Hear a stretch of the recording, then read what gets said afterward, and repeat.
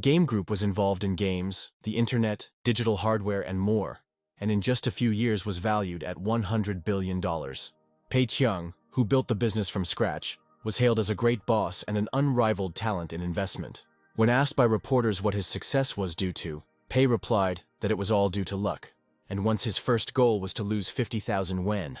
In 2009, Handong University in Jinzhou, Handong Province, was considered prestigious among young people. Pei opened his eyes slightly and saw some guy who was saying that he was late for class. He saw that Pei had woken up and told him to hurry. The guy jumped out of the room first and advised not to get caught by the vice president. Pei was a 19-year-old college student, and now he had a terrible splitting headache. He looked around and saw that this was not his dorm room. And then he looked at the calendar hanging on the door and realized that he had gone back 10 years. The next second, a projection screen appeared in front of the guy, on which it was written that the system was choosing an owner. Pei was given a starting capital of 50,000 to create a company where profits and losses were generated randomly. So far, he only understood that after reincarnation, this was a normal procedure. Pei began to count. If after spending this amount he earns 100,000, then after converting the surplus, he will receive only 1,000. But if he loses all 50,000, then according to the loss ratio, 1-to-1, he will be able to get this amount back. Pei began to rejoice. It seemed that a bright future awaited him. Next, the system offered to select a company and give it a name. Pei thought that if he avoided companies that asked for money, his company would quickly become rich. Now the thoughts in his head were like a brainstorming session with himself. The first thing to do was to eliminate areas of real estate speculation, illegal fundraising, and speculation of materials. Technology has advanced significantly, but copyright protection has also become more stringent. And then the idea of creating a company related to computer games appeared. The gaming industry is burning through money quickly, and the slightest change in gameplay can lead to violent death. This means she can sell solid indebted shells, and if the game fails, then a bunch of code will be worth nothing.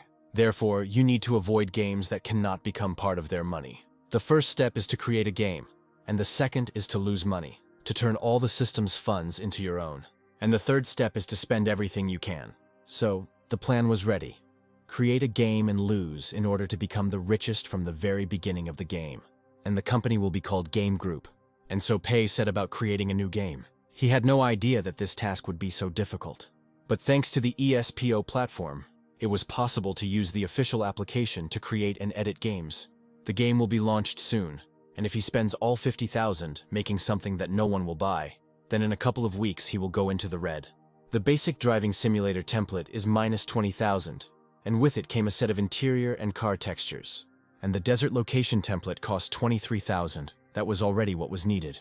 Next, 6,000 cost the soundtrack and music, and for the last 1,000 you can take the player rating function. It turned out to be boring. Pei may not pass the platform verification. Then he decided to add a winding road and a time limit. A couple of hours later, he pressed the button and began to undergo testing. The platform asked the game's creator to start the walkthrough, and Pei rolled up his sleeves. A car cabin and a track that must be completed within a certain time appeared on the screen. Pei couldn't believe he had created such a game. She turned out to be terribly boring. The game was not so much a driving simulator as a test of patience. She only caused aggression and would only appeal to the abnormal. The game really turned out to be stupid, and it will definitely bring him losses. The school day ended and the kids returned to their dorm rooms. The students really enjoyed playing computer games online together. Ma Yan asked Pei if he was too brave for not attending classes. Pei advised him to eat quickly and not get distracted from the game, because his hero was killed first again. At this point, a message appeared on everyone's screen that their team had lost, despite many enemies being killed. Jan said that now he would finish his noodles and they would play another round, and this time they would not lose. But Pei replied that he was tired and plopped down on the bed. The game he created was terrible, so in 2 weeks he will get his 50,000, and that's great. Chao Liang, known on the gaming platform Fanshi and with the nickname Lao, rented a room in Beijing and lived off advertisements in the gaming industry. But there was nothing interesting. If things continued like this, he would not be able to live on advertising in Fanshi. And then he saw the release of a new game, Desert Road, which cost only 1 yuan. The description of the game said that it would make you think about life while traveling, and Lao bought it without hesitation. The layout, template, and texture of the desert were of terrible quality.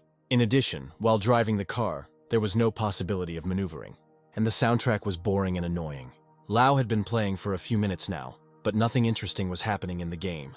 He couldn't understand what this game wanted from him, demonstrating monotony, And then Lau realized that this game was as boring and monotonous as his life. He decided to take a break, make and eat some noodles, and then return to the game. And then he was stunned. There was no pause in the game. The truck crashed into a rock and the game offered to start all over again. Lau was so angry that after lunch he decided to write the most terrible review of this game. Pei was worried about whether he had done a bad enough job while creating the game. And Lau understood that, apart from the winding road and the time limit, there was nothing interesting. And at the end of the game, a real surprise awaited him. A message stating that the player had successfully spent 8 hours of his precious time. Lau was furious, that's for sure. The game made you think about how the player was wasting his life. Pei read the comments and did not understand how a game that was considered trash was so popular with everyone. In the comments, many wrote that they began to think about the meaning of life and advised buying it. He decided to write a refutation on behalf of the developer, saying that he had deliberately created a terrible game and asked people not to waste their money on it. But Pei made it even worse. Players wrote that they were simply laughing at this game and asked to release it as a mobile application for the phone. He didn't understand what was wrong with this world when players were already recommending buying this game as a gift to their friends. The system returned the result of the money calculations, and Pei realized that his personal funds were less than 1,000 yuan. A bunch of thoughts came into his head again to decide what to do next. It was unthinkable. The game sold over 200 copies, and the company made a profit of about 70,000 yuan after deducting the platform's share. And in terms of income converted into personal assets, Pei earned only 700 yuan. It was necessary to urgently figure out how to squander all the system's money before the next count. And then the thought came to mind that we needed to find a candidate who would help do this. And it was precisely this one who always dragged the entire gaming team to the bottom, and everything he did only got worse. Ma Yan burst into the room and said that he had brought food for Pei. Pei took the package and said that great things awaited him and Yan. He didn't know yet that his game had a prototype. It was the most boring game in the world, where you had to drive a bus, where there was also no pause, and the whole game lasted no more than 8 hours. It was a boring 600-kilometer journey created through a charity event and raised over $400,000 to help children. Pei invited Yan to a cafe, told him that he was creating games and needed help. Ian exclaimed that this industry was gobbling up large sums of money, and then asked where the guy got such funds. Pei decided to say that he was the son of a rich businessman, and the family gave him 300,000. But the fact that they don't know anything about programming doesn't mean anything.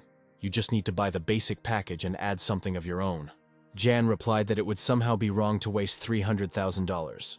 But Pei didn't back down. He had to convince the guy at all costs. He asked if Ian had heard of the game Lonely Highway in the Desert. Jan replied that he had heard about this stupid game, which, for some reason, had become very popular.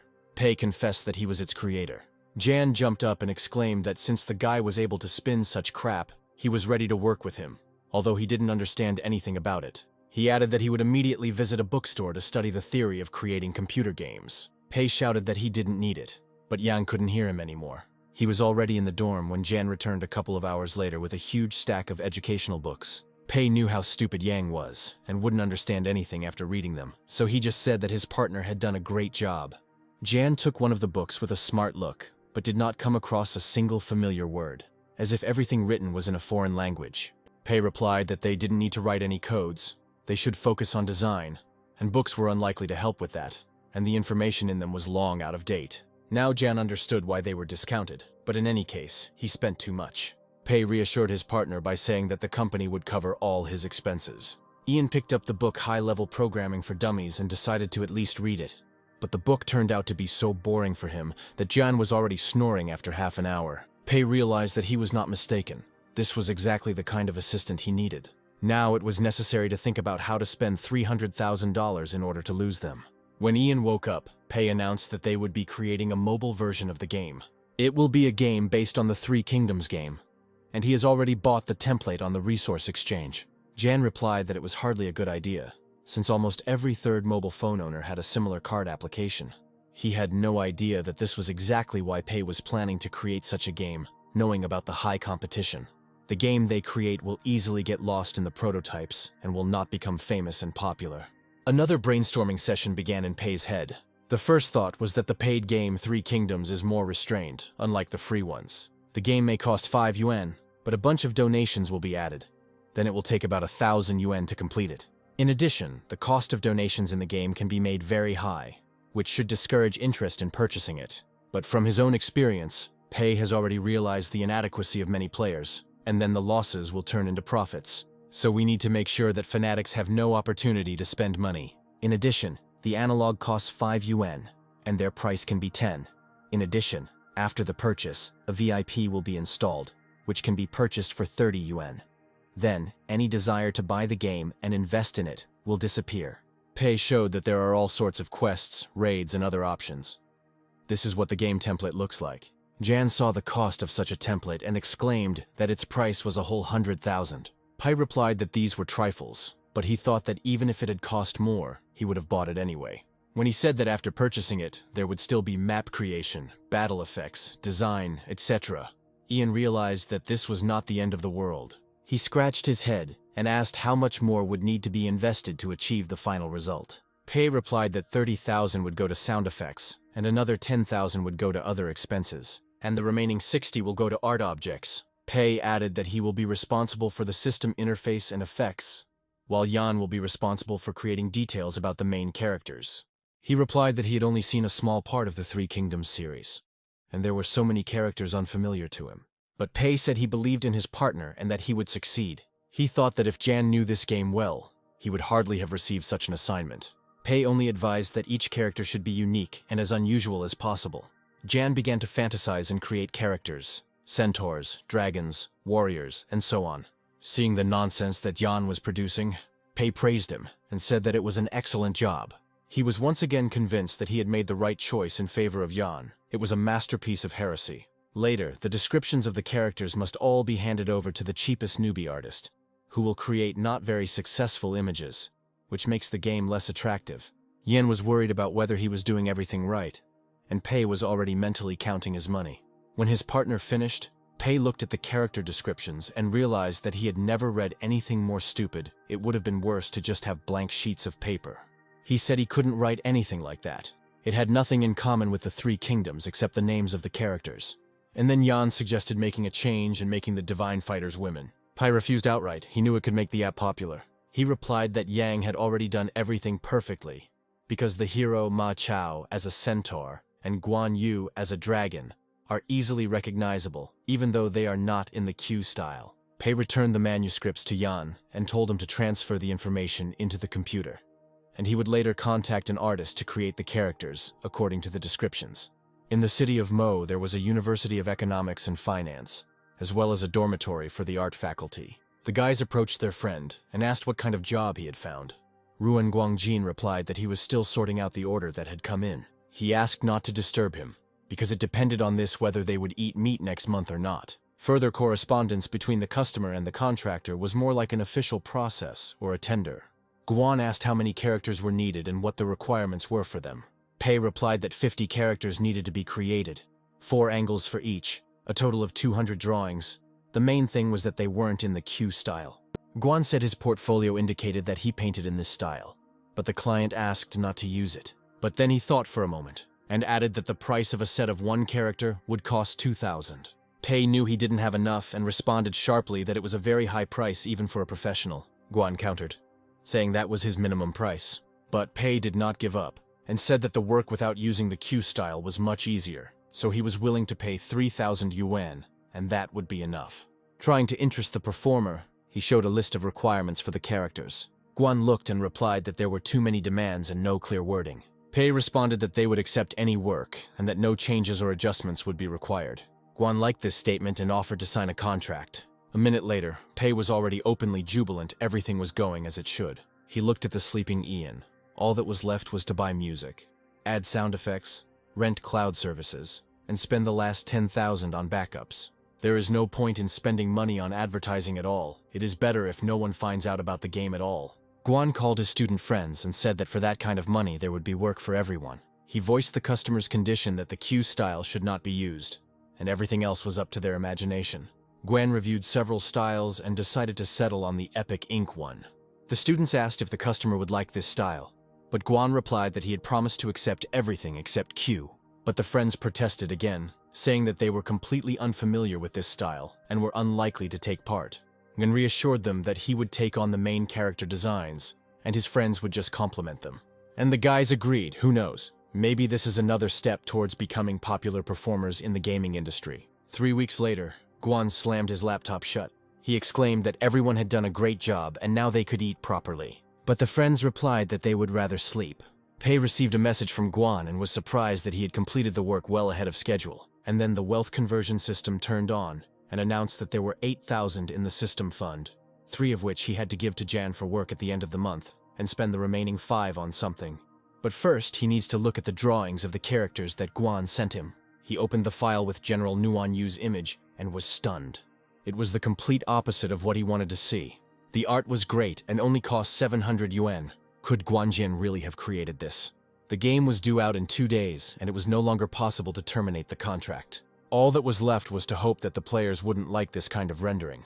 But it was hard to believe. Also, the game was not advertised, so players might not even know about this game.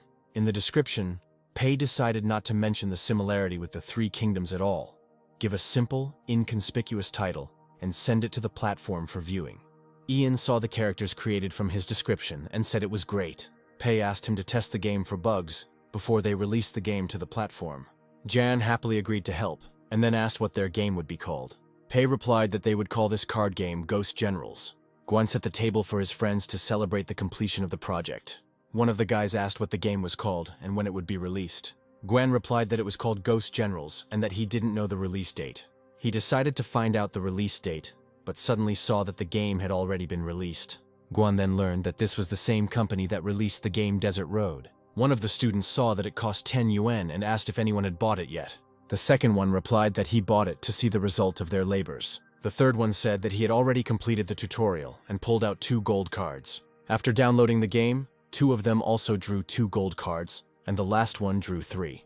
Guan decided that such luck was due to the fact that the game was still in the testing stage. Then they saw that there was only 1 lifetime card available in the game store, which cost 30 yuan.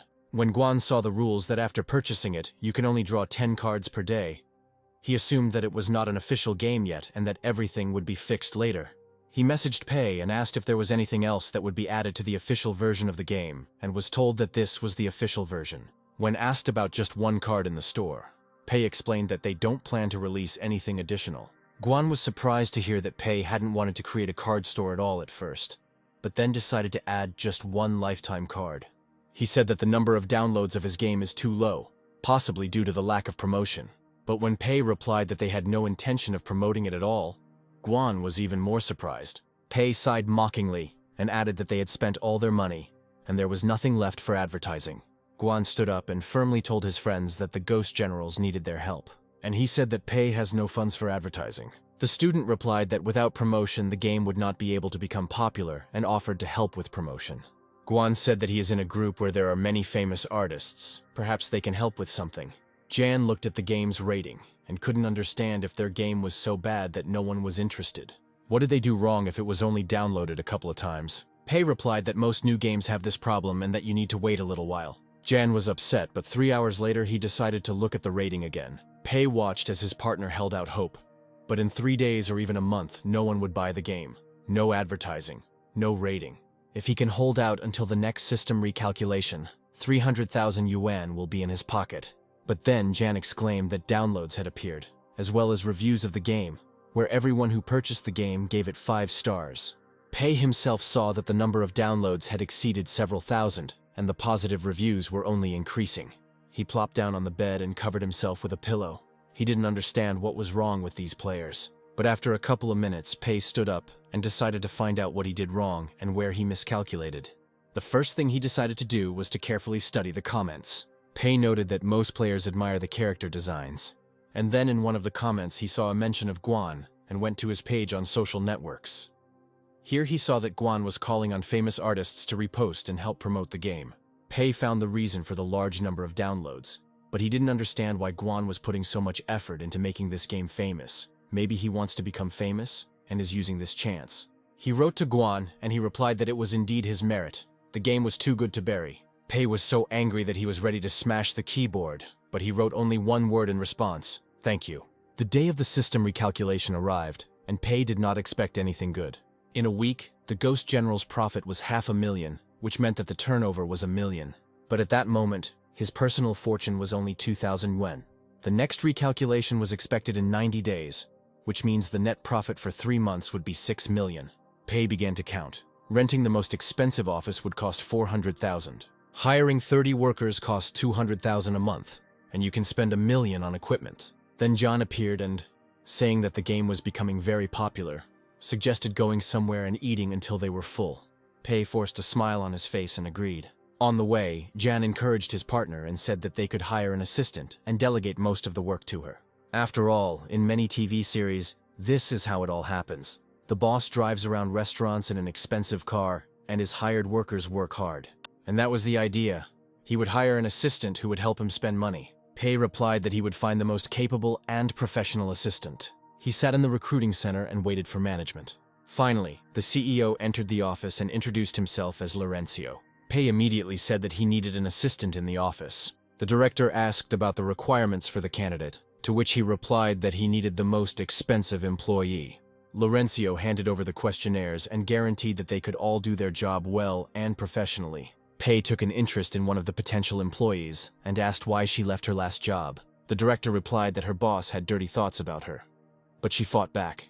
The incident was made public, her employer was fired, and Shin Hai-lu left on her own. Pei liked her ambition and decided to take her, but on one condition. Lu should give advice only when asked, keep silent and not ask questions. Just 3 days later, Lu stepped out of the luxury car and headed toward the rear passenger door. She opened the door and told the boss that they had arrived. Pei stood in front of the most expensive and luxurious office building in the city. The specialist said that if Pei's boss doesn't want to live next to other tenants, he can rent the entire floor. Pei looked at the view from the 17th floor window and said that would be nice. The man added that if everything suits them, then the rent is paid monthly. Pei turned and asked what the rent was. The specialist smiled and replied that the rent would be only 4 yuan per month per square meter. Pei calculated that with an office area of 3,000 square meters and 5 yuan per meter, it would only come to 450,000. He sighed. Pei thought he could spend more on office rent. He answered decisively that he would rent the entire floor. Pei turned to his assistant and said that his table should not just be expensive, but luxurious. You shouldn't skimp on computers and other equipment either. In addition, the office must have a lot of plants, and hire a special employee to care for them. There is enough space in the office, so it is necessary to organize a gym for employees. Be sure to take care of places to rest, buy comfortable sofas, and several types of expensive tea. Lu said she wrote it all down, and then asked what was the most the boss was willing to spend on it all. Pai replied that he was allocating 800,000 for the creation of the office. Thus, renting and purchasing everything necessary will cost him 1.5 million. After the office formalities were completed, Pei went to an expensive boutique to completely change his image. Lu suggested choosing more suits, one of which would be formal, for meetings, and 2 for everyday life. Then she quietly turned to the boutique specialist and said that they take all suits in 2 sets, and reminded him about choosing accessories for them. Lu added that she would later help her boss choose his casual clothes so that he wouldn't waste time on it. Pei liked that his assistant was not trying to save his money and allowed her to act at her own discretion. By the evening of the next day, Lu had already prepared a catalog of everything that Boss Pei had ordered. He looked and saw that equipping 30 workstations with good equipment would cost him 600,000, not counting interior items. Lu assured that all the products were of good quality and the company would not waste money. The car stopped near a luxurious skyscraper, and Lu announced that she had rented a 2-bedroom apartment with all the amenities for her boss. The assistant added that the purchased clothes would be delivered tomorrow, and now the boss could have a good rest. Pei replied that he would be interviewing job candidates next week and that Lu would be preparing the paperwork. The girl smiled and said, of course, it's her job. As the car drove away, Pei wondered exactly what kind of people he needed to recruit. They must not be too good, otherwise it will affect his plan. But he doesn't need useless workers either, because the game will have to be developed anyway. Otherwise, Pei won't be able to comply with the system's conditions. And then he remembered that besides Jan, there was another such unique individual. That guy was always killing time in internet cafes and rarely changed his clothes. Pei knew that he had been expelled from his 2nd year due to debts in many subjects, and went to look for the guy in the internet cafes closest to the university. Pei was lucky, he found it almost immediately. Pei called out to him, but Shubao didn't respond immediately because of his headphones. Finally, the fat man turned to Pei and took off his headphones. Pei asked if Bao wanted to work. If a guy was good at computer games, it didn't mean he could handle developing them.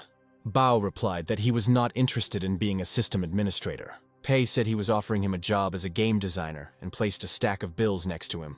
Bao's jaw dropped when Pei told him about the modern equipment he had in his office. The fat man, without thinking, asked what he should do. Pei responded that Bao would play the games, test them, and report any problems or bugs he noticed in the games. The guy added that he considers Bao to be an expert in this field, and other workers will listen to his opinion.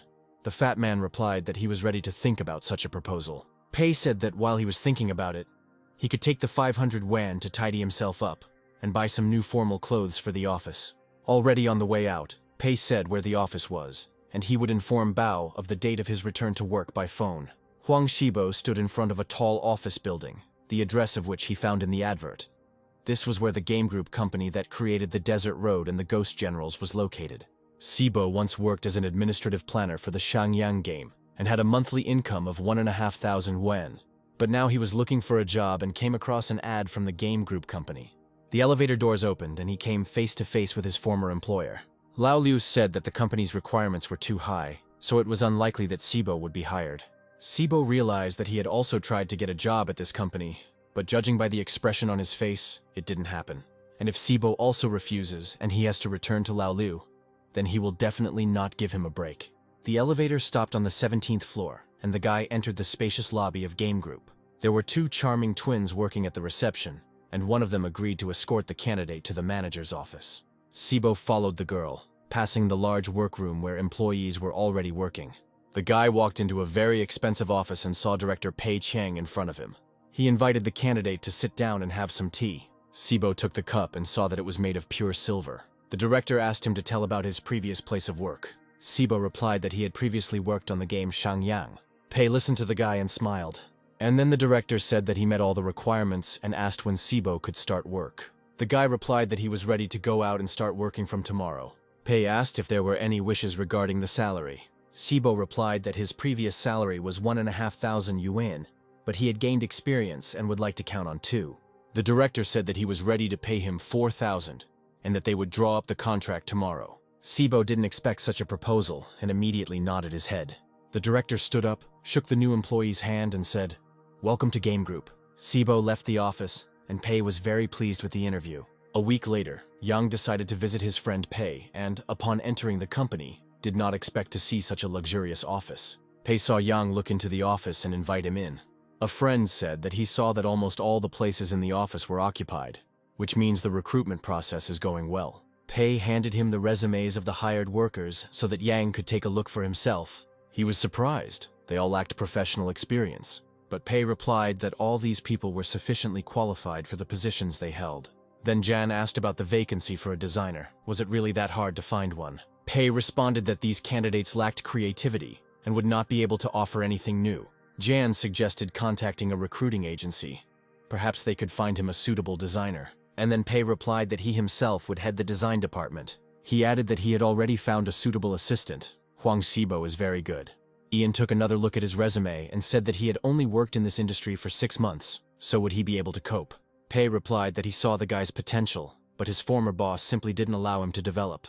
He added that an employee like Xu Bao is also good. Bao plays all the fantasy world characters very well and even has 6 completed accounts. Yan exclaimed that he had complete confidence in Pei's choice and that everything would work out for him. After this, the director came out into the common room and said that he had an official announcement. He stated that after all the preparations, he believes that many are already ready to work, so the company will officially open tomorrow.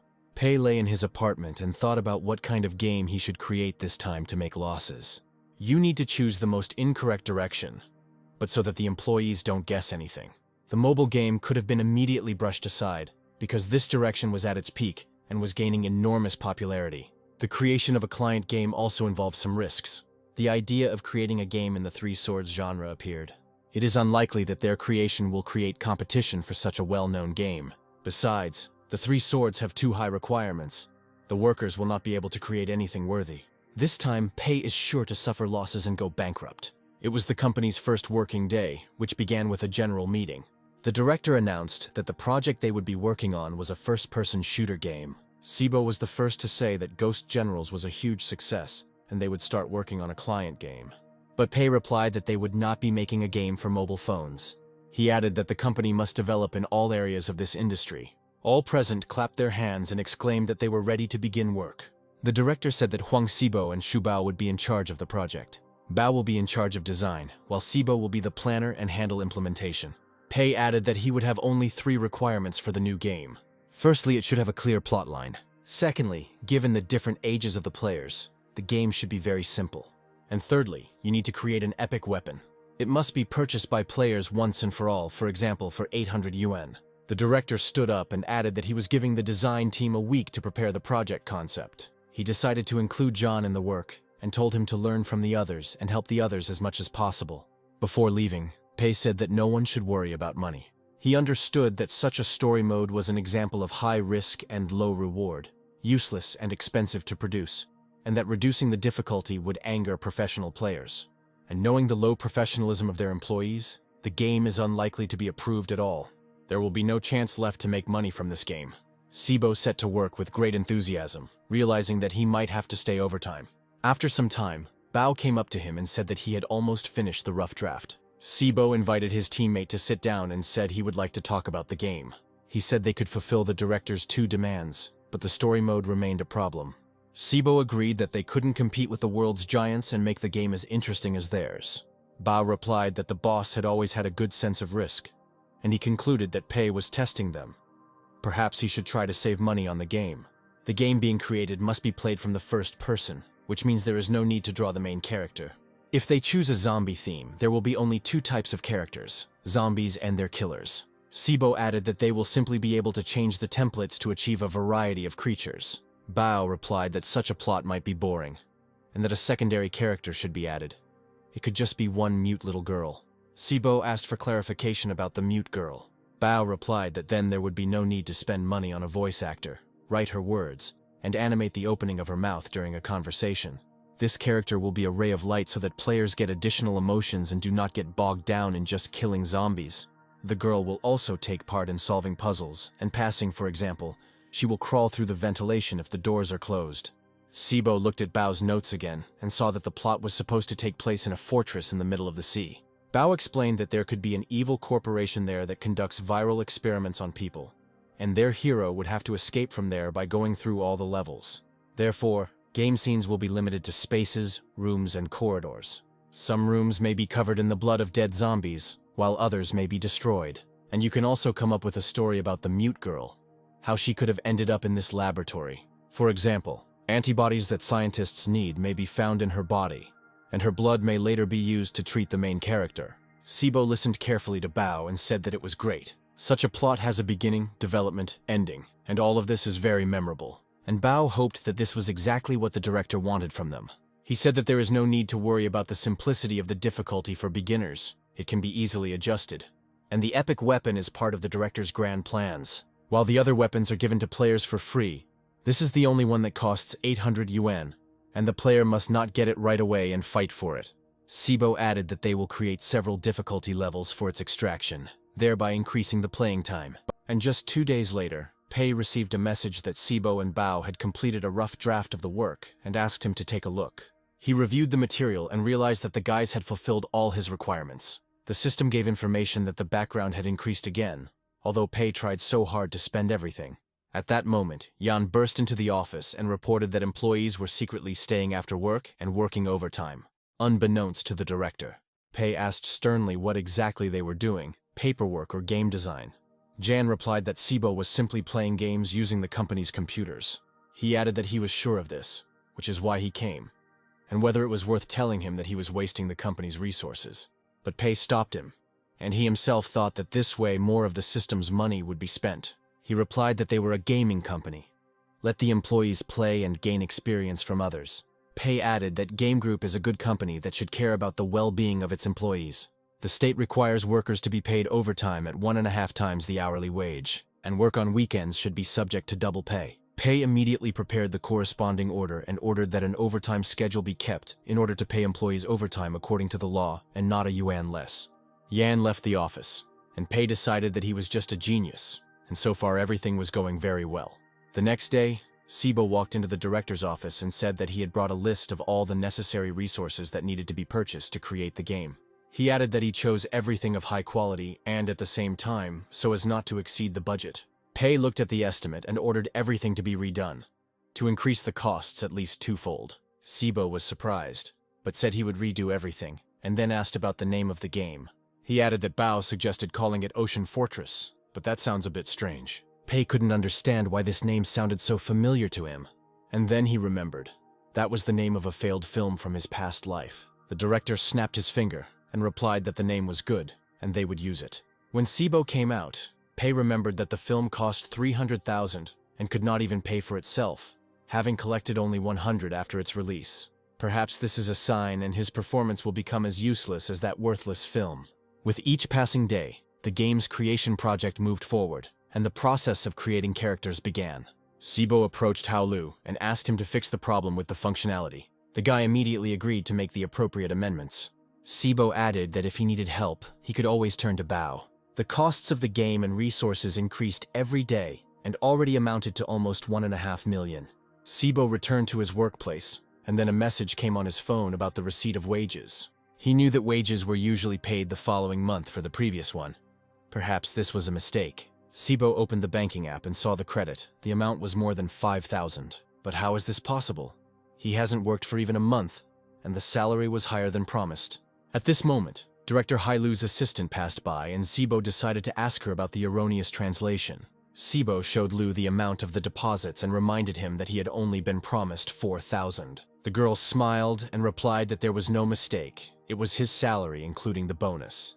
She added that everyone who worked overtime received a bonus. Sibo stood up and shouted that the director not only did not punish them for their unauthorized work, but also encouraged their work, so everyone should work even harder. And the entire office unanimously supported Sibo. But Pei was still tormented by the question of why his fund was not empty, despite such expenses. He had already paid for the rent of an entire office floor, paid everyone's salaries and bonuses, and there were still a bunch of other expenses, but the fund did not decrease. So is there any way to spend all the money? And then Pei had another idea. To organize a team-building event. An off-site event for all 30 people working in the office. He invited Lu and told her to take charge of the organization. He added that it was necessary to purchase a 5-day tour to Guangzhou for the entire team, where the entire team could communicate in an informal setting. In addition, during this time, they can meet with other companies to exchange experiences. The director said that even if the estimate was hundreds of thousands of yuan, it didn't matter. All tickets, accommodation, and food were at the company's expense. During one of the lunch breaks, the whole team gathered in the break room. The guys decided to discuss a group trip to Guangzhou. One of my colleagues said he heard that Lu was already organizing and booking everyone's tickets. The girl said that she had never heard of management sending its employees to exchange experience to another company, especially in such a field. The guy asked if anyone knew what company they were being sent to. Hao Lu replied that it could be Strike Studio, which is good at creating exactly the direction in which their game is being created. At that moment, Sibo came in and suggested that they not think about the trip, but concentrate on work. The guys replied that there was no need to worry. Everyone would do their job conscientiously. Pei looked at the travel budget and was surprised. The amount was only 150,000. Lu explained that it was written to commercial standards. She added that the estimate is for 30 people, which includes accommodation, food, transportation, and administrative costs. Pei wondered if they could change their economy class tickets to first class. The next second the system gave a warning, and Pei instantly forgot about this proposal. The director sighed and told the assistant that they would leave everything as is. The office of Strike Studio was located in a very large city, Guangzhou. It was equipped to the highest standard and had a lot of workplaces. The company's CEO, Jumu Young, was surprised that another company wanted to visit them. He had never heard of sharing experiences in this industry. Yang asked the name of the company that made this decision. The secretary replied that they were the ones who released the game Ghost Generals. She added that she could send the deputy director to meet with them so as not to cause him any trouble. Yang was well aware of how popular their mobile game had become and decided it would be best to meet their director in person. He informed the secretary of his intentions and ordered him to prepare for the meeting. The secretary replied that she would organize everything and then handed the director a list of dismissals. Yang glanced at the document and ordered everyone to be fired according to procedure, leaving only Li Wan. In fact, the company didn't need this employee at all, but she was the granddaughter of President Li of Shenhua Corporation. Yang had no choice but to promise to take care of her. The only hope left was that the girl would make the decision to quit on her own. A month later, Game Group employees arrived in Guangzhou and were accommodated in the luxurious Yangchang Hotel. Jan was silent for a long time, and then said that he was tired of pretending. tired of pretending not to know Pei and calling him boss. Pei replied that for the sake of the company one had to be patient. He added that Jan is his personal informant and must report if something goes wrong in the team. Jan asked what the director knew about the company's strike studio. Was it really that good? Pei replied that he knew nothing about them, and thought that his goal was simply to spend as much money as possible. He added that tomorrow they will visit this company and find out everything about it themselves. The next day, the entire game group team stood in front of the tall strike studio office. They discussed that the company must be very rich if it could afford its own building. While the staff were admiring what they saw, Lee's assistant went to the office to announce their arrival. A few minutes later, she returned with Sun Si, a strike studio employee, who said he would give them a tour. Boss Young put on a new suit today, did his hair, and was looking forward to the guests. And finally, the director of the game group company stood before him. Young immediately noticed his custom-made suit, which cost at least tens of thousands. Boss Pei looked quite young. He must be the heir to a large fortune. After the directors exchanged welcoming speeches, the assistant asked the guests to follow him. They entered a spacious office. It was a recording studio where music and sound effects for games were created. Next was a conference room where design training sessions were periodically held. In one of the halls, Sansi pointed to a mannequin with a suit and explained that it was he who contributed to the creation of one of the games.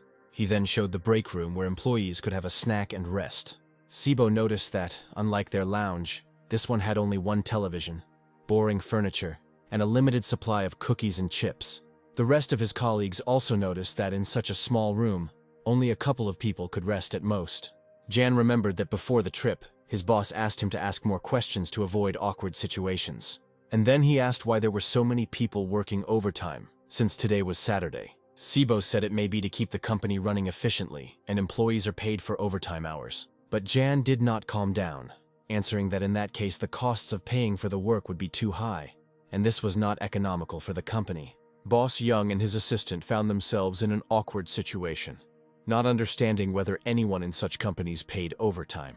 Pei took Yan aside and quietly said that he asked for clarification on some points, and not to escalate the situation. He was not going to make enemies. Sibo apologized for his colleague, explaining that he was new and had not been working in their company for long.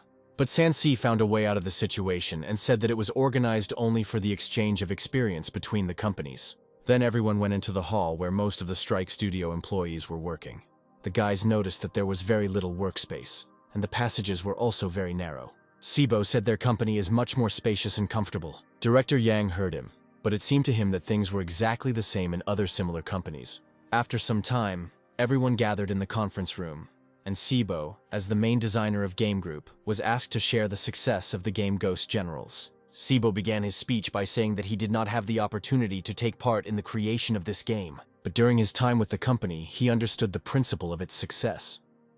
In his opinion, there are 3 reasons that helped the game become famous. Firstly, great attention was paid to creating artistic images in an unusual style. To achieve this, Boss Pei hired an illustrator with an unusual vision and style, spending half of the game's budget on it. Therefore, the game quickly gained the interest of players and became popular, bringing in sufficient profit, and this can serve as an example for other companies. In addition, Boss Pei does not skimp on gaming equipment, and this is also part of their company's strategy. Pei listened to Sibo's praises. Even he didn't know that he had such thoughts. Next, the floor was given to the director of Strike Studio, so that he could share his experience. Young was surprised that Sibo's speech did not mention the money spent on promoting the game and advertising. At his own risk, Pei brought in an unknown aspiring artist and even changed the standard method of making money from the card game. Boss Yang came up to the podium and said that they were currently working on a first-person game called Bullet Wound. They will do their best to surpass the famous game Counter-Strike. And to make the plot and graphics more realistic, they even brought in military experts. But when Sibo heard that the game would be completely free, he realized that Yang was trying to find a new way to make money. And this game was very different from the Ocean Fortress they were creating. So, won't it turn out that their new game will surpass Counter-Strike and be more popular with players? Sibo looked at Pei and saw that he was smiling. Is he really sure that Bullet Wound is going to be a complete failure? After the conference, the directors shook hands, and Young said that he was now forced to leave them and get down to work. Pei was also about to leave, but then someone called out to him. He turned around and saw a red-haired girl. She said her name was Li Wan and added that she had some questions for Director Pei. He politely replied that he was ready to talk. The girl asked whether the main purpose of creating the game was to make a profit. The director replied that his goal was to give people joy and good mood. Wang asked if the boss had a system for eliminating excess workers. Pei said that he is not firing anyone, and that he values every employee. The girl asked if his employees worked overtime. The boss replied that he was making every effort to ensure that this did not happen. Otherwise, he would conscientiously pay them for the extra hours worked.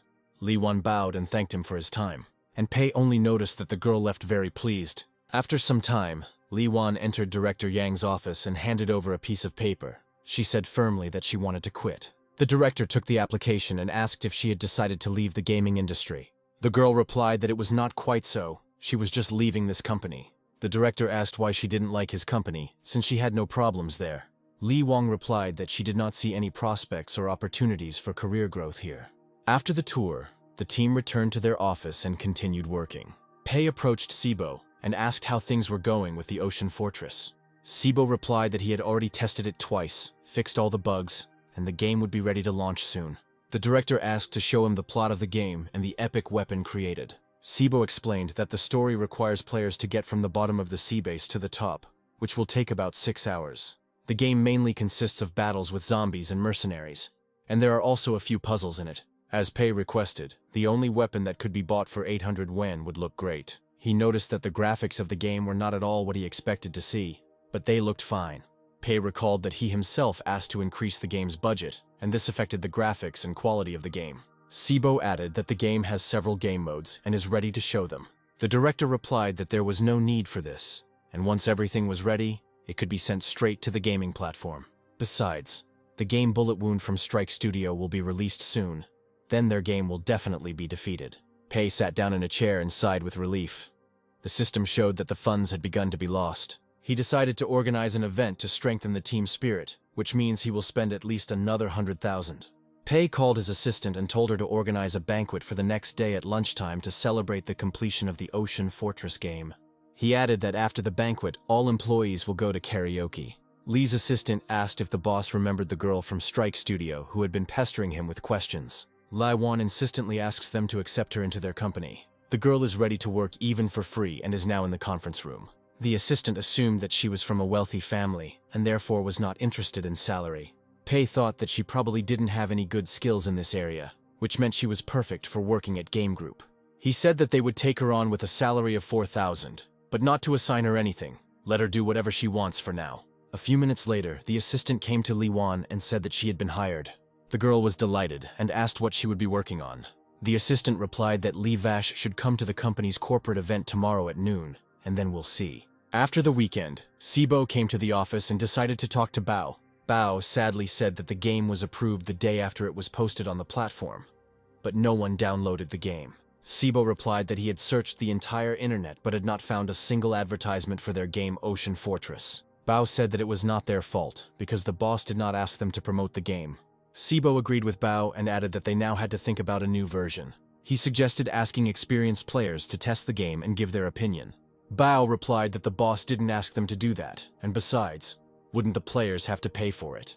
Sibo scratched his head and said that they needed to come up with another plan. He sat down at his desk and decided to ask his colleagues in the general group if they knew any gamers to test their game. Here, one of the guys suggested secretly contacting the Strike Studio employees to help them. Sibo responded that they could be kicked out of the company if they joined other gaming groups. And then Li Wang came up to him and said that she knew the leaders of groups with thousands of members and fans of first-person games. Sibo asked the girl to contact them and help test the game, and at the same time advertise it. Li Wan agreed and told where she got such acquaintances from. When she worked at Strike Studio, the project team specifically invited veteran players to test Bullet Wound, and she was the one responsible for working with them. Later, she wrote to one of the players, but he did not understand her request because the game Bullet Wound had already been tested by players. Li Wan responded that she had quit Strike Studio and was now working on another game. The player agreed and added that the testing would cost 500 yen. Li Wan offered him an in-game epic weapon as payment, which he would receive for free. The player wanted to refuse, but when the girl wrote his price in the game, the guy was speechless. And after some time, Tiger began testing the game. The Ocean Fortress game had pretty decent graphics, but it was strange that there was only one weapon in the game store. The gameplay was modern, and there were many modes, some of which the player had never even seen before. Even before he started playing, Tiger noticed that the game had several story modes, which made him happy. The guy pressed the button and started the game. There was even a training mode for beginners, where it was clearly explained which buttons to press and which functions to perform. Tiger didn't come to life, and when he opened the door, his hero would meet a zombie. It was no longer a shooter, but a horror game that was full of surprises. The hero fell to the floor. He was infected with a zombie bite. Even stranger was the appearance of a little girl in the game. When the girl injected the hero with her blood and saved him, he realized that she was mute. Tiger didn't expect the plot to develop this way, and realized that he was starting to like this game, and the role of the little girl made the game an amazing story, and not just murders. The plot was also interesting in that the hero could control various equipment, both on the ground and in the sky. Tiger wrote to one of the veteran players to share his impressions of Ocean Fortress and insisted that he try it out as well. Due to exams, Pei didn't have time to look at the game statistics for a whole week. The director entered the office and saw employees whose behavior was no different from other working days. They were all giving it their all, doing everything they could, and there had to be some way to comfort them. The next second, the employees saw the director, and their behavior instantly changed. Pei didn't understand where all the joy and praise towards him came from. Sibo bowed to the boss and said that he had not understood before why their game was not progressing. But now everything fell into place. After all, only a worthy game can find its players on its own, without requiring advertising. Pei's brain was split in half. Could it be that Ocean Fortress had become popular? Sibo exclaimed that they had crushed the bullet wound game in every way. The assistant suggested celebrating this event with the whole team and handed over a bottle of champagne. The boss took the bottle and uncorked it. The twins at the reception got firecrackers from somewhere and fired bright shots. The director said that everyone had worked hard, and he could continue to rely on his employees. A few minutes later, Pei locked himself in his office, wondering what could have gone wrong again. He grabbed his head and did not understand how he could defeat this game world. Pei opened his laptop to see when and where his plan had gone wrong. He read the comments on his game and was in complete despair. The boss thought he could assign Sibo to look into this situation and find out what influenced the game's high rating. Sibo immediately received a message from his boss, but he didn't understand why he needed such an investigation. After some time, Pei received a report from the employee. The first thing that influenced the popularity of the game was the reduced difficulty, which attracted many inexperienced players. The plot was great, and the sympathy for domestic games led to good reviews. Almost everyone liked the multiple battle modes and the lack of obstacles, and no one was even bothered by the only weapon in the store, costing 800 yen. But what made the game most famous was that Ocean Fortress and Bullet Wound were two games that competed with each other. But Sibo and Bao did everything as he asked. The report he received didn't bring any new thoughts to Pei's mind. Pei looked at the reports from other games. The profit from the Phantom Generals had finally started to fall and was only 200,000. But the Ocean Fortress had started to make a profit. In a couple of days, the system will recalculate. We need to figure out how to lose more of the system fund in these 2 days. The boss called his assistant, and the first thing he did was order everyone's salary to be increased. The managers by 60%, and the rest by 30%. In addition, each employee will receive a bonus for each project. And every month, employees will receive a gift card worth 1,000 yen. The assistant reminded that today was payday, and whether the boss had any other wishes. Pai exclaimed that he had decided to give everyone a special compensation of 3,500 yen each. Employees can spend this money on anything related to work and play. The assistant added that she agreed with the boss. She heard that someone asked to replace the headphones with better quality ones. After some time, messages began to sound on phones in the office. Sibo looked at the amount of credits and was shocked. The other employees also saw that the salary was higher, almost twice as much. And the twins were already handing out certificates to the already happy workers. Bao almost screamed with joy, because now he could play games without spending a cent. The assistant informed everyone that the boss was letting everyone off early, and there were excited cheers in the office. And then Pei came out and added that he was rewarding everyone with paid shopping. He calculated that the system fund initially amounted to more than 1 million, and after these expenses and the bonuses paid, there remained about 400,000. And after paying out the certificates, there was already about 100,000 left. The office was filled with more cheers and praise for the boss. The team rushed to the mall, and Pei was worried about the employees spending as much money as possible. He noticed that one of the guys had his eye on the phone, but was hesitant because of the high cost. The boss replied that he could take advantage of the special compensation, since that was exactly why the employees had received it. He managed to persuade the employee to buy this phone, and the girls were taken care of by Lee's assistant. Pei approached Yan and offered to buy very expensive headphones. He tried to convince the guy that he really needed them. Ian exclaimed that it was with these headphones that he would be able to better hear all the sound effects in the games he was creating. Li Wan watched all this unnoticed and noticed that the boss himself did not buy anything. Everything was going according to plan. There were 70,000 left to spend, and it seemed that all that was left was to rely on myself. Li Wan continued to follow the boss to see what he would buy for himself. By this time, the employees had already gathered at the exit and were showing each other their purchases. And then the boss came out to them with his purchases. The director had a new watch, a fountain pen, a belt, and a briefcase, all worth more than 70,000 yuan. Li Wan admired her boss. But he only bought things for himself that were related to his professional sphere. Pei himself was worried that he could only spend money on things that were not limited by the system. And then he said that he would like to buy a gift for his boss friend.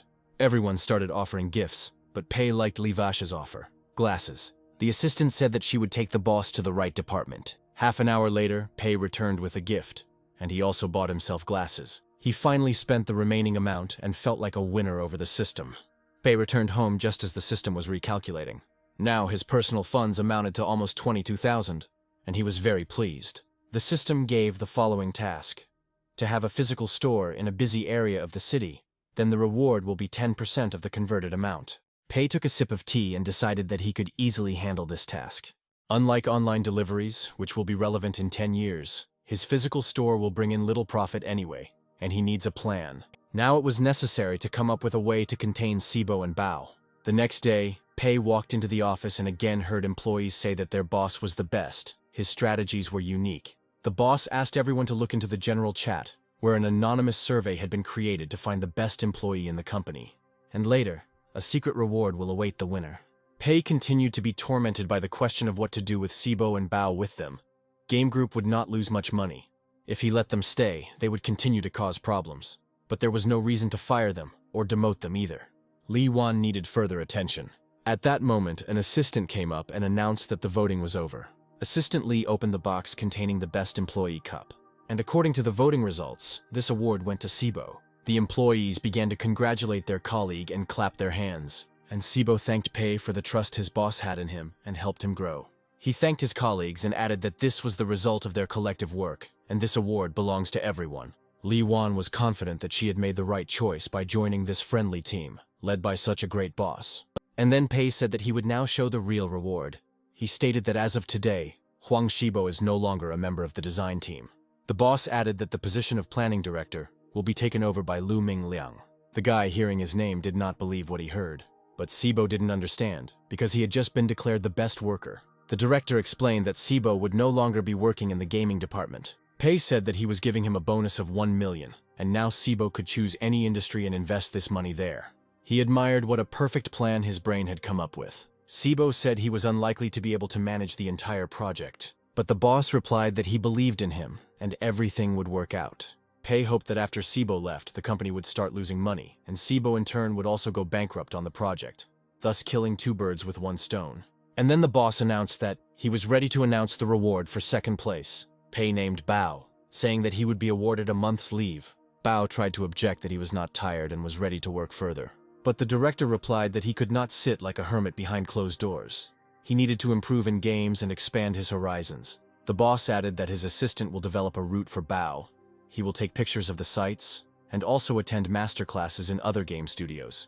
After that, the boss said that the event to reward the best employees was over, and everyone could rest. On the way out, Pei asked Ma Yan to come into his office. The guy followed the director, and he thought that while Bao was away, the new game would already be in development and his return would not bring any benefit. In the office, Yang said that he thought it would be inappropriate for Min Liang to take Shibo's place. He added that the guy didn't have any outstanding abilities, so he might as well take the job. Pei replied that a more important task had been prepared for Yan. He decided to take a new step to expand the company into new markets. The director showed Yan the selection and explained that he was planning to open a huge chain of internet cafes in the Jinzhou business district. And I am ready to grant my partner all powers in this area. But these shouldn't just be internet cafes. There will be a hardware store and a movie theater. It will be a whole entertainment center. And this idea is the most important plan in the development of their company in different directions. Yang understood the seriousness of Pei's intentions and resolutely replied that he would do everything to cope with this job. The director said that the first thing to do was to hire the employees he considered necessary, and money was not a problem. Jan replied that he would immediately begin searching for personnel. The success of the Ocean Fortress was due to the excessive care of Shibo and Bao. But now one of them is busy spending $1 million, and the other has been sent on vacation. Lu Mingliang took over the development of the new game, and Yang will spend the money on building an entertainment center. Before the next recalculation of the system, it is necessary to spend at least 800,000. The next day, Pei gathered all the employees in the conference room. The staff felt the tension in the situation. It seemed like Min Liang was the most nervous of all. Sibo and Bao were absent, which meant he no longer had support. And then the boss said that he was ready to present an idea for a new game. This time they will create a game that will go down in history. And this game will be called Game Developer. Li Wang came up with the idea that the director was going to create a game about the history of the creation and development of their company. Pai explained that players will take on the role of a computer game developer. The player will be able to choose the game's plot, payment methods, promotion, etc. And all this will affect the ending.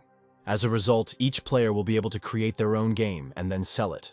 The staff didn't understand this decision, and only Pei knew that this time it would be a complete failure. Liang asked if this game should be in the interactive genre. The director responded that 3D technology had to be used, both for the characters and the plot. Players will have to walk along the created corridors and, depending on the chosen goal, open different doors. Therefore, the choice should be as unlimited as possible. Liang has only understood one thing so far, that players should just walk, and choose. Lai Wan asked if players would get bored just walking down the hallways. This is exactly what Pei was hoping for, but he responded that they would add voiceover to the game. In conclusion, the boss said that in a week, he expects sketches and a game plan, and in 2 weeks, drawings. 3 days later, Yang informed Pei that he still could not decide on a location for the entertainment center, but he is thinking of hiring an assistant to help him cope with this task. Pei asked anxiously what kind of assistant he wanted to find. Jan replied that he had already contacted a guy on the internet and was offering him a high salary. The director became even more alarmed and asked to tell him more about his plans. Jan said that he was thinking of not buying computers from famous brands, but assembling them himself. He has already found one master for this, who is a professional in this matter. Pei calculated that in this case, each assembled computer would cost at least 30,000, and this made him happy. He agreed to hire the guy and pay him 8,000 a month. Jan was surprised and replied that he only received 5,000, to which the director said that he would give him a bonus. Yan left, and Pei remembered that Sibo had not been in touch for a couple of days. He was worried whether the guy would be able to spend the $1 million he was given. A few days later, Min Liang came to the director and said that he was ready to show the sketches for the new game. Pei was surprised and asked if the guy had been working overtime. Liang replied that he didn't do it. He just wanted to justify his boss's trust. Pei praised him, but he himself thought that last time he didn't look at the sketches, and that's why he screwed up. This time he studied the proposal carefully so as not to miss anything. Pei noted that the game lacked any interactivity or action and was a bit boring. Then he thought that he could add a voiceover that would ruin the whole atmosphere of the game and mock the players. The director said that Liang could continue working on the game. Then Jan burst into the office and announced that he had hired an employee and whether the boss wanted to meet with him. The cafe was full of people, and the manager told the bartender that the audience was demanding a song. Zheng Yuan was 24 years old and worked as a bartender and singer.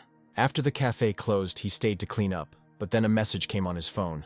He was offered a good job in Liangzhou, a high bonus and compensation for all expenses. This was the same master that John found. He stood in front of the tall office building where the ghostly generals and the ocean fortress were being created. In the hall, the guy was met by Li's assistant and told to follow her. She brought Yuan into the boss's office, who invited him to sit down. Yuan still didn't understand why such an influential boss would need him to sing or to make drinks. But then the director asked how much the most modern computer configuration would cost, which would easily handle all games. Yuan then understood the reason for his presence here, and decided that he could easily become friends with such an influential person. He started telling me what kind of processor, RAM, and video card I needed to install. At the end, he added that such a computer would cost the boss 15,000. Pei replied that the price doesn't matter. The main thing is that it can handle all the existing games. He added that he was increasing the budget by 10,000. Taking into account developing technologies. Pei knew that the cost of computers would now increase, and the system would allow him to spend money on it. The boss drank some tea and said that he needed 50 computers. Until such a quantity was discussed, Yuan understood that in reality such an assembly would cost at least 26,000, and he would have to add 1,000 from his own pocket. He decided to tell the director about the true cost, and added that he had lowered the price only to make friends with the boss. Pei replied that it was no problem, and he was willing to pay Yuan an extra 2,000 every day. He said that he was going to open an internet cafe and suggested that the guy move to Jinzhou, and the company would pay all the expenses. Yuan agreed without hesitation and thought that with such a boss his life would improve. The director asked where he was currently working and what his experience was. The guy said that he works in one of the cafes as a singer and bartender. The boss exclaimed that he needed a worker with such talents. After all, he can open a bar at the internet cafe where Yuan can make drinks and get triple the fee for singing. Pei called his assistant, who brought him a job contract a few minutes later. He handed the document to Yuan, who signed it without hesitation. At that moment, Jan looked into the office. He was worried whether the boss would hire this guy. Pei patted him on the shoulder and said that Yang had found a great worker. The guy calmed down and said that he had decided on the location of the internet cafe. He added that there used to be a restaurant there, and he personally went there and looked at everything there. Jan said that the area of the premises is 3,000 square meters, and the rent is only 315,000 per month. Yuan knew this place, and that the restaurant was closed due to poor management, and it was also difficult to find customers there. He wanted to voice his opinion, but he was afraid, because Yuan was still new to the company. Pei agreed with Yan, who was glad that he was able to please his boss. Yuan decided not to interfere so as not to get into trouble. The director said that this center will have more than just an internet cafe. He told Yan that there would be a bar there where Yuan would work. In addition to a small bar, there will also be a restaurant with good dishes for every taste. On the second floor, there will be a store with equipment and spare parts. There will also definitely be a cinema with several private areas. The entrance fee to the center will be 10 yuan per hour. Yuan's brain began to explode. How could such a mess be created in one place? He decided to express his opinion, but the boss stopped him, saying that this was the first step towards opening a physical store, and there was no need to think about losses. Yuan remembered the promised salary and fell silent. Left alone, Pei again remembered Sibo and decided to contact him. He messaged him and asked how the fund was doing and if he had chosen any industry. Sibo replied that he had settled on the film industry. Pei knew very well that it was very easy to lose money in the film industry, and he called Sibo and said that if he didn't have enough, he could add more. The guy replied that nothing was needed, he would come soon and tell everything. A few days later, Sibo informed his boss that he was already near the office with the hired director. A few minutes later, Xiao Cheju, a fourth-year student majoring in directing at Handong University, stood in front of the director. Pei asked if $1 million was enough and what they were going to film. Sibo replied that they wanted to make a short film, so they didn't need any additional funds. Hearing this, Pei was a little upset, and then Ju said that they intended to make a film about director Pei. He added that he had heard a lot from Sibo, and intended to tell about some events in his life in the film. Pei wondered what he could have done that was so outstanding without going to the office so often. He asked how they were going to spend $1 million if they didn't have to spend money on sets and actors. Ju replied that, as expected, they would pay the boss and other employees for their time. Sibo added that after purchasing film equipment and renting the premises, there will still be money left over, which they plan to spend on advertising. Pei didn't like the fact that they were going to pay him a fee and pay the rent for the office, because then the money would come back to him. He said that his filming would be free, and he agreed about the salary. After all, any work must be paid for, and the system will skip this, transferring these funds to Pei's personal account. Zhu handed the cooperation agreement to the boss, even though it was just a formality, and Pei signed it without looking at it. The guys stood up and said that they would immediately begin creating the script. Left alone, Pei smiled. He got a job, and now the money he earned would go into his pocket. And Sibo and Zhu tried to write one thing and then another, but neither of them liked anything. Each time the script turned out to be boring and emotionless. And then Sibo remembered that during the conversation, the boss had casually asked if the film would be called Surprise. Perhaps it was some kind of hint or clue, Zhu exclaimed.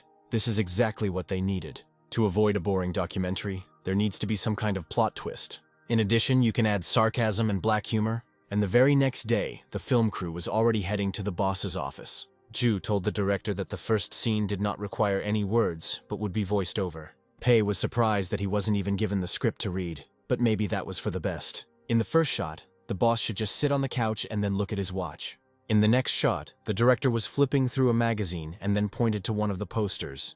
In the third frame, Pei stood by the window and thoughtfully looked into the distance. After that, Zhu said that the filming was over and the boss could continue his work. It looks like it was complete crap, and it was filmed without a script. He should definitely lose money. But why was he looking at his watch? Why was he standing by the window? Something was wrong here. Pei quickly ran out of the office. He caught up with Zhu and asked to look at the script. Having received it, Pei returned to the office and began to study it carefully. It was very similar to the movie The Boring Life of Ju and Dan and the movie Surprise. But these were successful short films, and something had to be done. Pei contacted the system and asked if he could cancel his investment and get his million back. But the system responded that there must be very good reasons for this. Otherwise, it would be considered a violation of the rules. But there was no valid reason for returning the money. Maybe turn down the role, then the movie won't be popular if they change the actor after the first episode. Pei immediately wanted to report the termination of the contract, but he remembered one thing. For breaking the contract, he must pay triple compensation, which is estimated to be 90,000. He decided to ask the system, but it replied that the contract was his personal one, which meant he could not compensate for the damage from the system account. Pei panicked he didn't have that kind of money in his personal account. Then he decided to spend the money on games and internet cafes. Pei will immediately tell Ming Liang to add more mockery to the players. The next day, work on the short film continued. Ju sat down next to the boss and said that he had brought a new script. He added that yesterday's material was almost edited, and now they are working on prices and advertising. Ju looked at the director and said that he didn't look very well. Pei handed over the script and replied that he was ready to continue filming. And then he had a great idea. He could play a terribly bad actor. They pointed a camera at the boss and asked him to smile. Pei made the stupidest face he could. In the next shot, he emotionlessly patted the employee on the shoulder, and Ju said that this is what was needed. Next came the story of the card transfer. Everything was done without emotion, but Ju praised the boss again. A few more shots, and the team began to assemble the equipment. Ju said that the boss is doing a great job because he plays himself. Already on the way out, he added that the last episode would be filmed tomorrow. Ju winked and said that thanks to the boss's abilities, the short film was destined to be a success. Judging by the script, Pei felt like some kind of dummy, and that nothing depended on his performance. All he could do was hope for an internet cafe and a game developer. Pei looked at Jan's report on the internet cafe and saw from his expenses that he had not skimped on anything. To date, the total cost of all these expenses has amounted to 3 million. And the more expenses there are, the more he will lose. Pei called Min Liang and asked if he had looked at the changes he had made to the game developer's plan. Liang responded that he felt the amount of mockery directed at the player was a bit excessive. Also, the voiceover chosen is too boring. The boss replied that they were abandoning this plan and ordered work to begin on the drawing. Liang promised that the rendering would be of the highest quality. Pei added that they can find the artist themselves, at their own discretion. Leaving the office, Liang understood that the boss trusted him, and he should not let the director and the company down. He began to look through the artist's portfolios, and after some time he settled on one of them. He was the one who worked on the game Ghost Generals, which means he's perfect for the boss. There were 7 New Year's holidays ahead, and Pei decided to visit his parents. He understood that for some time he had to hide from them that he had a company. Besides, my father doesn't really like games, and he won't be able to explain where he got the money to create a gaming company. Finally, the taxi stopped in a residential area near one of the multi-story residential buildings. Mom looked out from the kitchen and shouted that she was glad to see her son. The father was also happy and said that their scoundrel had finally arrived. After watching the news, Pei asked his father if he wanted to change the TV, as this one was very small. He replied that this one also works well, and besides, he and his mother don't watch it very often. Then the son pointed to the rattling washing machine and suggested buying a new one. The father replied that it was very expensive, but the old one still copes with its functions. The father looked at his son suspiciously and asked what all these offers were for and where he got the money for such purchases. Pei didn't know what to answer, but luckily his mother came in and invited everyone to the table. But at dinner, the father again asked his son about money. Pei replied that he agreed to participate in the filming of the movie, and the director paid him 30,000. Father said he didn't really believe it. He added that he would believe it when he saw the video. Mom came to the table and brought a hot meal. After dinner, she asked her son when the series would come out. Pei replied that he had no idea and needed to ask the director. He saw on his phone that the film had been downloaded yesterday and immediately rushed to get his laptop. Before he could even open the right website, Pei saw that the film already had 200,000 views. My father was surprised when he saw that the film was called Boss Pei's Life. Pei looked at his father and said that he was given the role of boss. The father chuckled and replied that his son did not look like the owner of the company at all. Pei said that his parents could watch the movie and he would go to his room. He heard his parents' admiration for how believably their son had played the role of the boss. In the room, Pei opened the second laptop and, judging by the comments, realized that the film was gaining popularity. After a week, the film had more than 500,000 views. Pei came to the office and hoped that the popularity would stop due to lack of advertising. He saw not only his colleagues, but also the director, and this excited him. Pei greeted everyone and asked Ju if he had come to film the 4th episode. The director replied that it was, but when he started talking about sponsors, Pei's throat went dry. The boss invited Ju into the office, and he told them that yesterday they received an offer to sponsor a film, and this meant that they could start advertising. Ju explained that one clothing store asks the characters to wear their product, while another company asks them to say their advertising slogan. Pei took a sip of tea and asked about the price. Ju said they would be paid 5,000 yuan. Pei abruptly put the cup down on the table. He understood that the further it went, the worse it would get. He said he was proposing to give up the sponsorship. Ju replied that he did not understand the reason for the refusal at all. The boss replied that such a sum didn't sound bad, but in business the main thing is foresight. The film is about the director and the company, so how will t-shirts and cosmetics appear in the frame? Is Ju really willing to rewrite the script for such a small amount of money? And this could affect the ratings? The director realized that for a manager, the value and reputation of a product are much more important than money. Pei was glad that he was able to fool Ju and impose his opinion. The boss added that they might accept offers from sponsors, but the price would be no less than 100,000. After Ju, Min Liang came into the office and said that they were having problems with the voiceover in the game. He has already found a couple of voice actors, and even recorded some test lines. Pei took Liang's phone to listen in, as his goal was to discourage players from playing the game. The first voice was gentle and seductive. This is not it. The second one sounded like the voice acting of a good expensive game, so it's not suitable either. The next one was ordinary and even spineless and unemotional. This was what was needed, and the boss told Liang to hire a third actor for the voice acting. Liang tried to object, but the director said that if it was someone famous, then he should just raise his salary and persuade him. The employee became embarrassed and said that it was his voice. He simply recorded it as a sample for voiceover candidates. The director didn't recognize him only because he held his nose while talking. But the boss was unperturbed and replied that Liang would do the voiceover. And if he needs additional equipment, Liang can rent a sound studio. The next day, Min Liang gathered the development team and said that there were 2 things that needed to be discussed. For several days he asked not to be disturbed, as he would be doing voice acting for the game.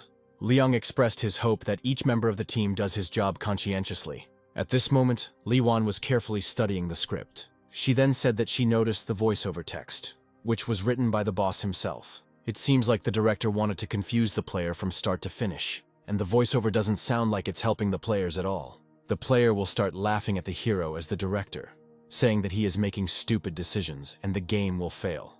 Li Wan added that she realized that the highlight of the game is not to listen to off-screen advice. Liang replied that they should understand the boss's idea and do it the way he wanted. Li Wang said that the narrator should try to confuse the player by leading him down the wrong path. Liang exclaimed that in this way the player will experience all the complexities of the gaming industry. Now he understood why the boss had chosen him for the voice acting, because an ordinary actor would not understand the intended subtleties. The next day, Pei went to the office and heard from the staff that Xu Bao had returned from vacation.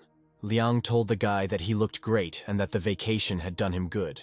He asked Bao if he wanted to see how the game was progressing, but he refused, saying that he had missed too much and was unlikely to understand anything. Pei breathed a sigh of relief. Bao would no longer be able to interfere.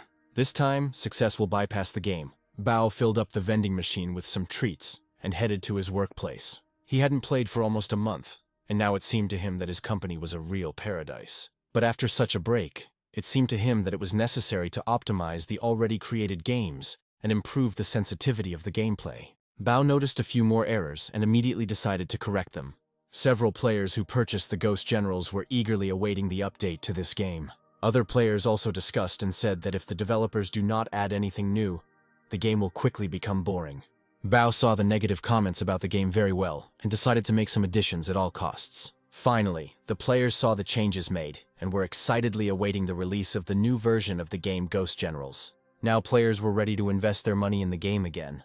Li Wan came to the boss and reported that the Ghost General players were demanding new content. Pei exclaimed. Maybe she misunderstood something. The girl replied that there could be no mistake. The entire gaming forum was buzzing about it.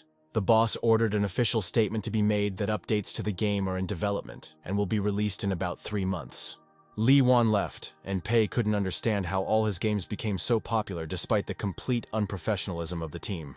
But there was nothing left to do but finish creating the game developer and return to the Phantom Generals. Pei ran out of the office to find out how things were going with the internet cafe. He mustn't screw it up there.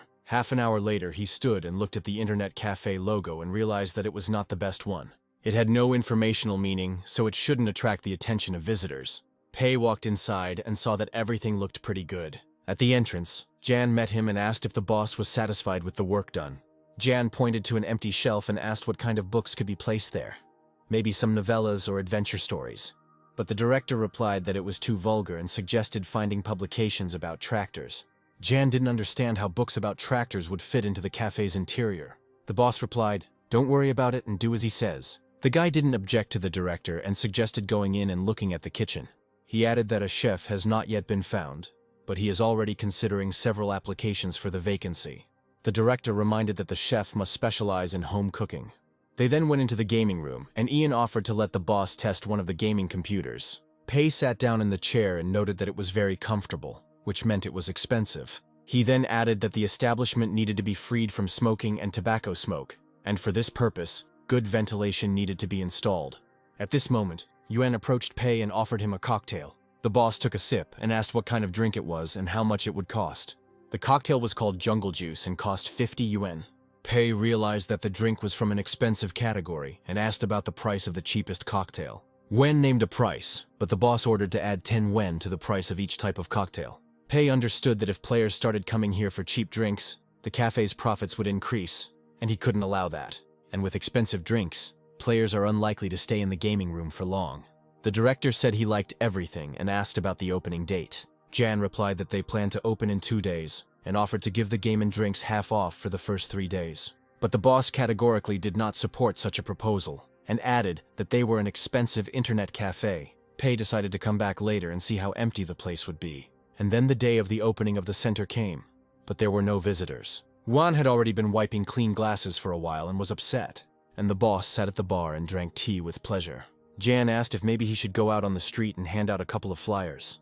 But the director replied that it would look cheap, and that customers would have to find the place anyway, so they could surprise the visitors. But Jan did not listen, and began to call out to passers-by from the street. And when he said that I had to pay 10 yuan per hour, he got negative emotions. One of the passers-by asked if they really serve coffee in golden cups there. But Jan replied that after receiving membership, one could count on a 10% discount. The guy replied that he was from a poor family and could not afford such expenses. A few minutes later, Jan returned and said that customers were being put off by their high prices. He again asked the director for permission to put up an advertisement outside the cafe. The boss agreed, but forbade changing the established price for the visit. Pei calmed the guy down and said that this was only the first day of work. More than a week had passed since the opening, and Yang and Yuan sat and counted their losses. Yuan showed his calculations and said that with such results, they would lose at least 300,000 a month. He added that this could not continue and asked Jan to talk to the boss. But he replied that the director had told him to be patient. They decided to wait a little longer and talk to the boss in a week. Sibo called his former colleague and suggested meeting in one of the cafes. Half an hour later, sitting opposite him was Ma Kun, who had worked at Shaoyang after Sibo quit that company. Sibo said that he no longer works in the gaming industry, but is instead working on a film. Kun was surprised that his friend changed his line of work so easily. Sibo asked how things were going at his former job. The friend replied that in Shaoyang everything was lifeless, like stagnant water. He said that Lao Liu had gone crazy and, envious of the popularity of game group games, was trying to imitate them. Sibo said that although he had changed his line of work, Pei was still his boss and did not bully any of his employees. And then Kun grabbed Sibo by the hand and began to beg him to put in a good word for him. And he was ready to quit Shaoyang the next day. A couple of days later, Pei was already reading the resume of a new job candidate. Based on Ma Kun's experience, there was nothing remarkable about him. The guy took some sheets of paper out of his bag and said that he would like his boss to read his novels, essays, and stories. Pei was about to offer him Sibo's vacant position. But after reading the laconic stories, he realized that he couldn't take it. The boss asked what job Kun had before Shaoyang had done to find a reason for his refusal. The guy replied that he wrote novels and even had his own audience on the internet. But when he decided to make money on this and made the chapters paid, the number of readers immediately decreased. Pei immediately responded that he did not see potential in the candidate and could not hire him. Pei later approached Liang, who was doing the voice acting for the game. The employee stood up and asked if there were any further instructions. But the boss replied that he had only come to tell them that they had a new screenwriter. Liang said that he would immediately give him the task of rewriting reviews for the games he had created. But the director, on the contrary, said that the newcomer should not be given any work yet, and that he should study some more. He added that this is especially true for the game developer game. Liang replied that he would do so, and for now he would simply teach the newbie. Pei was about to leave, but suddenly looked at the art drawings for the game. This style seemed very familiar to him. Liang proudly said that this was Guangjian's work. The director was indignant, because he asked to find the most expensive artist. But Liang replied that this artist is now one of the most expensive. He added that Guangjian, upon learning that the company was turning to him for help again, happily agreed. Pei, trying to hide his displeasure, ordered Liang to continue working. It was no longer possible to break the contract with Guangjian. All that was left was to wait for the result. The next moment, Jan entered the office and said from the doorway that the situation in the internet cafe needed to be changed urgently. He spoke about the calculated losses and that the small profit was barely enough to pay the employees' salaries. This was the best news of the day. Yang wanted to share with his boss the strategy he and Yuan had come up with to avoid losses. But the director refused to look at their plan and replied that everything was as it should be. They were moving in the right direction. Jan was indignant. What direction could we talk about if they were losing 300,000 every month? But Pei insisted that these temporary losses were not a problem, and that reputation was more important. He put his hand on Ian's shoulder and told him to be patient and trust him as a boss. By the end of March, Pei had already listened to Liang's finished voiceover and realized that he had never heard a more boring and disgusting voice. Despite the artist's good work, he hoped that this time everything would work out. All that was left was to sit and wait for losses. The game turned out to be boring. No one wanted to play it, but no one dared to contradict the boss. Bao said that they may have this opinion because they created it themselves and know in advance everything that will happen in it. But Kun replied that he had not taken part in its creation, but if it had been done in Shaoyang, they would have abandoned the project. Liang remembered that even during the banquet in honor of the Ocean Fortress, the boss was thoughtful and not cheerful, to which Bao replied that perhaps the reason for everything was loneliness in the soul. He then asked if they should do some advertising for game developer. Ling replied that he would go right away and find out everything from the director. He stood in front of his boss and wondered if he would choose which advertising option this time. Pei's mind was racing with thoughts about whether this worthless game would be popular without advertising. Players are already familiar with his company's games and will likely be interested in the new product again. In that case, they don't have to give up advertising. At least they'll be able to spend more money. But advertising must be expensive, and at the same time ineffective.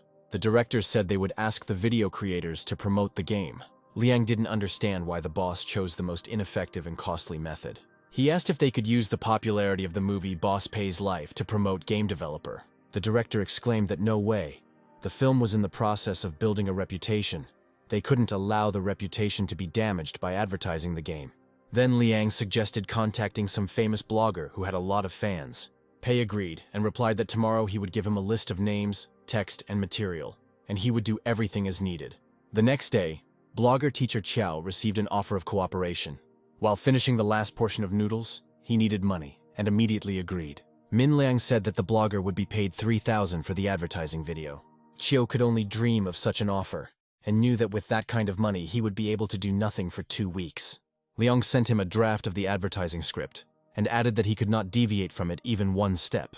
And then the blogger ran his eyes over the text and exclaimed that saying such a text is complete nonsense. He added that, although he needs money, he is not ready to lose his reputation. Then Liao said that they would increase the fee to 4,000. Teacher Qiao asked if he could play this game first. Liao replied that the game is in the testing phase, so they will only provide a video. Qiao knew he just needed to shut up and read the written text, add the video, and get 4,000. And then he realized that he could upload this video to the shitty games section. Then his reputation would not suffer. Liang said that Game Group was right to contact him, knowing the blogger's potential. Then Chen looked through his previous works and realized that he had already dealt with them when he was promoting the game Lonely Road in the Desert. The blogger's face immediately changed and he said that he knew their other popular games very well. Liang reminded that it is impossible to deviate from the script and place the game in the new games of the month section. Qiao panicked. Was Boss Pei still angry with him for the previous comments and wanted to make him look like a fool? The blogger said he was forced to give up his job. Then Liao asked how about a fee of 6,000. Qiao grabbed his head and exclaimed that it was not about money. Liang adjusted his glasses and increased the amount to 10,000. The blogger could not resist such an offer and agreed. Min Liang returned to the office and reported to his boss about the work he had done. Pei chuckled. He remembered everything. And if it weren't for Teacher Chiang, Last time he could have lost 50,000 and everything wouldn't have been so bad. The director asked what about the rest of the bloggers, and Liang replied that most of them agreed. Chiang was supposed to publish his work on April 1st, April Fool's Day. He believed that Boss Pei had chosen this date for a reason.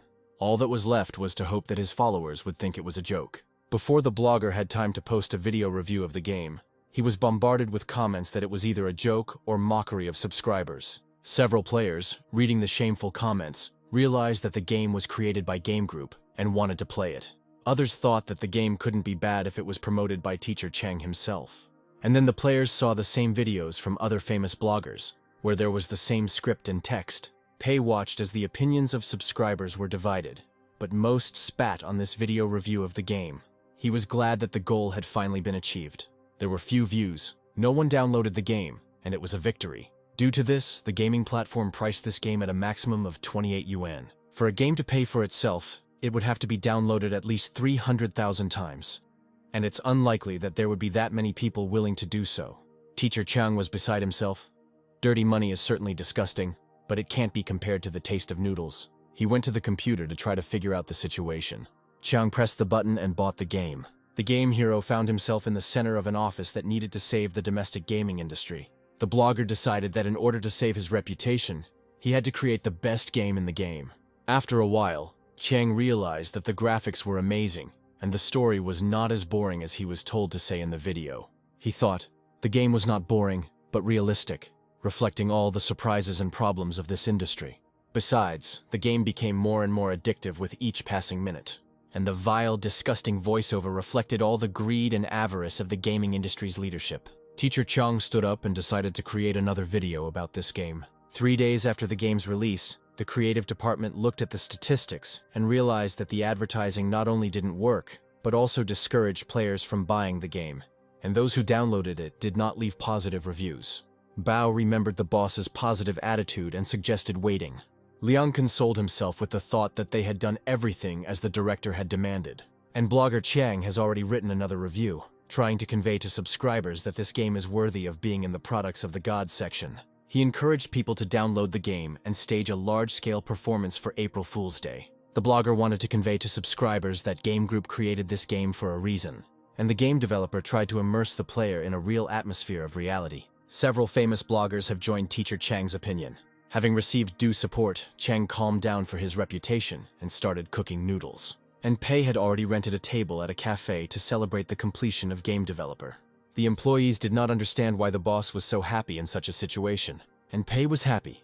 The game was a failure. The internet cafe was suffering losses, so everything was great. Bao told his colleagues that the director probably just didn't want to show his disappointment and didn't lose heart. The team decided that Boss Pei was a real realist and did not despair if something did not work out. Li Wan raised her glass and said that they should follow the director's example and not lose their heads over a temporary setback. The guys approached the boss to support him. Sibo took Pei aside and told him he had good news. Pei almost choked, but decided to calmly listen to his partner. The director of the short film said that one developing website wants to sign a contract with them and buy their film to stream exclusively on their website. The smile disappeared from the director's face and he asked what the name of the site was. Sibo replied that it was a still unknown site called Ostroy Ili. Pei had never heard of the site and easily agreed to sign the contract. And then John exclaimed that their work had just been noticed on a gaming platform. He showed his boss the phone screen and added that they had been written about on the main page. Liang exclaimed that sales of all games had increased and reputation had improved dramatically. Bao happily said that the players finally understood the idea of their game. Pei was in a panic, not understanding where this marketing performance came from. He took the phone from Yang and noticed that the video belonged to Teacher Chow. But this time the blogger praised the game, describing it in all its bright colors. Within a few minutes, every visitor to the cafe was watching the video. There was no point in refuting this video. The players would just take it as another performance. Then Bao came up from behind and said that there was more good news for the boss. Pei thought things couldn't get any worse. Liang added that the official ESPO platform just published an article mentioning and praising game developers' game and placed it on the main page. Pei smiled nervously at his colleagues and felt his eye twitch. The team had fun and even had a drinking contest. And Pei didn't understand where the blogger got the second video from when he was only paid for one. 2 weeks later, the production crew announced that they had completed filming the third season of Boss Pei's life. And the sales of the game grew and already exceeded 100,000. which means that after 300,000 sales, it will start to bring in profit. Liang asked if Sibo intended to make a fourth season of the film. A colleague replied that either they would continue moving in this direction or they would start filming something new. Pei asked anxiously if he would continue to agree to this low-grade cooperation.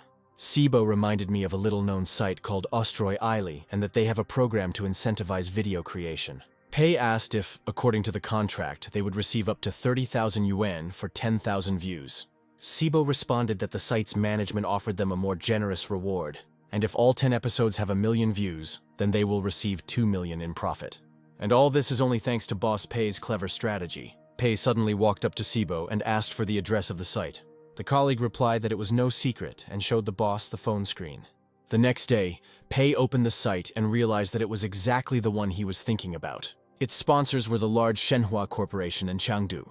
Pei checked the system and saw that it was losing money for now, but that was not good news. After all, the two games had a profit of about 9 million in 2.5 months. If you add the initial budget of the system, you get 10 million. The film cost 1 million. And the game developer and advertising is another 3 million plus. Next, investments in internet cafes, 3.5 million. Rent for the entertainment center and salaries, another 2 million.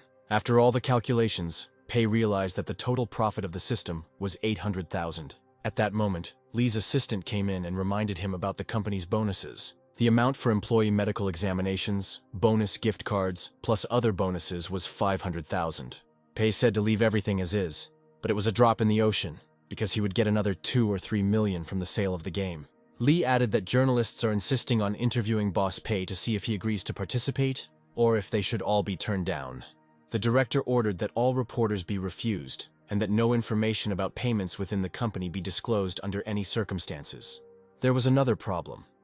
Pei had to hide from his parents that he was the founder of a large company. He didn't want his popularity to be known. Pei needed to think carefully and come up with a plan for the best use of the money. He launched Game Developer to understand what mistakes he made and where. At the same time, Pei read reviews and comments about the game to find out what exactly players liked. By analyzing, he began to realize that even the game's minuses turned into pluses and made the game popular. Even Liang's annoying voice became a game developer's trademark. A week later, the guys were sitting in a cafe and discussing the results of the medical examination they had undergone. Bao said he was diagnosed with stomach problems due to poor nutrition and lack of sleep. Sibo said he had mild liver dystrophy and high blood pressure. He added that it is necessary to better monitor one's diet and get more rest. Kun said that he also had stomach problems like Bao. He added that Pei's boss pays them a good salary, so they shouldn't skimp on food and eat all sorts of junk. After dinner, the colleagues decided to go home, but Kun said that he had left his umbrella and decided to return to the hospital. He found an abandoned umbrella in the waiting room. At that moment, a pretty girl approached him and said that she was a journalist, and then asked him to give her a short interview about their company. Kun asked in surprise how she knew that he was an employee of Game Group. The girl smiled and replied that a friend who works at the hospital told her that their company had undergone a medical examination today. Kun said they were prohibited from talking about the company's plans, as well as bonuses and salaries. The journalist tried to stop the guy and replied that she did not require specific figures. He could answer with vague phrases. He replied that Game Group was an ordinary gaming company, and did not understand why it needed an exclusive interview. The girl replied that she wanted to help the domestic industry flourish. She exclaimed that players used to criticize the domestic industry for bad games, but Game Group and their games have a huge potential. And if she talks about the achievements in this industry, she will make players believe in the bright future and prospects of the domestic gaming industry. The next day, Kun decided to consult with Bao, and told him about his meeting with the journalist.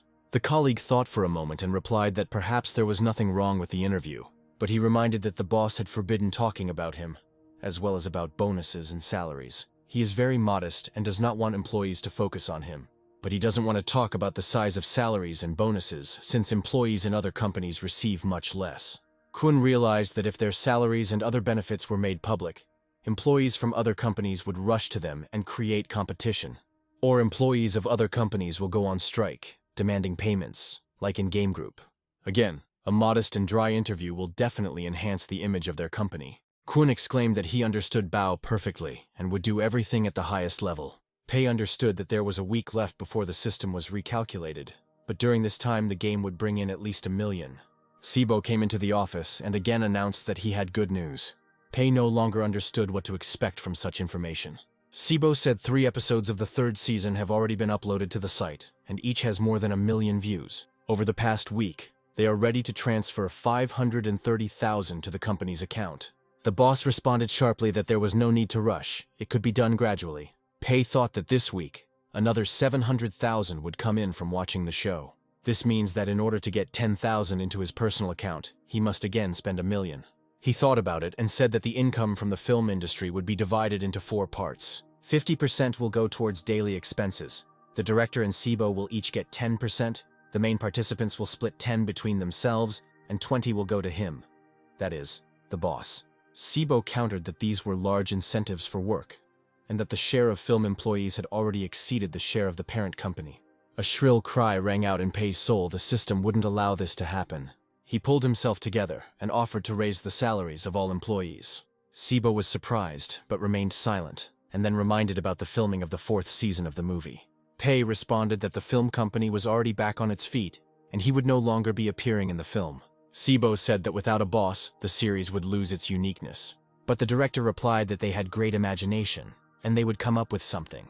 He gave 1 million to a dream, not just a short film. Sibo left, and Pei thought that if he agreed to a 4th season, the profit would reach 2 million.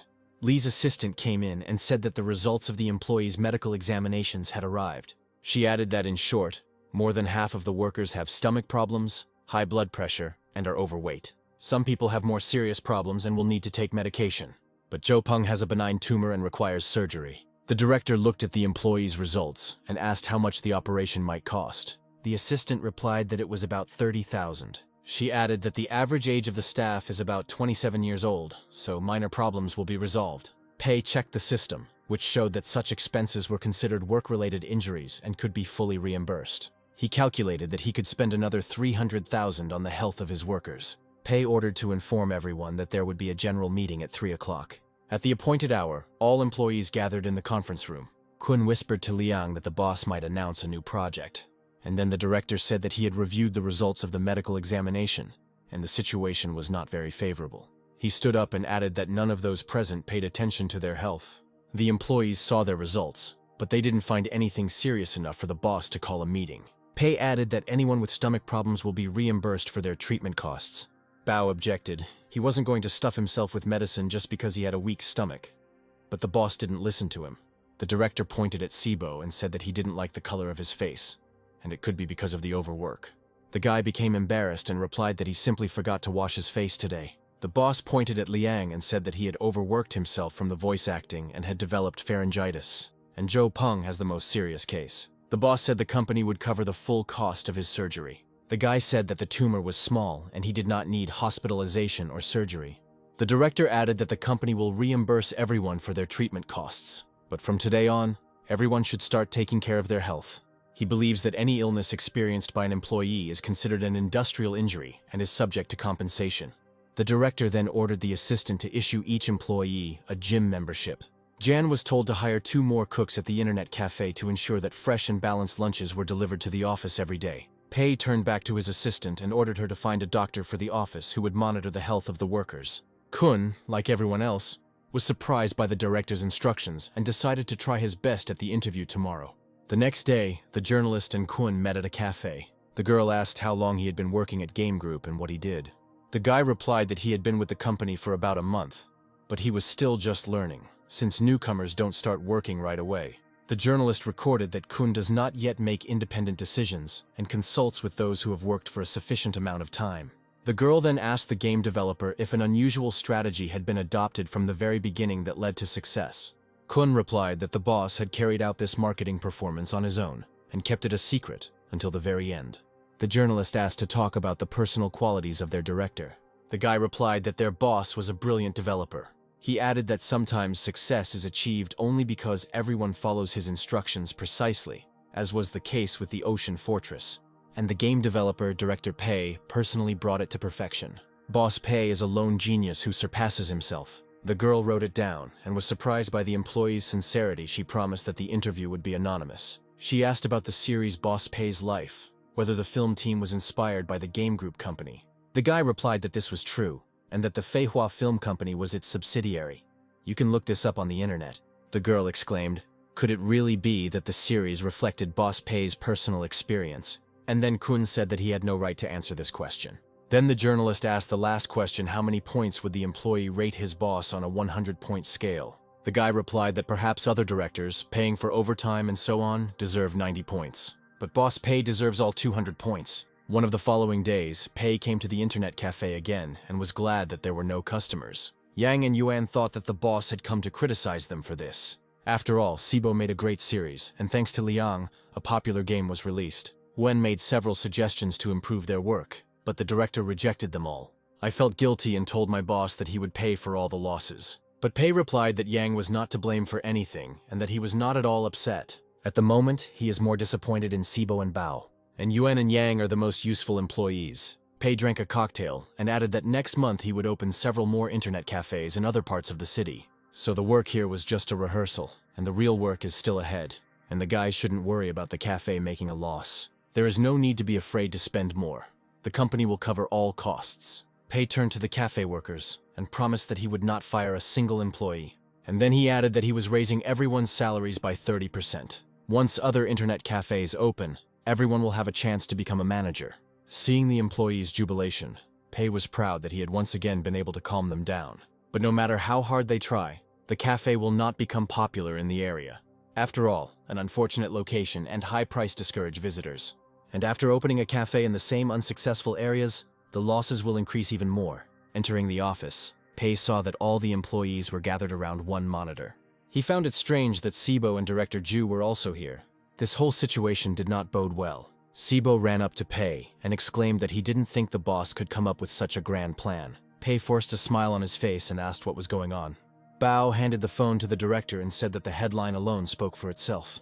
This was an article about the Game Group company. Fortunately, it did not contain unnecessary information about payments and bonuses, and colleagues vied with each other to express their admiration for the boss. Everything that was created by the company began to have a good reputation and high ratings. Pei was not involved in this and did not know how to react to all this. The game developer and the series Life of Boss Pei were like two burning balls. Liang said that after the article was published, players and viewers of the series would become even more interested in them. In addition, viewers of the series are interested in whether the main character is similar to the real boss of the company. The director took out a camera and suggested taking a photo together. Without knowing it, the employees were digging the boss deeper and deeper. Pei returned to the office and thought that things couldn't get any worse. Now interest in his companies has increased several times. The next system cycle was about to begin, and something had to be done. But he was already coming up with games that didn't fit into any framework, and they were becoming purchasable. They made a boring series, but it already has more than 400,000 views. He tried to spend as much as possible, but it still brought in profit. Perhaps when creating games, you need to stick to established trends and create games that are similar to what already exists. But there have already been cases where plagiarized games have surpassed the originals, and the players were already eagerly awaiting updates and additions to the game developer. On the last day of April, the system summed up the results. Pei earned almost 40,000, but there was no point in it. This time there was no task, which means spending will be more difficult. Pei decided to pause the release of games and focus on opening internet cafes in other areas. There are 5 million in the system account. The Phantom General brings in 600,000. The game developer brings in almost 2 million. The Ocean Fortress brings in almost 4 million. The cafe is losing 300,000 a month. And the cost of salaries and rent is about 1 million. This means he must spend 14 million in 2 months. Pei came out to the staff and announced an urgent meeting. Half an hour later, the team gathered in the conference room. Pei began by announcing a vote for the best employee, which would take place twice a year. It will be in February and August, and the winner will receive 1 million to make their dream come true. For second place, the employee will receive paid leave for a whole month. The boss then announced plans for the next 2 months. The company stops releasing new games and starts working on additions and updates to old ones. The game Lonely Road in the Desert will be getting a 1 yuan add-on that will feature an endless game mode. The Ghost Generals game needs to be expanded with a few more playable characters and sold for 5 yuan. Add a new epic weapon to the Ocean Fortress with the same price of 800 yuan and set a purchase limit of 500 per month.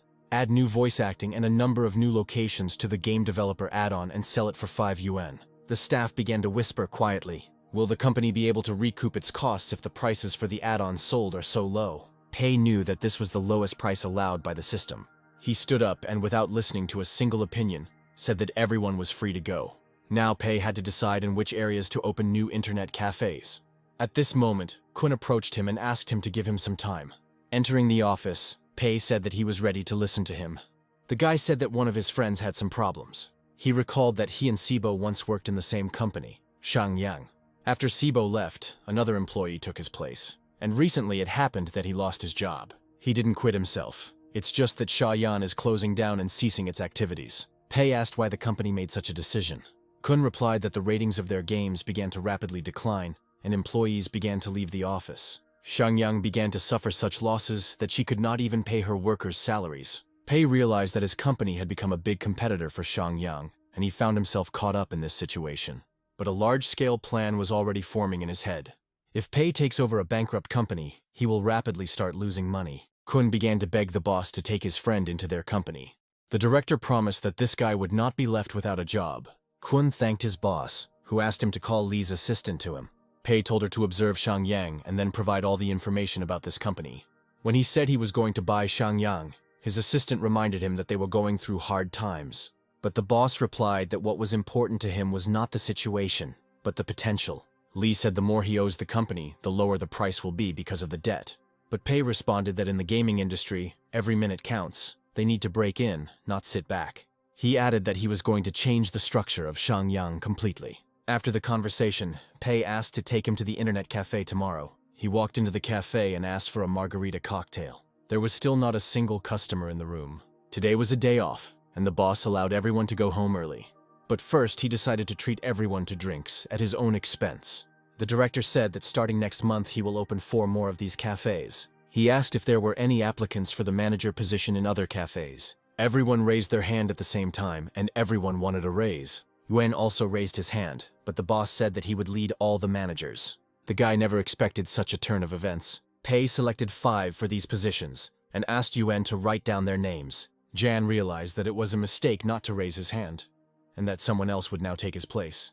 The cook simply raised his hand along with everyone else and suddenly received the position of manager.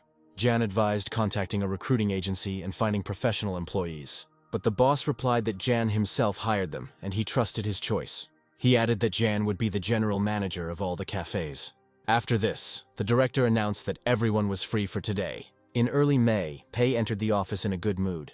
He had spent more than 30,000 on gifts for his parents, buying a TV, a vacuum cleaner, a refrigerator, and a rice cooker. He had 50,000 left in his account, so he needed to work on losing the money. Min Liang immediately informed him about the readiness of the content plan for updates and additions to the games. The boss asked if he really came to work on holidays. Liang replied that he had nothing to do and was working at home. Pei understood that working from home was also work and should be paid triple on holidays. He did not scold the employee, but simply asked to gather everyone to discuss the updates. In the conference room, Pei noticed that all the employees were in a good mood. He liked that Liang strictly followed his requirements without adding anything of his own. The employees watched the boss as he went over the plan. Because Liang had little ambition, the plan was too economical. Pei said that 3 maps are not enough for the desert road. You need to make 10. And 10 characters in the Phantom Generals are not enough either. There should be at least 50. Guanzheng is unlikely to have time to draw so much, so another artist needs to be found. In Ocean Fortress, add another couple of hours of story, 3 characters, and 10 types of weapons. The director doubled the deadline to allow for as many details as possible to be added to the updates. But Liang did not calm down, fearing that the company would not be able to recoup all these costs in order to come out on top. They would need to sell at least 400,000 copies of the games. But the boss said not to worry about it and told everyone to go to work. He added that the work should be completed by mid-June. 3 days later, Yuan and Yang came to the office and said that they had found 10 locations for 4 new branches, and the boss could look at them and choose. The first branch of the cafe is to be located near Handong University, not far from the men's dormitory. Pei knew this place because he lived nearby in an expensive house for rich people. The second branch may be located on the ground floor of the largest shopping mall in Jingzhou. But the rent there is very expensive. For now, Pei simply listened and made no comment. Wen showed the rest of the selected locations and added that he personally checked the locations of the first 3 to ensure they were profitable. Pei thanked the employee for his work and said that the last 4 places were quite good. Yuan didn't understand the boss's choice because he just added them for quantity without checking. He tried to convince the director that the first 3 were much more suitable, but Pei replied that he had opted for the latter. He sat down next to Jan and said that it would be too noisy in the business districts, and their internet cafe should have a quiet and calm environment. Pei stood up and ordered to visit these selected premises and decide whether they needed repairs, and then tell assistant Lee about the necessary expenses and don't worry about the money. After some time, Lee came to Pei and said that she had collected preliminary information about Shangyang's company. The company was privately held and had 52 employees, and they currently had 2 games. The first one was called Romantic Diana and was a business game. The second had a military strategy and was called Song of Bloody Battle. Romantic Diana is a terrible name. You have to have talent to create such tasteless nonsense. The assistant explained that it was almost closed, as it was bringing in less than 50,000. And the second game ran into trouble when the company decided to rip off Game Group's 800 yuan weapons. The assistant added that Shangyang's rent for the premises was 150,000, and the employees' salaries were 200,000, so the workers were left without payments this month. Pei said it was his first time buying a company and asked for advice on whether he needed to know anything about the process. Lee responded that these are big risks. It is necessary to check whether they have fictitious contributions or capital withdrawals.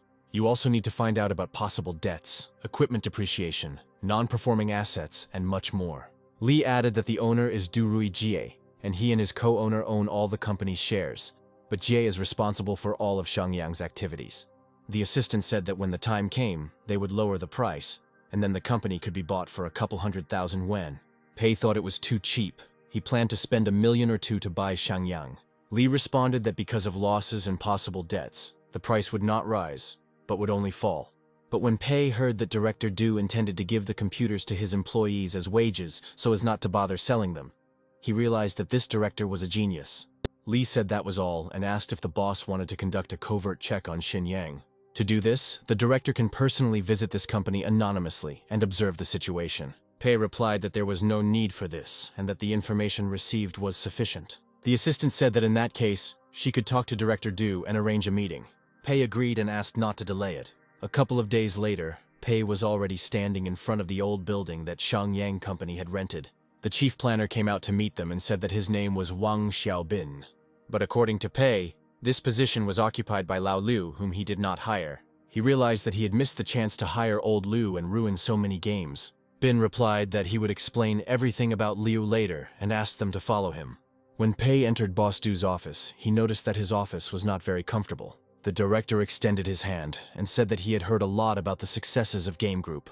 He invited Pei and Liu to sit down and have some tea. Du asked Bin to stay and answer Boss Pei's questions.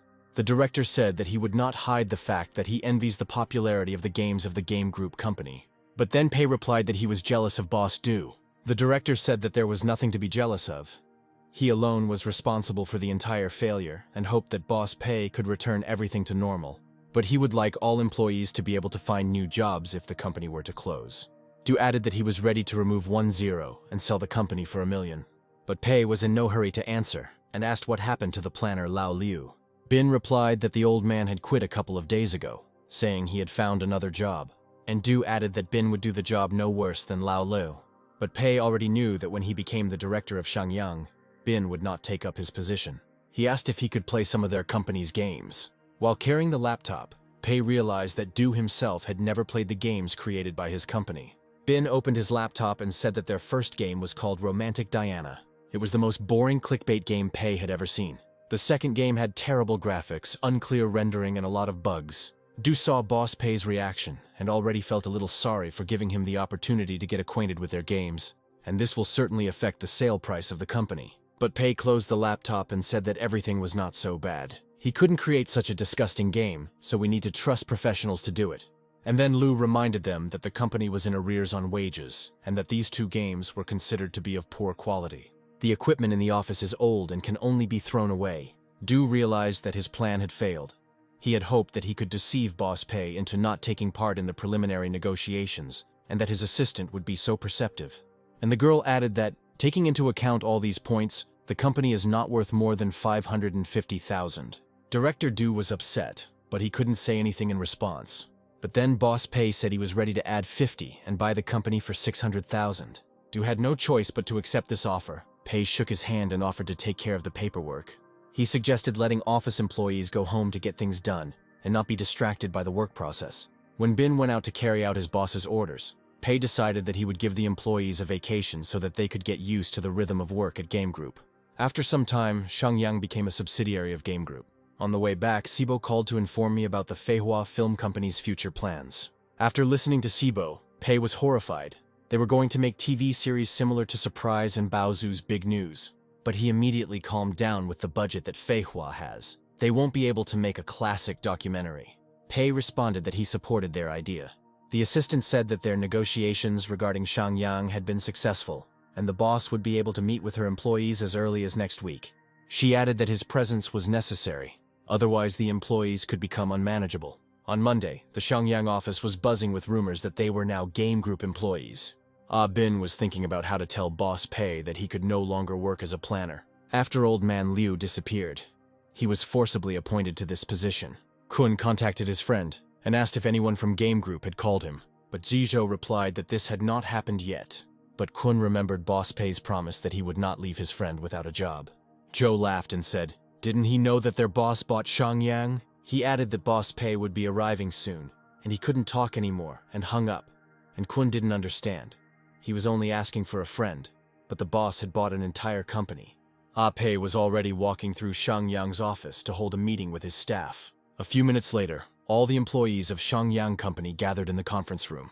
Pei immediately noticed how uncomfortable the chairs were. Once he has enough money, he will definitely update everything in the company. It will be a great way to spend money. He looked at the staff and asked which one of them was Zhizhou.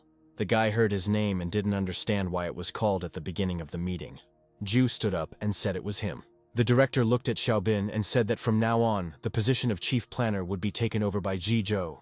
Bin exhaled, smiled, and said that it was a great idea. Pai expected any negative reaction, but not this one. Noticing the whispering of the employees, he decided to add fuel to the fire. The boss added that Zhizhou can now fire any employee on his own without asking permission or giving a reason. He then announced that Shangyang would follow a two-step plan. Firstly, make changes to the existing games. Remove all donations except one. Secondly, each of those present must submit a proposal for a new game, and he will choose from them the one that will become the company's new project. Zhizhou wanted to ask a question, but Boss Pei said that the meeting was over. Bin didn't understand how the boss could appoint Zhou to his position, since he had the least experience in the team. Besides, if he gave him the freedom to fire, the director is unlikely to show up in the office anytime soon. Zhu noticed Bin and decided to ask him for help by sending a private message. Maybe I should ask my boss to appoint someone else to the position of chief planner, since he's still so new to the games industry. Bin was indignant that a colleague could refuse the trust he had received from his boss, but Zhou was afraid that he would fail and ruin everything. Bin replied that he needed to believe in himself and live up to Boss Pei's expectations. Zhou thought that Director Pei had spotted a hidden talent in him, which was why he had made this decision. Bin stood up from his desk and walked towards Zhou, as he was now his assistant under the boss's orders. He reminded me about the task he had given me regarding donations, and asked what his colleague's opinion was on this matter. Zhu replied that everyone is well aware of the quality of their games, but there are problems that are difficult to fix. But it was not for nothing that Boss Pei gave them a lead, telling them specifically about the donation. Bin replied that the director had given them a difficult task anyway, since they couldn't just take away the store in the game. Zhou said that if donations need to be removed, then it is necessary to find another indicator of the player's fighting strength, which can be influenced by game time or simple luck. Bin replied that in that case they would have to practically create the game from scratch, and then Zhou suggested making it so that every player could be a donator. To improve the gaming experience, they will divide it into 3 stages. Players who spend the most money will be able to fight 10 opponents at once. The second will be responsible for managing the guilds and managing the residents. Thirdly, these are ordinary players. As a result, all 3 types will differ in money and time. And the developers will randomly select several players who will become donors and receive incredible power. Bin added that this chance will depend on the activity and contribution to the game. Zhou was confident that with this plan, they would be able to fulfill Boss Pei's demands. He raised his hand and called for the staff to gather in a meeting room to discuss improving the game. Pei received a message from the staff asking for advice on removing donations from the game completely. But the boss replied that the donation should be left. Kun realized that the director wanted to make money from this donation. At a small meeting, colleagues decided to make a decision on how to work further. The staff suggested that they shouldn't worry about how this would affect donors. Zhou added that the versions of the donators on the old server will not change, while the players on the new server will start from the same point and play the new version. One of my colleagues asked if it would be possible for donors to stop playing and donating. Kun replied that they had no other choice. Ju added that the boss himself decided that the players should rely only on themselves. Kun added that the problem had been resolved and they could go back to their workplaces. As always, there were few people at the internet cafe in the evening, but Yang and Yuan did not despair. Jan noticed a guy on the street who looked like a shy visitor and decided to invite him. He went outside and invited the stranger to go into a cafe and have a drink. The guy replied that he just wanted to ask if the cafe needed a singer. When he entered the cafe, he listened to Yuan and said that he could sing better. Yang thought Yuan was now a regional manager and could not always go on stage. The guy said his name was Chen Lei, and he could show his abilities. Jan replied that he would be able to go on stage in a few minutes. A few minutes later, he informed Yuan about the new singer, and now Yuan can rest a little. Without waiting for the visitors to leave, the guys decided to listen to Lei. The guy played the chords and sang some lyrical song about flowers in spring. Yuan said that Lei sings very well, to which Yang replied that he didn't think so. Yuan then asked his partner to look at people's reactions. Yuan then agreed with Yang and asked where he found such talent. But then he immediately suggested not to hire him. The next morning, Kun immediately went to Joe and asked how things were going. A colleague replied that Romantic Diana is an RPG game, and it is very easy to make adjustments. He simply removed most of the upgrade cards that were purchased for donations. Kun asked how things were going with the Song of Bloody Battle. Joe said that he had reduced his stamina in the game, and that the stamina potion would cost 100 ingots or 10 yuan per day. He added that he was worried whether Boss Pei would like the results. Kun replied that he was now the chief planner, and his opinion mattered. But the best solution would be to follow the boss's instructions without question. Zhu then turned to his colleagues. In order to test the game, everyone should take a game character and analyze the updates. Having launched the game, colleagues began a discussion about the fact that only the basic potion for donations was left, and everything else would simply be given away. Regular players would think that this was being done before the game was closed, and the developers decided to get rid of the donators first. But money could still be spent, and stamina potions could be purchased multiple times. And 10 yuan, even for a player with an average income, is not that much. On a new server, everything would have to start from scratch, and besides, everyone has the same combat power. But on top of all this, there is a system of the Chosen One, where players will be randomly selected to be given the best skills, so there is no point in staying on the old server. After testing the game, it was decided to create a new server to test the waters. When everything was ready, all that was left was to wait for the players' reaction. When the old server was full of players, the new one should open automatically. On Joe's command, his colleagues moved to a new server. Kun immediately noticed the changes, and the players liked the changes made.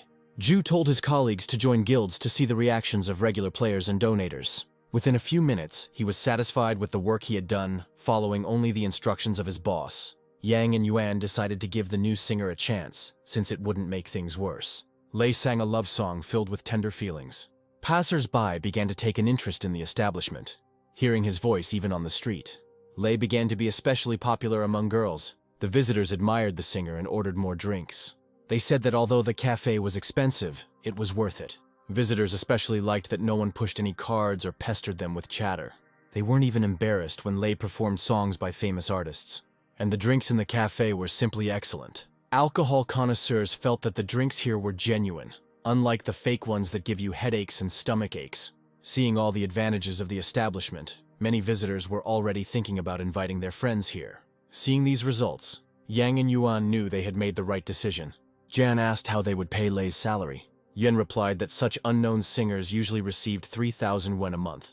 But the level of the establishment and its profit are taken into account. Yan looked at Lei singing and said that such a singer could be paid 5,000. He offered to pay him 1,500, and the rest from the percentage of drinks sold. Yuan did not understand what percentage was being discussed.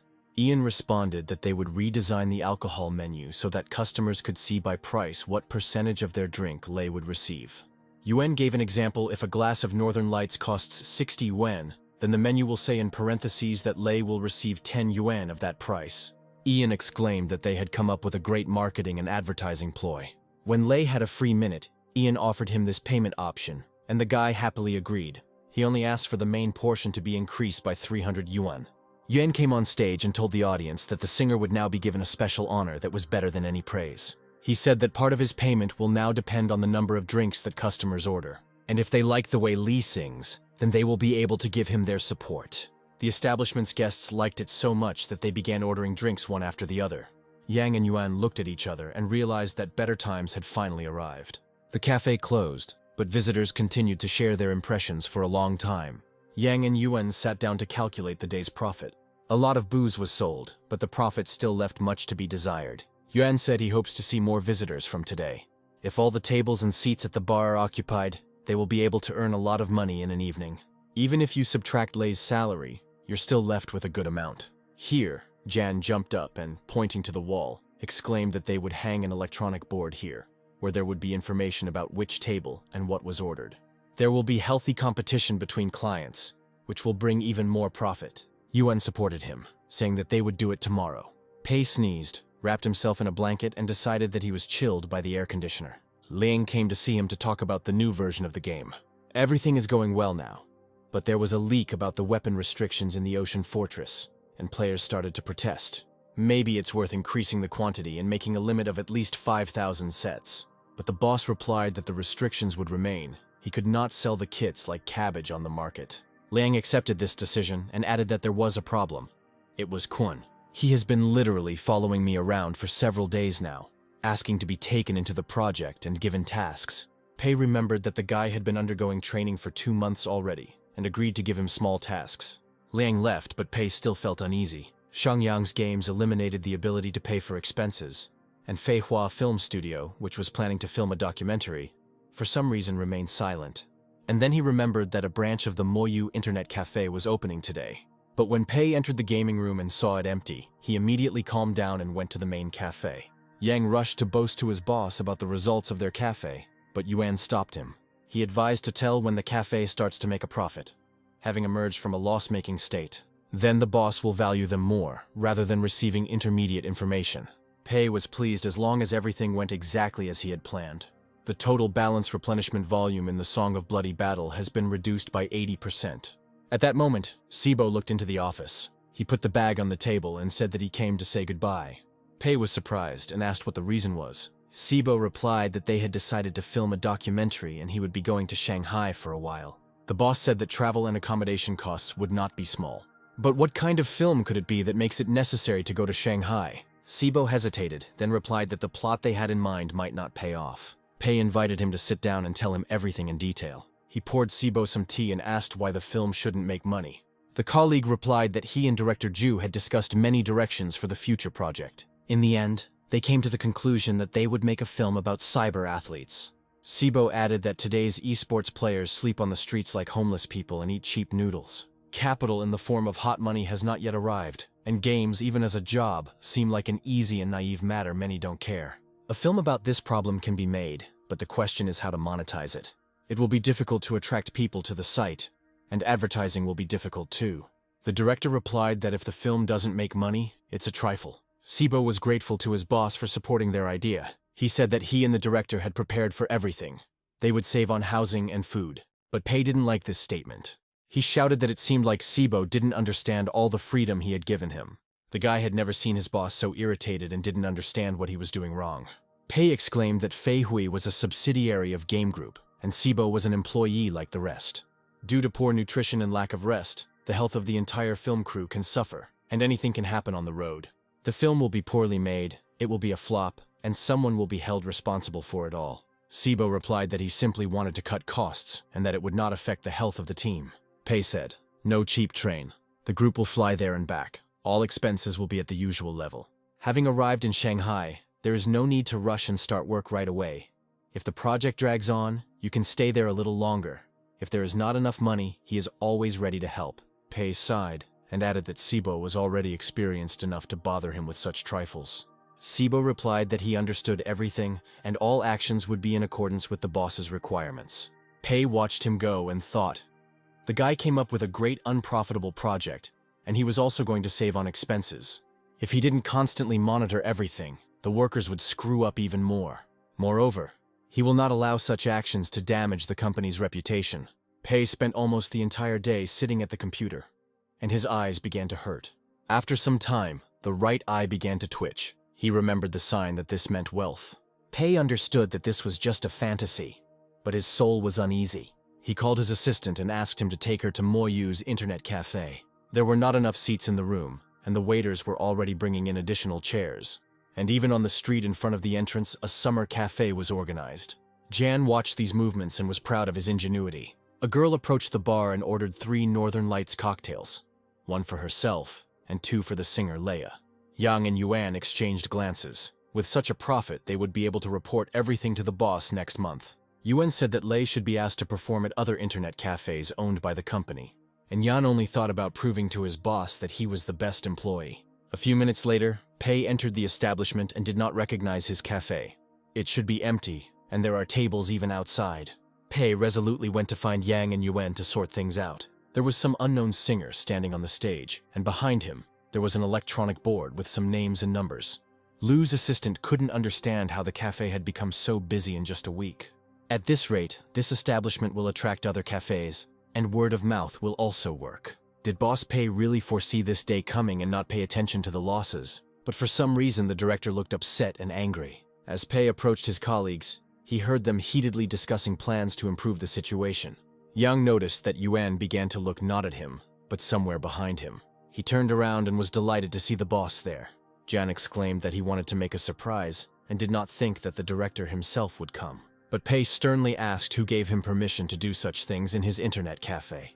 And why does he call some singer bro and give him gifts? Jan tried to calm the boss down, saying that the cafe would soon become profitable. And the director continued to get angry and shout, "It's good that he noticed it early." He accused Jan of violating the strategy and damaging the company's reputation and image. In order not to frighten the visitors, Jan suggested talking in the office. Pei sat down opposite his colleagues and waited for an explanation. Ian continued to smile sheepishly, not understanding what he had done wrong.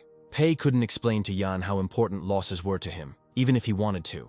He simply explained that he had said more than once that profit was not the primary goal in an internet cafe. The priority is to maintain the company's image, not to set up an open-air snack bar or eatery. Jan tried to justify himself by saying that this was not a dive, but rather the atmosphere of a European town by the sea. The boss told him not to talk back, and he considers it a cheap eatery option. Yang and Yuan looked at each other and realized that they had made a huge mess of things. Jan asked his boss for help, asking what they should do now. The director ordered them to return the cafe to the state he had last seen it in. He was going through his thoughts on how to end this mess, but the hall was full of visitors. They couldn't just be thrown out into the street. Perhaps the tables at the entrance should be removed for starters. Or get rid of the singer so that the visitors get bored. The boss ordered the first thing to do was to get rid of the screen on the stage, and a little later invite the singer here for a conversation. When the director calmed down a little, Yuan brought Lei into the office. He explained that all the clients started coming just for him. Pei told Lei that he had already heard about him and invited him to sit down. He said that he knew that Lei had lived in Beizhou since childhood. So hadn't he ever wanted to see the world or go to Shanghai and show off his talents there? Lei waved his hands categorically and replied that he could not leave his parents. Besides, it is a very expensive city. But the boss said the guy was simply underestimating himself. Girls go crazy over his voice, and huge opportunities will open up in the capital. And when he comes back famous, all his friends who underestimated him will start to envy him. Lei began to hesitate, and Pei realized that he was on the right track to get rid of him. The system will not approve the dismissal of a person who is not an employee of the company. Pei then said that he could help Lei realize his musical dream. Feihua Film Studio is currently filming in Shanghai, and the director can transfer him there to work. Li asked what the film company had to do with his music career. The director replied that he would simply be listed there, but in reality he would be working towards his goal. The guy replied that he couldn't give an answer right away, and that he needed to think. The next evening, visitors noticed a sadness in his songs. They discussed how Lei sang as if he was about to break up. Li put his guitar down and told the guests that from tomorrow onwards, he would no longer sing in the cafe. The visitors were surprised and began asking one after another what had happened. The singer replied that everything was fine, he was grateful for their warm attitude, and manager Ian wanted him to stay. The thing is that Pei's boss offers him to start a serious career in the capital. The girls said they were sad to leave him, but they would always wait for his return. Pei heard everything, standing in the doorway at the entrance, but he understood that Lei couldn't stay here, even though it was cruel. Yan wiped away his tears. He didn't know how to make a profit now if Lei left, and the number of clients decreased. Pei sat down next to him and said that if he valued Lei's talent, he should let him go to pursue his dream. Jan replied that he was more concerned about the future and the possibility of making a profit without Lei. Pei said that there is no need to constantly think about earnings. The most important thing is the company's image. The guy wiped away his tears and replied that he understood everything and would be more careful in the future. Now Pei could calmly go and say goodbye to Lei. He handed the singer a note with Sibo's contact information and told him to find the man upon arrival in the capital. Lei replied that he would never forget what his boss did for him. A couple of days later, Pei was standing in front of Moyu's internet cafe again. Everything became as before. Nothing happened here, and this was the case in all 5 open branches. Pei went inside and asked Yuan how Yang was feeling. The guy replied that Jan was a little depressed and even tried to find a new singer. Although it is also praised, the flow of visitors has dropped sharply. Although things are better than at the beginning, there is still a long way to go to make a profit. Pei wanted to come up with something to cheer up Yang, but also to keep the cafe unchanged. And then he thought about the cook whom he had appointed head of one of the branches. Pei called Yan and said that there was a very important task for him. Jan, hearing this, ran as fast as he could across the entire hall to the boss. Pei gave him the task of expanding the territory of this internet cafe. The company will begin to move into the food sector. After some time, that same chef, Lin Canrong, was sitting in front of Pei. Yuan recalled that before his current appointment, Lin was in charge of organizing and delivering lunches for office employees. Pei said that by nature man desires food and carnal pleasures. He added that now their clients will also include those who do not visit internet cafes and do not go to stores ordering delivery. Jan asked if the boss meant that the internet cafe would now offer a takeaway service. Pei replied that in the future, the service will gain a foothold in this area and then expand to other cities and countries. Jan was excited about the idea and asked what they should do. Wan immediately came up and said that they could not only sell takeaway food, but also accept orders through an online service. The boss replied that they would be among the first to occupy a niche in the development of this direction. He was confident that they would succeed. Creating a sales platform is not difficult, but they don't have a brand yet. In addition, it is necessary to carefully check the suppliers and companies that want to join them. The staff asked how all this could be arranged. The boss replied that first they needed to create a brand and a platform where only their products would be sold for now. The time will come when they will move beyond the borders of Beizhou and begin to conquer the country. Lin Canrong replied that there are already similar companies that sell takeaway food. The company is unlikely to have an advantage when it comes to advertising, fixed prices, and much more. To which Pei responded that they would go the route of exclusivity. Other companies use bags, sacks, and plastic containers, and they will start selling food in white porcelain dishes. The director pointed to the cook and added that he would be responsible for solving this problem and could practice at this cafe. Ian will be responsible for creating a simple and user-friendly website for accepting orders and tracking deliveries. The colleague replied that he would try, and in a week everything would be ready. A week later, as always, lunches were delivered to Game Group.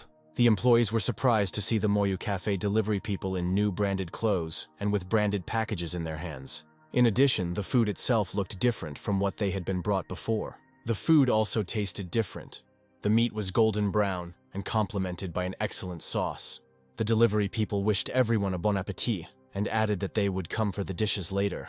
And the guys discussed that a serving of such food could cost no less than 20 yuan. Sibo said the boss had come up with a great plan to organize the delivery at such a level. Li Wan ate her lunch with pleasure and thought that she had to do her best for her boss. By the end of June, Game Group games were updated and placed on the gaming platform. Pei opened his laptop to read the players' reviews.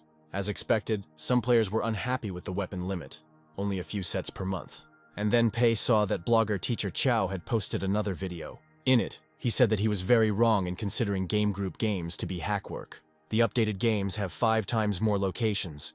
An unlimited online mode has been introduced. The games are satirical in nature, and all of this is a great idea from the developer. And after this video, the players' reviews immediately changed to positive. Pei realized that the blogger had set him up again and ruined all his plans. Something had to be done quickly to shut this Teacher Chow up. He called his assistant and told her to find all the information about this blogger. 2 days later, Pei began to review the material.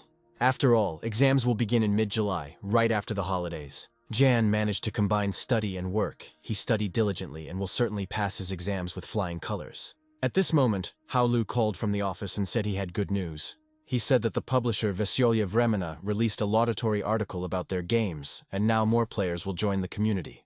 He added that boosted accounts are sold on the black market for 2,000 yuan.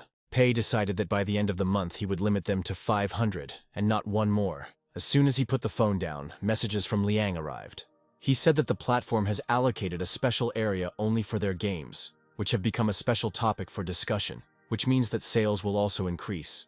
Pei called Liang back and said that they had already placed the recommendations on the front page. Liang replied that in order to maintain financial performance, they decided to split the revenue from games into two parts: 30% to the platform for promoting their games, and 70% to the company. Pei felt as if he had been hit on the head. He threw the textbook aside and rushed to the office. Employees reported that they had just received a personal thank you from the gaming platform and an increased percentage of revenue, something any company could only dream of. Pei urgently requested all the reports he needed. Now the Ocean Fortress will bring in 3.5 million yuan in income every month, and with the percentage increase, an additional million. There was a week left until the next system update, and during this time, revenue from all games would increase by 67 million. Pei put the folder down and said it was time for the company to expand.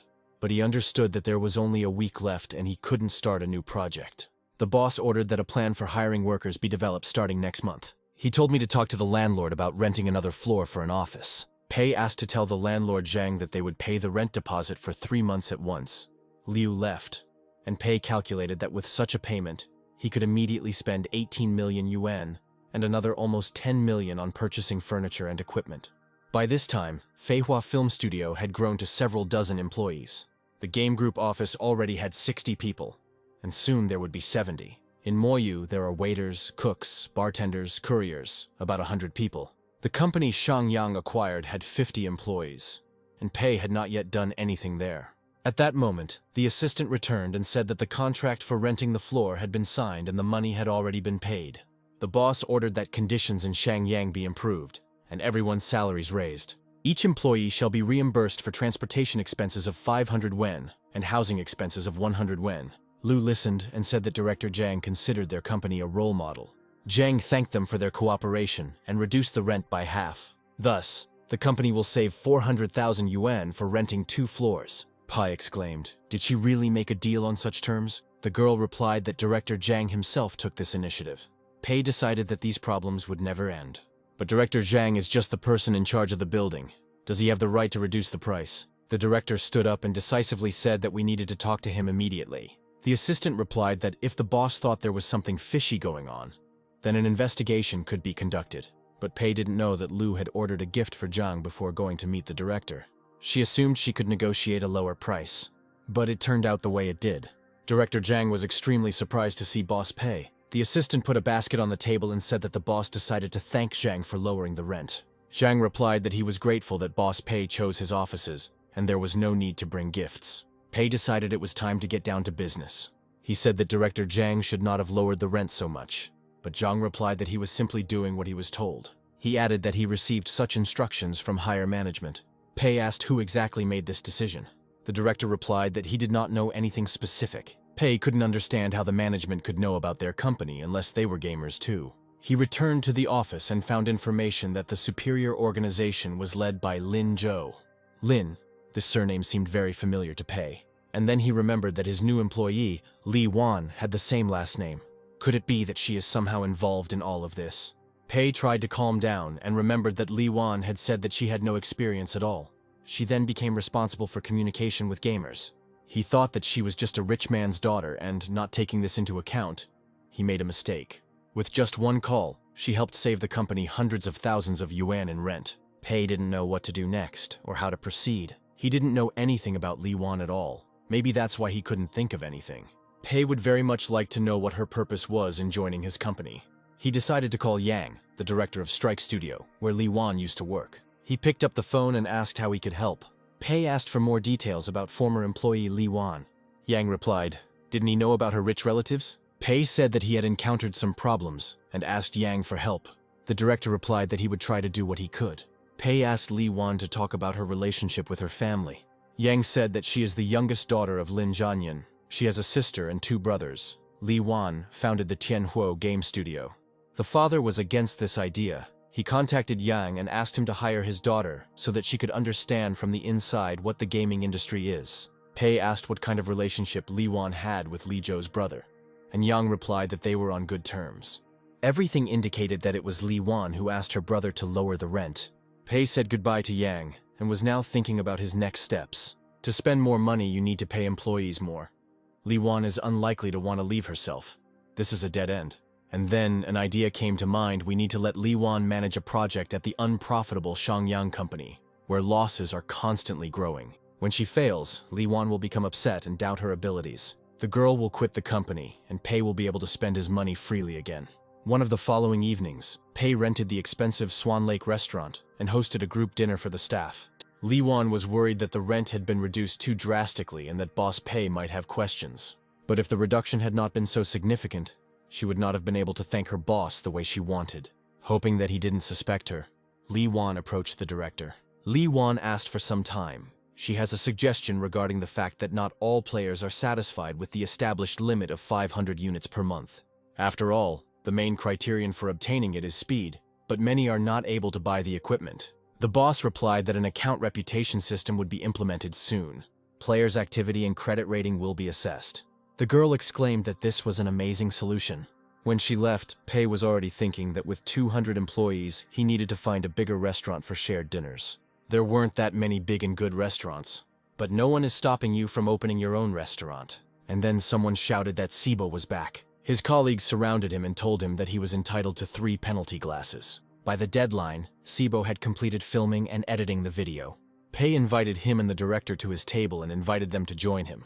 Watching their expressions, he guessed that their film would fail. But Pei wanted to hear it from them and asked how things were going. The guy handed him the phone so the boss could look at the excerpts. A few minutes later, Pei returned the phone and said that the idea was a good one. Sibo replied sheepishly that they couldn't cover their expenses. Director Ju added that they found several sites, but none of them could provide enough income. The boss asked if they weren't prepared to lose money when they started making the film. It's not about whether they can earn it, it's about contributing to the company's development. Pei showed an empty glass and added that if money was needed for the shooting of the next film, then he was ready to add.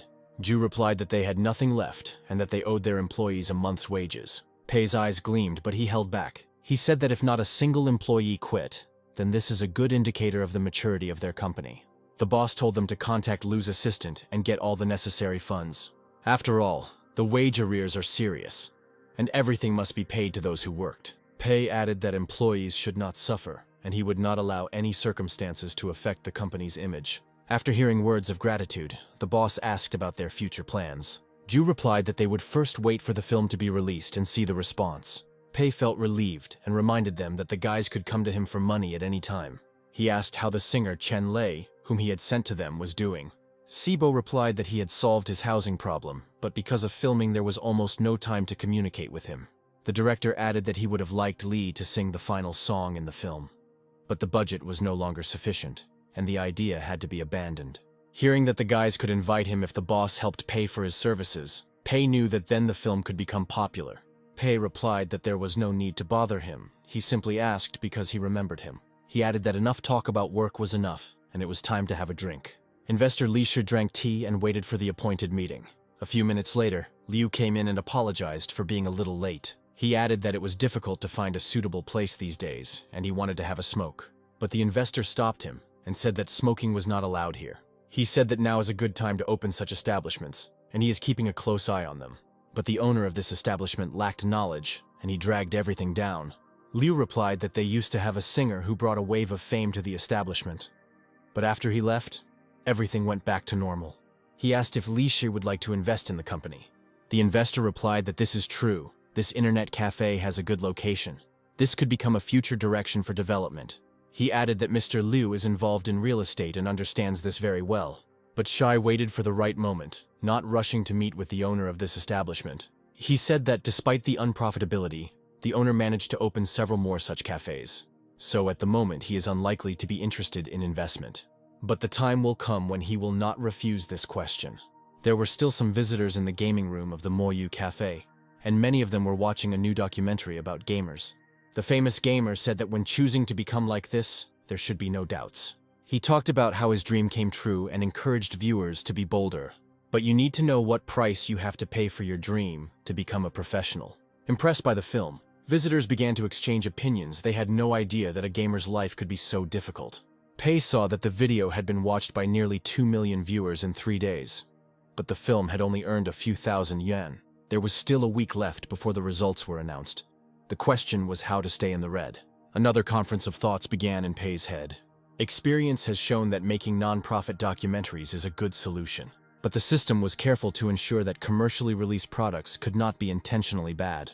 And as long as the companies have a good reputation, the system will not understand that money is being lost intentionally. It was a pity that in the gaming industry, a good reputation meant high sales. Because of this, the system awards profit points, and it is difficult to lose money. And thanks to the fact that the Shangyang company was acquired by the Game Group company, its reputation does not fall. But there is no profit, only losses. Moyu's cafe also did not bring in much profit, since they got rid of the singer Lei in time. Li Wan's identity has been revealed. It's unlikely that she will do anything else. And over time, everything may change. I had to spend as much as I could in the remaining week. There was still hope. She sat at the bar and watched Pei carefully. It was a complete surprise to him that the owner of the establishment was so young. From his behavior, the investor realized that he was calculating profits and losses. But it seems the owner doesn't know anything about it. Shi realized that now was the right time, otherwise he might miss such an opportunity later. He decided that it was necessary to meet with him as soon as possible and try to persuade him to make a decision that would be beneficial to the investor. Pei looked at the numbers and understood that he could create a loss of another 200 to 300,000. The main thing was not to make any movements. At that moment, the assistant called and said that someone wanted to invest in their company. Pei said only one word: refuse. Shi picked up the phone and heard the answer that he was refused. The investor was furious and was not even given the opportunity to meet. The next day, Shi came to the cafe again. Perhaps the owner is still trying to solve the problems himself, relying only on himself. Shai had never been refused before, on the contrary. Directors always ran to meet him, and the owner of this establishment should not be an exception. After some time, Yuan asked Yang how his exams went. My partner replied that this subject was not my core subject and it was very easy to pass. Jan took the cocktail and added that he thought the cafe would be at a loss, but everything went much better than he expected. Yen said he saw Boss Pei constantly writing something in his notebook. Jan replied that he was concerned about another issue. The application had been developed. The staff had been hired, but no one was asking about delivery. A colleague said he didn't understand why his boss wasn't taking any action on the advertising issue. I looked around and said that today the establishment was almost empty. This was only the case on the first day of opening, when no one knew about it. At that moment, their courier ran into the cafe and shouted that something had happened. He handed the boys a leaflet that he had just been given on the street. Still out of breath, the courier said that a new establishment had opened next to their cafe. Jan asked if they were targeting them, but they didn't offend anyone and didn't engage in a price war. Yuan replied that this was all for a reason and that someone was behind it all. The courier said that within a radius of several blocks, everything was covered with such leaflets. Jan replied that the traffic in this area was already low, and now they could lose even their infrequent visitors. He suggested lowering the prices, but Yuan flatly refused. It would affect the company's image, and Boss Pei would be unhappy again. Jan suggested telling the boss everything, and let him make the decision he thinks is right. He immediately called the director and explained the situation. Pei didn't know who might open a cafe nearby, but he was very happy about it. By evening, only a few tables were occupied in the cafe. But Jan was upset because the boss said not to do anything. Then an elegant man approached him and said that his name was Li Shi. He added that he is a regular customer and would like to discuss cooperation. The business card indicated the company Fan Capital, but this was the first time Ian had heard of it. Shai smiled. Since they didn't know about the company, it would be easier to deceive them. They sat down at the bar and the investor made his proposal. A few minutes later, Jan said that the offer was tempting, but he had to consult with his boss. After the cafe closed, he called Pei and asked if they could accept the proposed investment to improve the establishment's financial situation. But the director replied that they simply wanted to deceive him. He added that this man had already called his assistant a couple of days ago with the same question. But he refused. Jan didn't understand how they could refuse if they wanted to invest a lot of money in their business. Pei replied that they needed to think with their heads. It was unlikely that this investor would do anything for their benefit. Also, local stores have banded together and turned against them. And there is definitely someone behind this. Jan understood that now he had to trust the boss, and not a stranger who was offering them mountains of gold. Pei advised Yana not to refuse directly, as this could only cause harm. He offered options for refusal so that it would be tactful and natural. Jan listened and said that he was still concerned that they were slowly losing money. The boss replied that many companies go through this and everything has its time. Having received the relevant instructions, Yang headed to the table where Li Shi was waiting for him.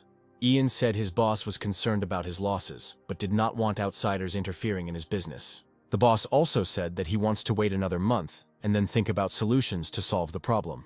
The investor gritted his teeth. He had never met such a stubborn businessman as Boss Pei. Li Shi tactfully replied that he did not dare to rush the owner into a decision that he had to make on his own. Jan shouted to the waiter to bring a cocktail glass for the boss. Bao and Liang discussed the situation in the internet cafe, but were surprised that Boss Pei didn't show it. Liang suggested renovating the ocean fortress, but that wouldn't help solve the other problems. Bao thought it was expected that the cost of an account on the platform should be higher. In addition, the number of active players has increased. Liang suggested that we wait with the report for now. Pei sat and analyzed the whole situation in his business. More often than not, they gave him bad news. If employees encounter problems, they resolve them on their own without causing any difficulties. Luckily, the game's revenue was reasonable, with the exception of Ocean Fortress. It was only through the forums that Pei learned that Sibo's documentary had somehow influenced the game, but none of the employees told him about this. He stood up from the table and decided it was time to act. It might not have been beneficial, but it was worth a try.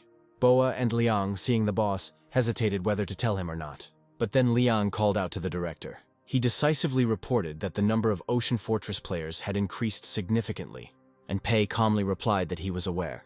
In the evening, he again noticed Li Shu in the cafe, who could not calm down. Pei pretended to play on his phone, but he thought that, thanks to the activity of nearby stores, his company's losses were promising. The cafe owner did not seem alarmed to the investor, or he skillfully hid it. Li Shu began to doubt whether he had missed something. It seemed that the businessman was doing nothing at all to improve the situation in the cafe. No advertising, no promotions. He does not try to lower prices, knowing how this will affect his image and will only harm the company. This guy might have some trick up his sleeve. Li Shi headed out, hoping that he had simply overestimated Boss Pei. Pei had already breathed a sigh of relief. But at that inopportune moment, Sibo called. He shouted into the phone and asked not to ask anything, but just to turn on the TV immediately. Sibo exclaimed that he congratulated the boss in advance. Pei ordered Yuan to turn on the TV immediately. On the screen was Chen Lei. It was a broadcast of some music competition in which he participated. But this show came out on television much later, and it could not be broadcast now. Pei grabbed his head. This couldn't be happening. From Liu, the investor knew that he was a former cafe singer who had good relations with the locals. Lei finished the song and waited for the show's mentors to say something. One of them said that the text was very good. Only people with a fascinating story could write something like that. Li replied that they might think the song was for his girlfriend, but it wasn't. He wrote it for a specific place. It's a small internet cafe where he feels the warmth of home. Thanks to Boss Pei, he gained the courage to pursue his dream in Shanghai. But Lei is a little upset that after he left, business at the cafe went downhill. Now he would like to thank Boss Pei. The mentors simultaneously pressed their buttons, and each one called Lei to his team. The show's host turned to the singer and said that he had to make a choice. Pei had seen enough and told Yuan to turn off the screen. Li Shi didn't yet know how he could use the information he had received, but he knew that this singer, his song, and the internet cafe would become famous all over the internet. The investor approached Pei's boss and said that it seemed he had underestimated him. As he headed for the exit, he only added that he hoped they would have another opportunity to collaborate. And Pei's colleagues did not hide their joy. They shouted that their cafe was finally saved. Pei felt discouraged. It was a failure, but it would be even worse if Lei came to their cafe for a concert. He was worried that it would hardly be possible to get rid of him. Yan exclaimed that there were a lot of people outside, and now he understood why the boss sent Lei to the capital. He wiped away tears of happiness and added that they needed to prepare for the singer's arrival, hire more waiters, and pay more. Pei smiled tensely and replied that he needed to get a good rest first. Jan said that the boss could rely on them and ran off to get things done. And passers-by discussed how, because of the promotions and advertising of neighboring cafes, they had not noticed this place earlier. They hoped that they would be able to meet Lei there. Trading activity in nearby stores began to decline due to the singer's popularity, and the internet cafe is unlikely to become the same and empty again. Up until this point, everything was going more or less well, and the system's account was already minus 2 million. The game's revenue could be around 1.5 million, and the turnover of the internet cafe is about 100,000, no more. But with the arrival of Chen Lei, these incomes will skyrocket. Pei now had many employees, and about 400,000 were spent on them this quarter. And then he saw that the Ghost Generals brought in more income than expected, and the Ocean Fortress brought in a whole million more. Pei began to analyze again all the details of what had been done recently. It never occurred to him where or what he might have missed. The number of active players in the Ocean Fortress has increased significantly, and the replenishment of the account has also increased. Pei thought that as long as in-game purchases were limited, income would not grow. But he was wrong. It was impossible to lose the money. Pei himself set the restrictions on the purchase of weapons, and it was he who sent Lei to Shanghai. He nearly choked when the system gave him another boost. Realizing that he would no longer be able to break even, Pei decided to have a drink at an internet cafe. Almost all the tables here were occupied, and visitors who came here for the first time were surprised by the good atmosphere and regretted that they did not know about this place earlier. The players in the gaming room also admired the high quality and expensive computers installed there. And then all the guests of the cafe began to shout out Chen Lei's name, and the singer, having become popular, stood on stage and sang his songs. Pei was completely disappointed. He stopped losing money in this cafe. Jan came up to him and said that they had been waiting for him and had specially reserved a table. After all, thanks to him, the cafe began to bring in noticeable profits. Pei sat in the office and felt completely exhausted. After 2 months of hard work, there were more than 20,000. He suggested that a break was needed. The monthly income of the Ocean Fortress has exceeded 10 million, and it can continue to earn 7 to 8 million per month. Even if he does nothing, given current expenses, it won't be difficult to earn up to 6 million next month. The next system cycle was supposed to be 2 months. He would save 5 million every month, and then he would be able to convert it into 100 million. And then the system gave a new task, to be wary of a big loss in the next cycle. But Pei wasn't obsessed with profit, he wanted to lose. At that moment, his assistant called him and said that Lin Zhou, Li Wang's brother, wanted to meet with him. Sitting in the car, Pei reflected that he had made a lot of money when he was an actor. But now the system said that if he became an actor again, it would interfere with cashing out. For companies invested in by the system, his salary cannot exceed 1,500 per day. But if it is not related to the system, then there are no restrictions. If the system doesn't become suspicious, then everything should go smoothly, although there were risks.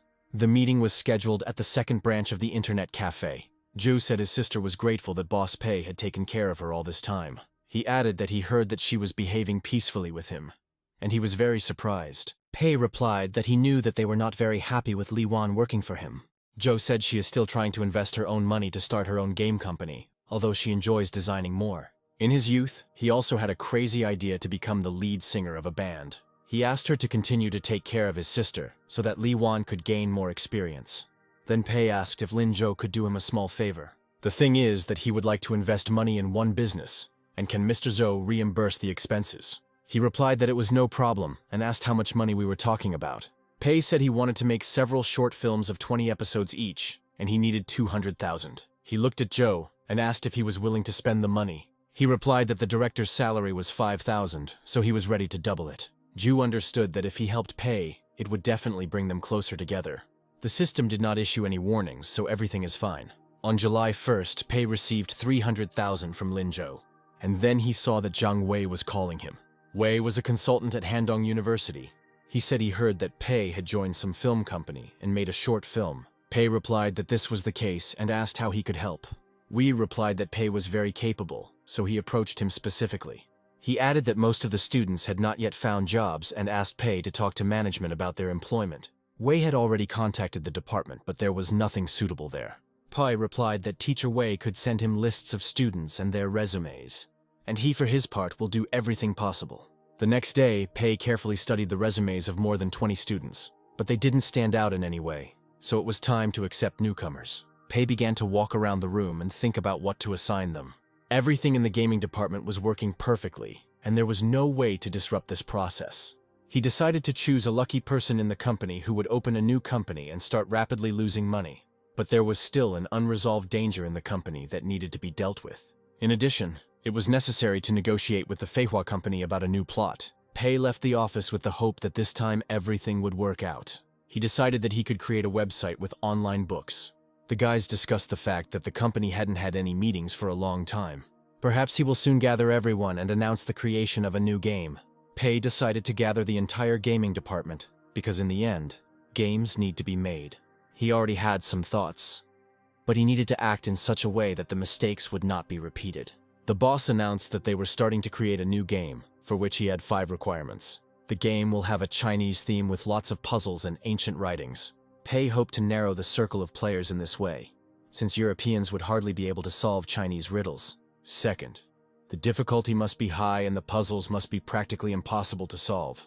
Third, The game should have many characteristics of different nature, many actions and scenes. Fourth, the game will have a long refund period. For example, 5 hours from the moment of purchase. And the last thing is the name of the game. Look back, the shore is there. Pei saw the entire team become confused. Bao asked about difficulty.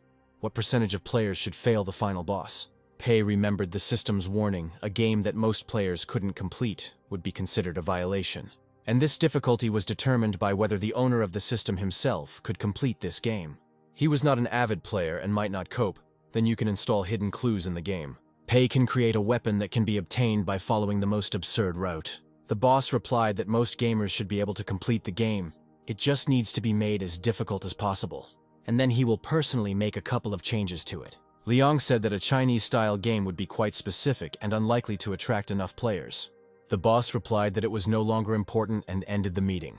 Everyone went to leave, but the boss told Ma Kun to stay. Kun was glad that he could communicate with the boss in person. He hoped that now the director would tell how the name itself should be displayed in the game. But the boss suddenly announced that Ma Kun was no longer a member of the game group team. The guy was overcome with panic about what he could have done wrong in his work. The boss said he was going to open a book website and give Kun a chance to prove himself. He asked about the status of the site, and the director replied that it was only being created, and that Chun would need to work with it every day. The boss will soon recruit the necessary staff. He added that Kun would be able to command the employees as he pleased. Kun replied excitedly that he would hardly be able to handle this project. It is unlikely that he will be able to create something that will bring profit to the company. This was exactly what Pei had been counting on. A team of rookie students led by Kun would not be able to create a masterpiece without skills in this area. Materials will have to be constantly edited, delayed. The reader will hardly be able to find the book he needs on this site. And Pei replied that many envy his talent. He writes interestingly, even if something doesn't work out, it won't be his fault. Kun replied that he would do his best to make the site good. He asked what the name of this site would be. Pei replied, the end point of the Chinese network. Now he needed to take care of Shangyang's company and look at the plans provided by the employees. After changes were made to the game's Song of Bloody Battle, reputation increased, old players returned. But the game had few clues and no specific details, all of which was pretty good. The main thing is not to give the job to Zizhou, otherwise everything will fail. But this plan was drawn up by Wang Xiaobin, who still dreams of reviving the domestic gaming industry.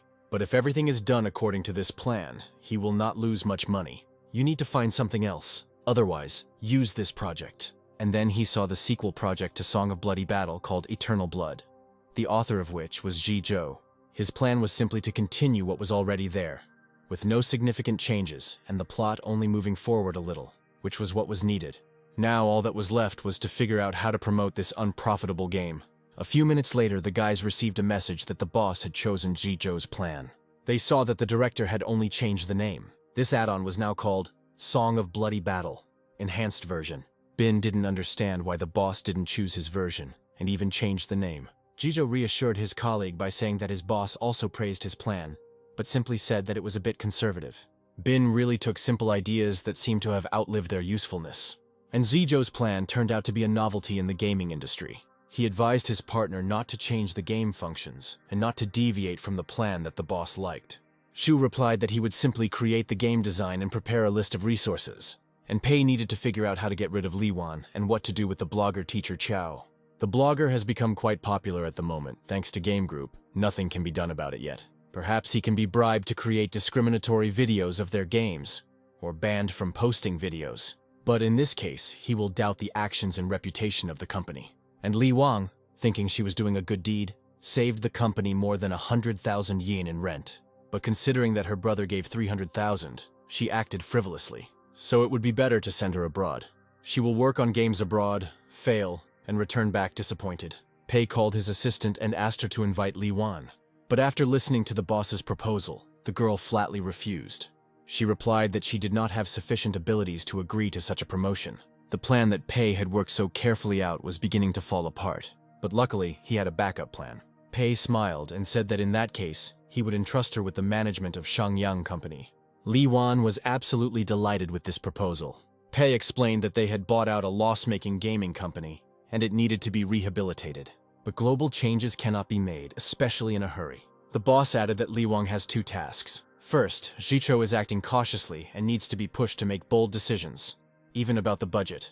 And secondly, Li Wang will become their ambassador. In the future, the salary in Shangyang will be equal to the payments of the head office.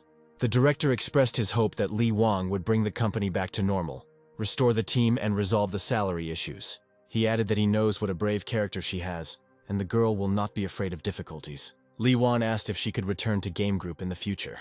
Pei replied that the company was her second home and her workplace would remain hers.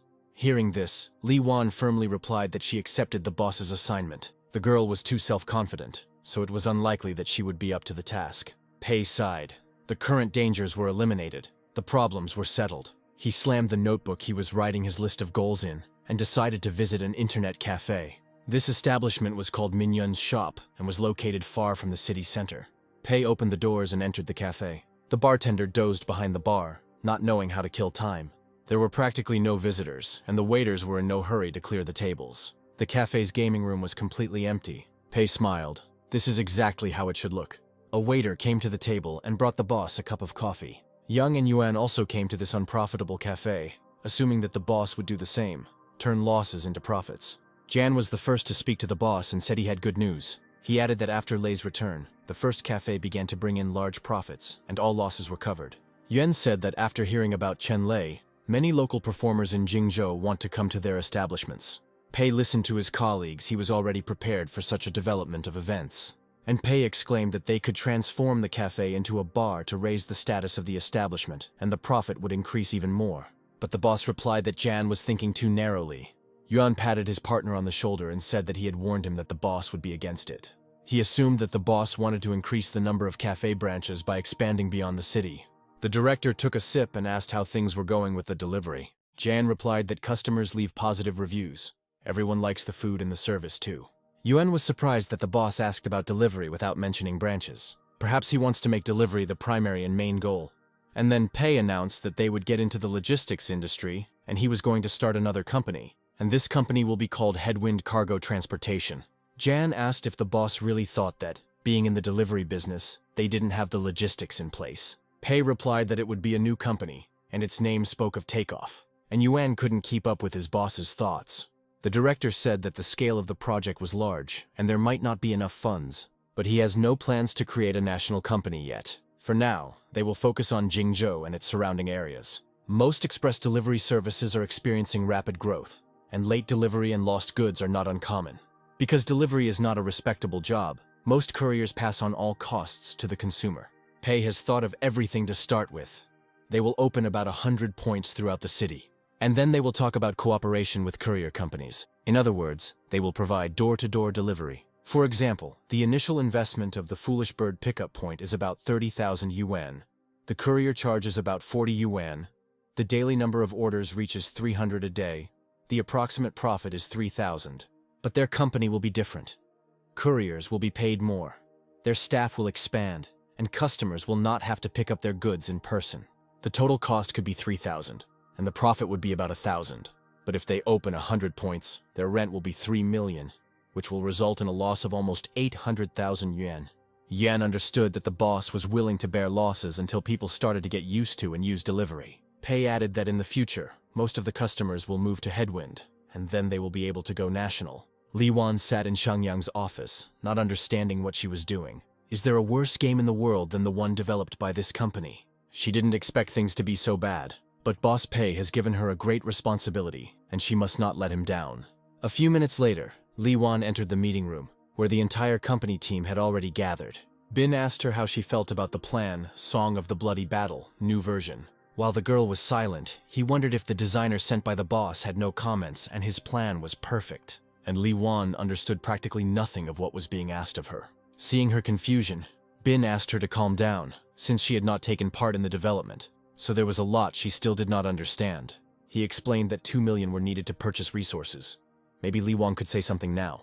And then the girl replied that she thought there was a problem with the budget.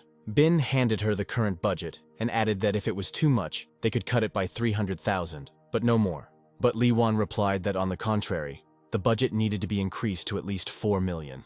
And in the best case, there should be 5 million, so that unforeseen problems do not arise in the future. Bin said that they had already calculated everything and 2 million was quite enough. But the girl insisted.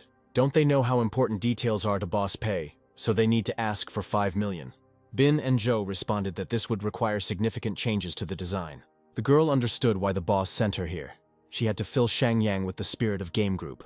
Zhou said that there was a problem with the budget change, and even if they shifted the resources to a high level and hired skilled artists for special design, they still couldn't spend it all. Bin added that they are currently using 2Ds for the official platform, and the support for this version is not of good quality. Li Wan replied that there was nothing stopping them from using the 3Ds.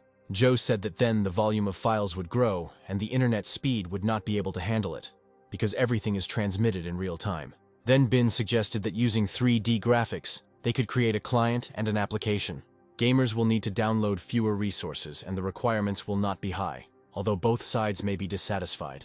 Li Wan began to think about what the boss would do and what he would do in such a situation. And then the girl suggested creating a mini application. The design can be left, but the graphics should be made 3D. Zhou stayed in the office after work. Realizing that it was difficult to spend such a budget, he tried to do it. But then he received a message from his boss asking how things were going, and he decided to tell him how today's meeting went. After understanding the situation, Pei replied to continue working and contact director Li Wan for any questions. He mentally praised the girl. Everything was going as he had planned. He would spend a lot of money and even resort to the mini-app system. The company had never used this method before. 5 million will be spent now, and then another 3 million on promotion. Kun looked into the office and said that almost everything was ready to create a book website. He explained that creating domains, templates, and folders for authors cost about 320,000 yuan, and now they need to recruit staff to maintain the site. Pei was pleased with the size of the expenses and asked if there were any problems. Kun replied that the first problem is the lack of qualifications of editors, who pay more attention to the handwriting of manuscripts when selecting. The second is the low quality of the manuscripts, most of which will not receive a good grade and are unlikely to make it onto the bookshelves. And if they select better quality works, they will receive no more than 500 yuan. Pei wanted to take a look at the manuscripts, and Kun handed him a flash drive. The first thing that immediately caught my eye was a bunch of uncorrected spelling errors. He returned the flash drive and said it wasn't that big of a problem. Kun replied that the price was set at 1,000 yuan. Unlimited visits were 500 yuan, but the site had to be updated and replenished daily. In addition, the most active should be given bonuses, and if the price tag is made lower, they will not be able to earn anything. But the boss replied that everything was fine. If 500 authors were involved, the cost would be 500,000 yuan. Their site is a new platform. People are unlikely to want to visit it if it is empty. Everything will be fine, and they will cope. The main thing is that there are manuscripts. And if they are not enough, why not sit down and write something yourself? The boss added that if there is no work, then you can spend time on your favorite hobby. If there is a lot of work, then you also need to hire people. It's simple. Kun listened to the boss. He hoped that he had everything under control. The design office for the new social network was located in a new office on the 18th floor. After returning from the boss, Kun held a meeting. He said that the director's first order was to replenish the library by reducing the price and attracting as many authors as possible. Student Juan Sung reported that he had finished reviewing today's manuscripts. Kun replied that everyone who had completed the work could write something themselves to add to the site. He realized that he had left unfinished work in his previous position while working on a new game. It required a lot of ancient words and puzzles, and if he had done it himself, the quality would not have been the best. But now students can help with this. For example, Xing is well versed in ancient literature. Kun decided that if the students did not want to write manuscripts for the website, they could be assigned other work. He told them that he had another interesting task for them. Kun said that Game Group is developing a new game, Look Back, The Shore is There, and began his story. In ancient China there was a small, quiet village, but people began to lose their souls, becoming wandering ghosts. Losing their minds and sanity, they began to attack others. They were all unconsciously moving in the same direction. This place was called the Road to the Other World. The spirits took the deceased to court, where a decision had to be made whether to send the soul to reincarnation or to the 18 circles of hell. But the spirits stopped taking them, so the dead wander along the road to the next world, unable to get into the afterlife. Unable to find their way, they become furious, and the world turns into purgatory. According to the boss's requirements, after death the character is reborn, and a Buddha statue appears at a certain distance. Kun said that there was more information, and he would share it with anyone interested in this work. Sin was the first to raise his hand, expressing his desire to participate in this project. He asked if it would be possible to post the contents of this game on their website in the form of a story. You can also split the task into several parts, and each employee can be responsible for a specific piece of content. The students were interested in this kind of work and were talking about how the game could turn out to be cool. Kun replied that from today on they would meet weekly and discuss the development and plot of the game. The fish cafe at the entrance had enough customers, and the profits stabilized. But Li Shi didn't like this situation very much. Judging by the occupied tables, business was going well, and the profit was obvious. But this time, he didn't see the director anywhere. The investor called the waiter and asked how long it had been since the boss had visited this establishment. The guy replied that the director had been gone for a week, but he heard that he wanted to visit the Minyan Shop Cafe. Li Shi knew that Minyan was an elite private sector on the outskirts of Jingzhou City, but it was not a very suitable place to open a branch. The investor became curious about what Boss Pei would do this time. He called someone and sent people there, ordering them to find at least 3 waiters. Pei sat down at a table, and the waiter at the Minyan Cafe brought him coffee. He was very glad that the waiters had almost no work. Pei called Yang and Yuan over, and said that this month all the cafe workers would be receiving a bonus of 1,000 yuan. Seeing the surprised faces, he explained that things weren't going well at the cafe, so he just wanted to cheer up the workers. Then Yuan said that someone wanted to bribe him to get information about the cafe. Other employees said they had also received the same offer. Pei didn't understand who needed information about the unprofitable cafe. He asked to share how much they were offered.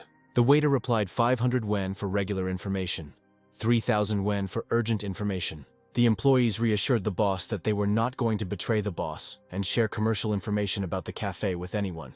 But Pei thought that if someone wanted to get hold of such information, it would put Mingyun in an awkward position, and he would lose even more money. And suddenly he said that they can sell as much information as they want. He doesn't forbid them from earning a little money on the side. Jan asked how false the information had to be, but the boss replied that they had to tell the honest truth. Pei turned on the recorder and told the staff that he would now tell them about the development plans for Minyan Cafe. In the coming months, this cafe will become their priority. Despite the fact that it specializes in drinks, the cafe is quite successful. Pei recalled that when Yang suggested turning the internet cafe into a bar, he didn't agree. But their internet cafe model will overtake others and become the most popular. It was no coincidence that Pei chose to develop a cafe that was the least profitable. When the waiters asked what they should do now, the boss replied, "Wait for customers and serve them." Pei pressed the button and stopped recording the conversation. He ordered this message to be passed on to all the waiters. Thanks to this recording, an interested stranger will not have any suspicions or doubts. In the evening, Li Shi received the same note from 3 waiters, but it didn't matter. Now he knew Boss Pei's plan and how he was going to act. But the location of this cafe left much to be desired. Students will go to a nearby cafe, but rich people are unlikely to come here for a cup of coffee. But the investor already knew that there was no doubting Boss Pei's abilities. After all, last time a famous singer helped him promote the cafe. No matter how hard Li Shi tried, he still couldn't figure out how to make this cafe popular. One thing was clear. A busy man like Boss Pei would not waste his precious time on empty chores.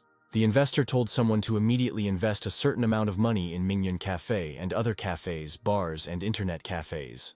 A week later, Pei wondered if the stranger had taken any action after believing the nonsense he had spoken into the recorder. Perhaps he will urgently start investing in nearby cafes and, thanks to this, an outflow of customers will begin. And the preparation of the work of the logistics company Headwind was supposed to take a week. The Swan Lake restaurant no longer met Pei's requirements, and it was necessary to create our own. But the question was in which area exactly to open it. In any case, you need to spend as much money as possible, but so that the system does not notice the catch.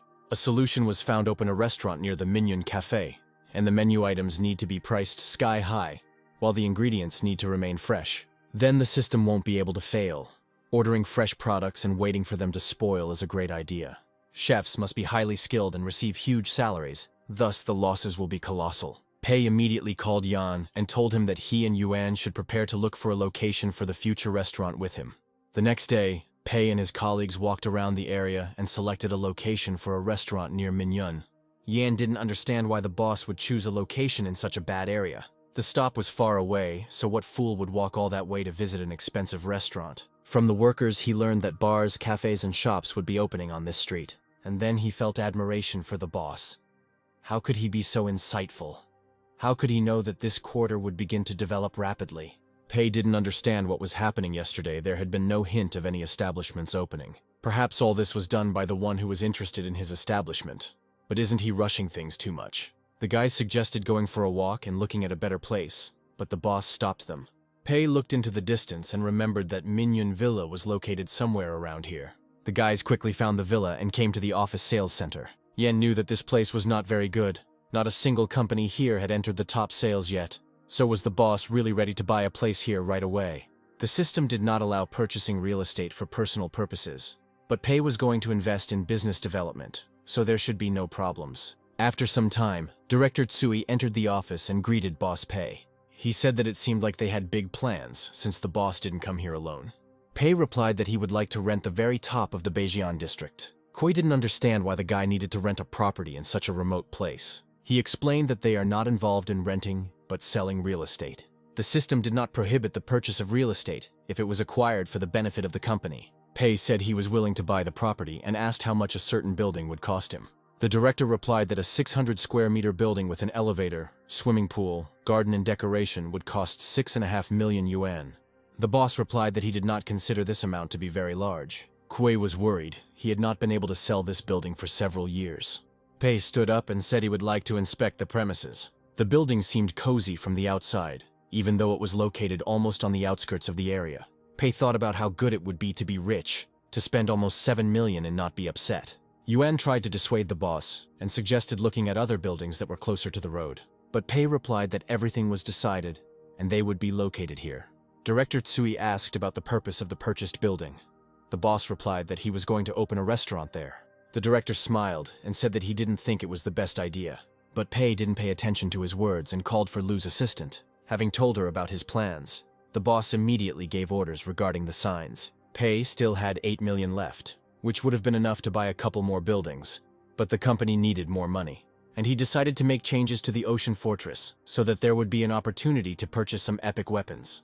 To earn 6 million, you need to sell almost 10,000 copies at the same price. 800 win. You just need to complete a few formalities, and next month everything should work out to start earning money. And soon there was to be another award ceremony for the office employees, and everyone needed to be inspired. Li Wan knew that Song of Bloody Battle was not her work, but she still wanted to do it to increase sales. Once she opened the game, she began to understand why players still invest money in it. It became clear to the girl why Boss Pei had bought out the unprofitable company. He wanted to experiment with the game in a way that others had not dared to do before. It was necessary to put all players on the same level. The company made money by selling exclusive items to local wealthy people. Luxurious golden wings, the title of king. Others did not even compare, and the whole system was built on the rich.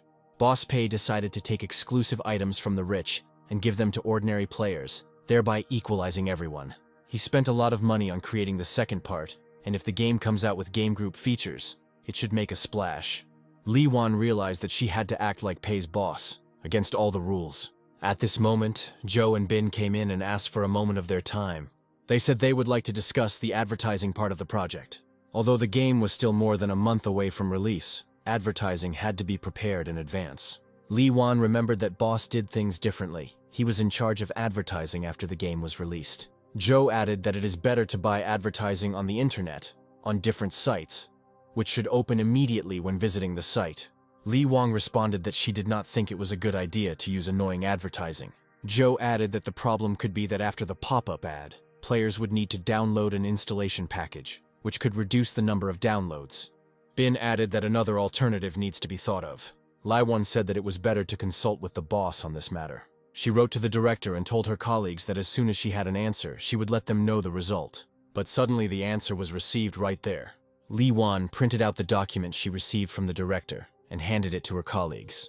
Zhao read it and replied that he thought the advertising plan was not the best. The boss suggested spending a lot of money on advertising, hiring stars and dressing them in game costumes.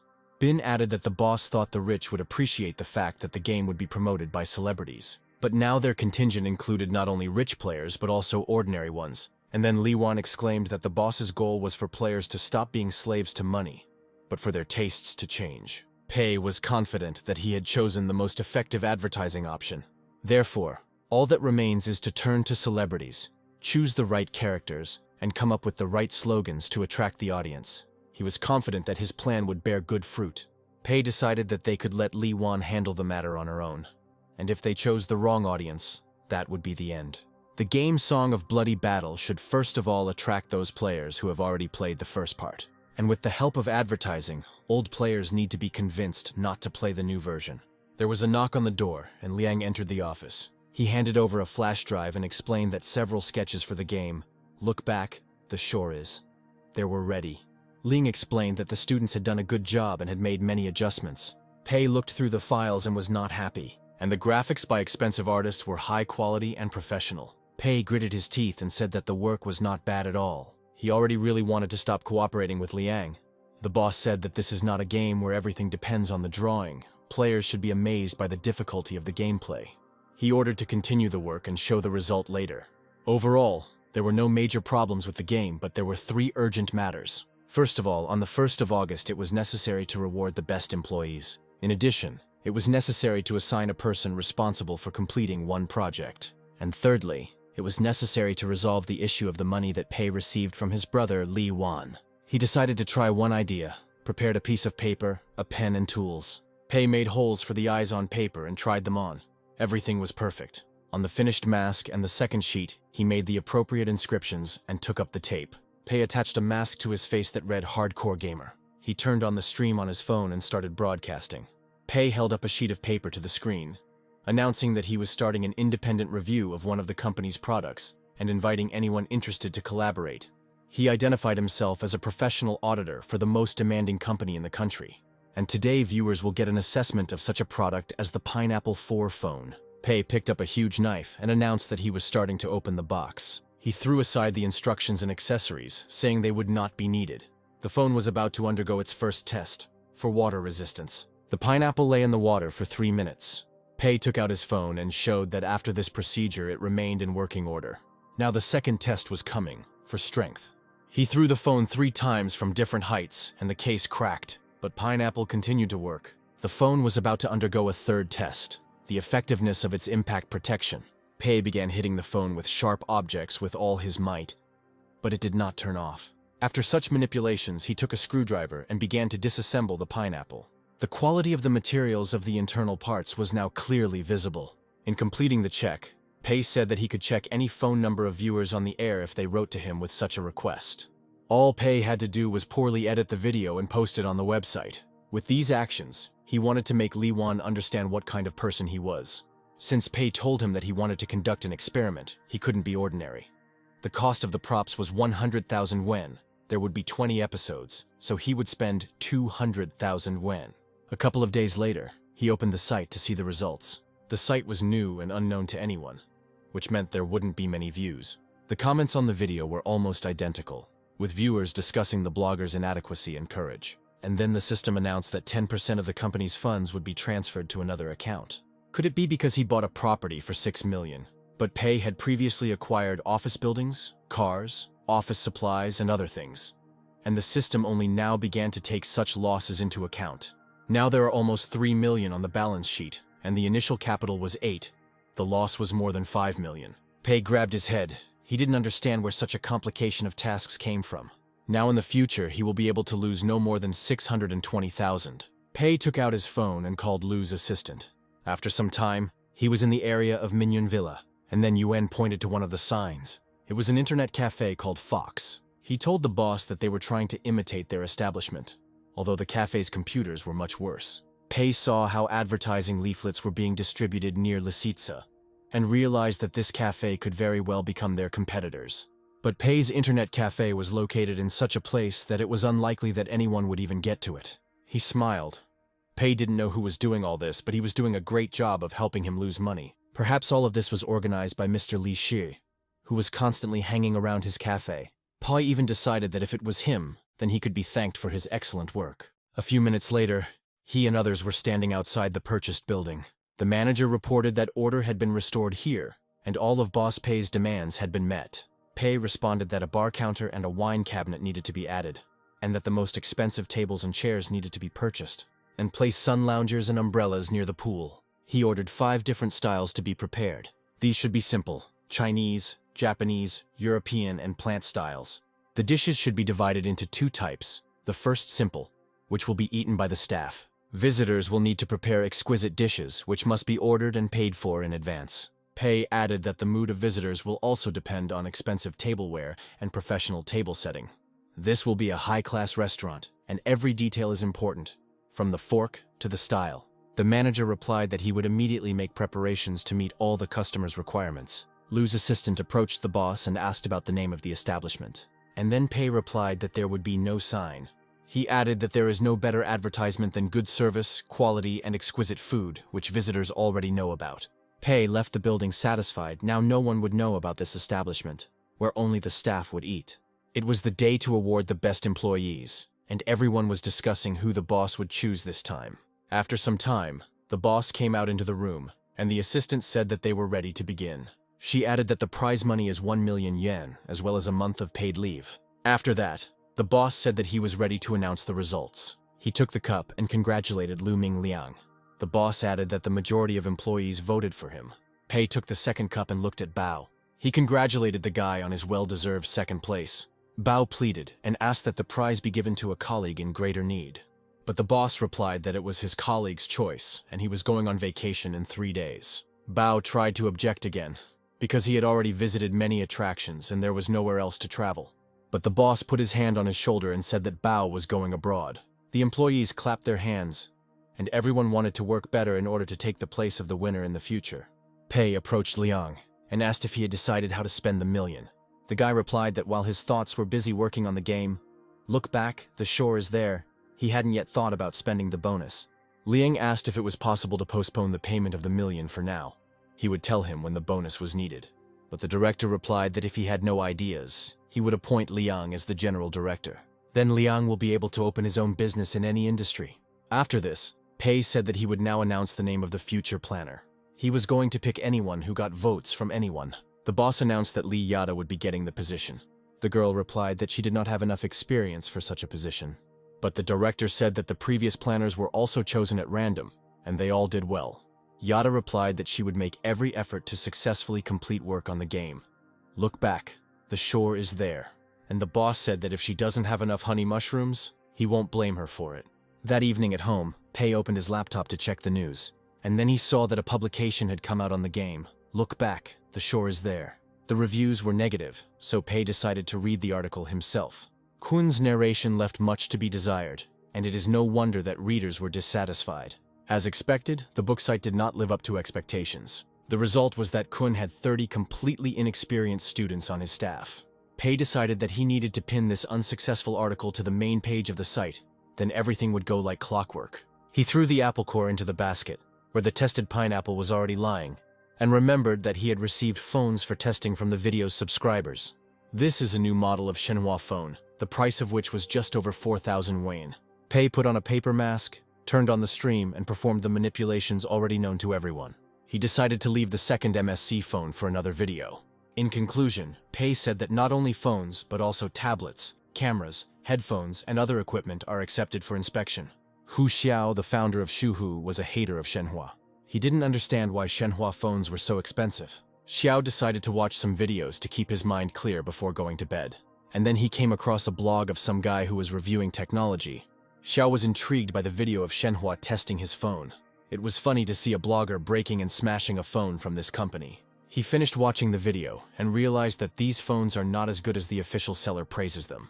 Xiao wondered where this reviewer came from. Maybe he was a game developer. In the morning, Pei saw that his video review had reached the top of the videos. He read the comments and didn't understand why there was so much hype around his video. In addition, a certain Hu Xiao shared this video and created a special account to discuss the video. Pei finished his noodles and decided that perhaps he would find this useful in the future. He sat down at his laptop and realized it was time for a new video. Meanwhile, Xiao was writing comments on Pei's video of him disassembling Shenhua's phone. He wrote about the terrible quality of this phone, as shown in the video. The back cover is of poor quality and cracked from one blow from a blogger. And from the review, it was clear that this model from the Shenhua company is far from high quality and not worth the money. After finishing his comments, Xiao felt full of energy. But then he saw someone's comment that the MSC phone model was much worse and would break faster. Xiao followed the link and saw another video from a phone reviewer. The video said that MSC was no better than Shenhua's phone, which was confirmed by the tests carried out. Xiao really wanted to know where this honest reviewer came from. A couple of days later, Pei and Liang arrived in the area where the Headwind office was located. he made sure that everything was going as it should.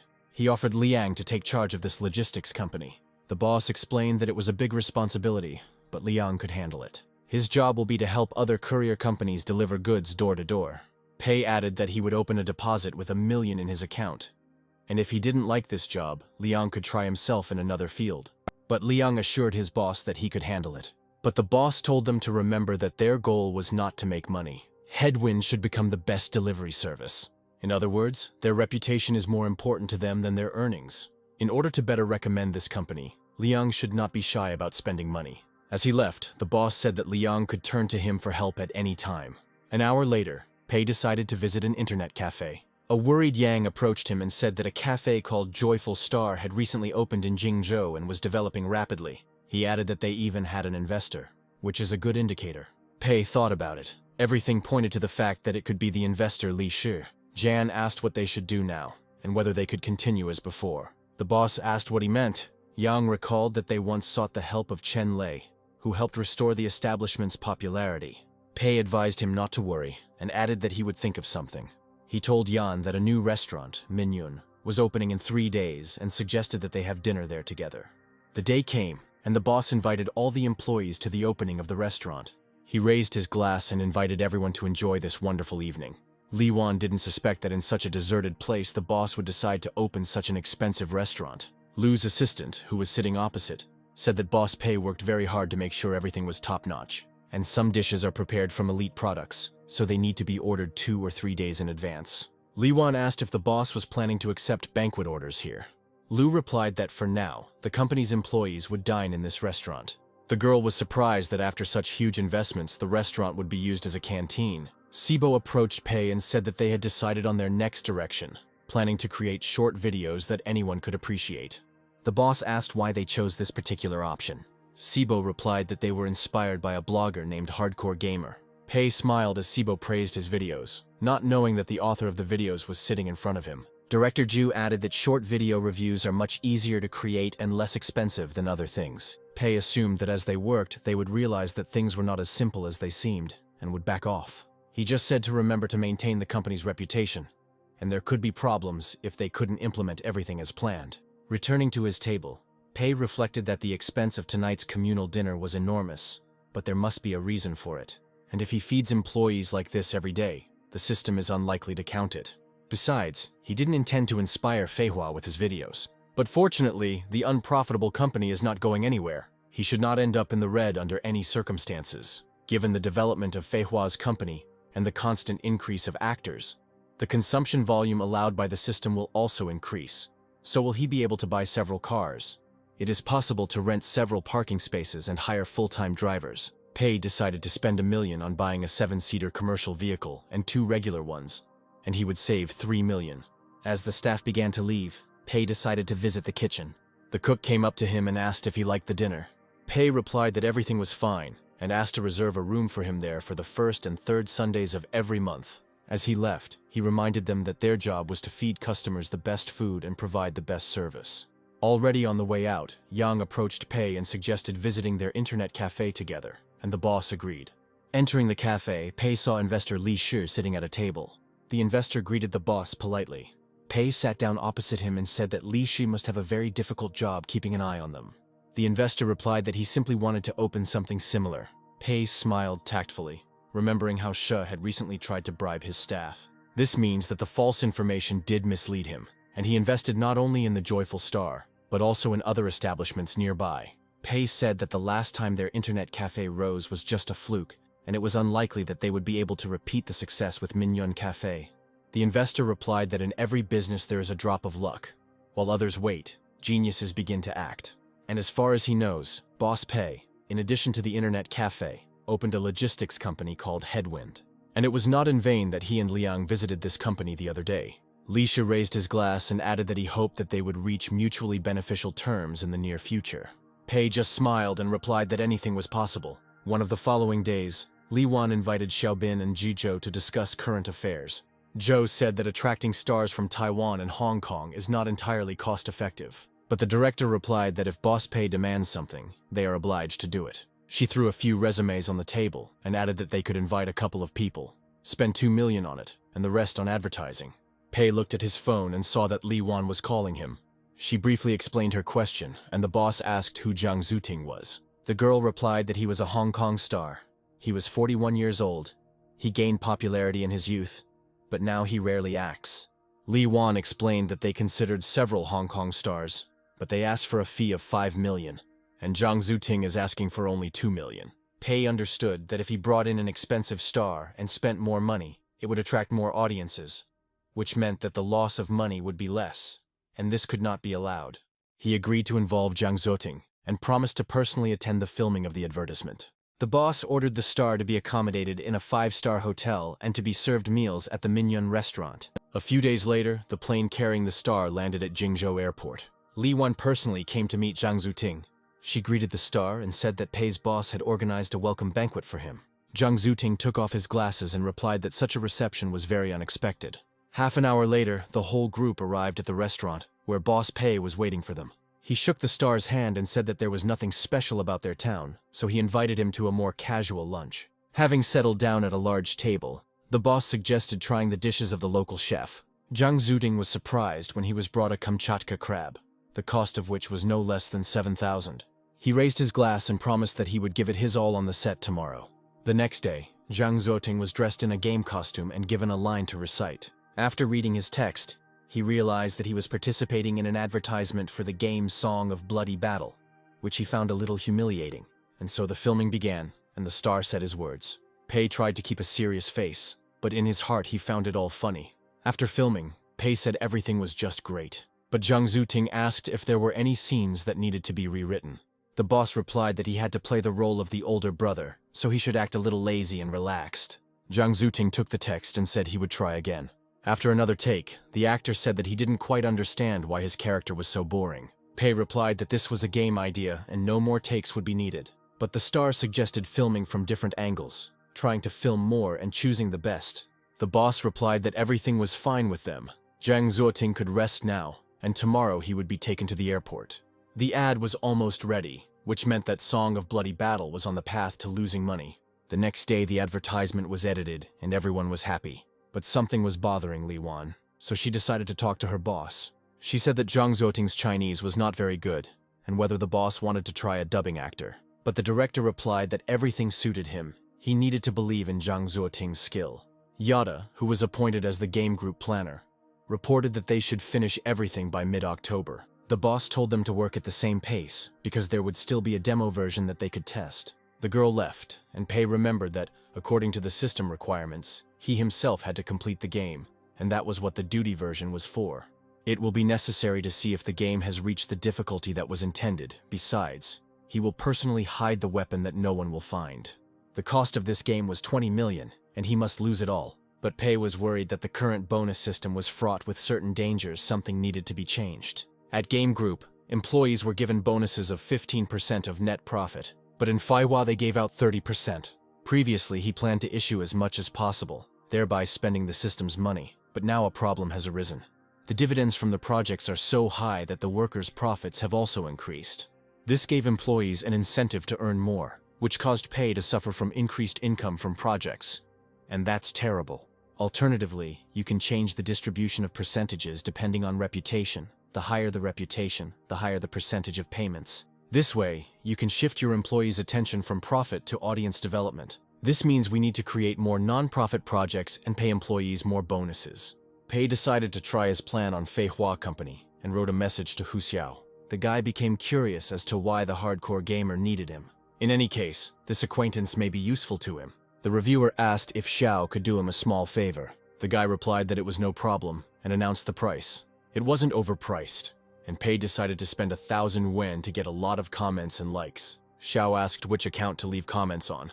Pei replied that he should look for the Fei Hua Studio channel. A new video review would be released there soon. And Xiao's work will leave approximately the same comments like, easy to use, happy with everything, I recommend, and other neutral words.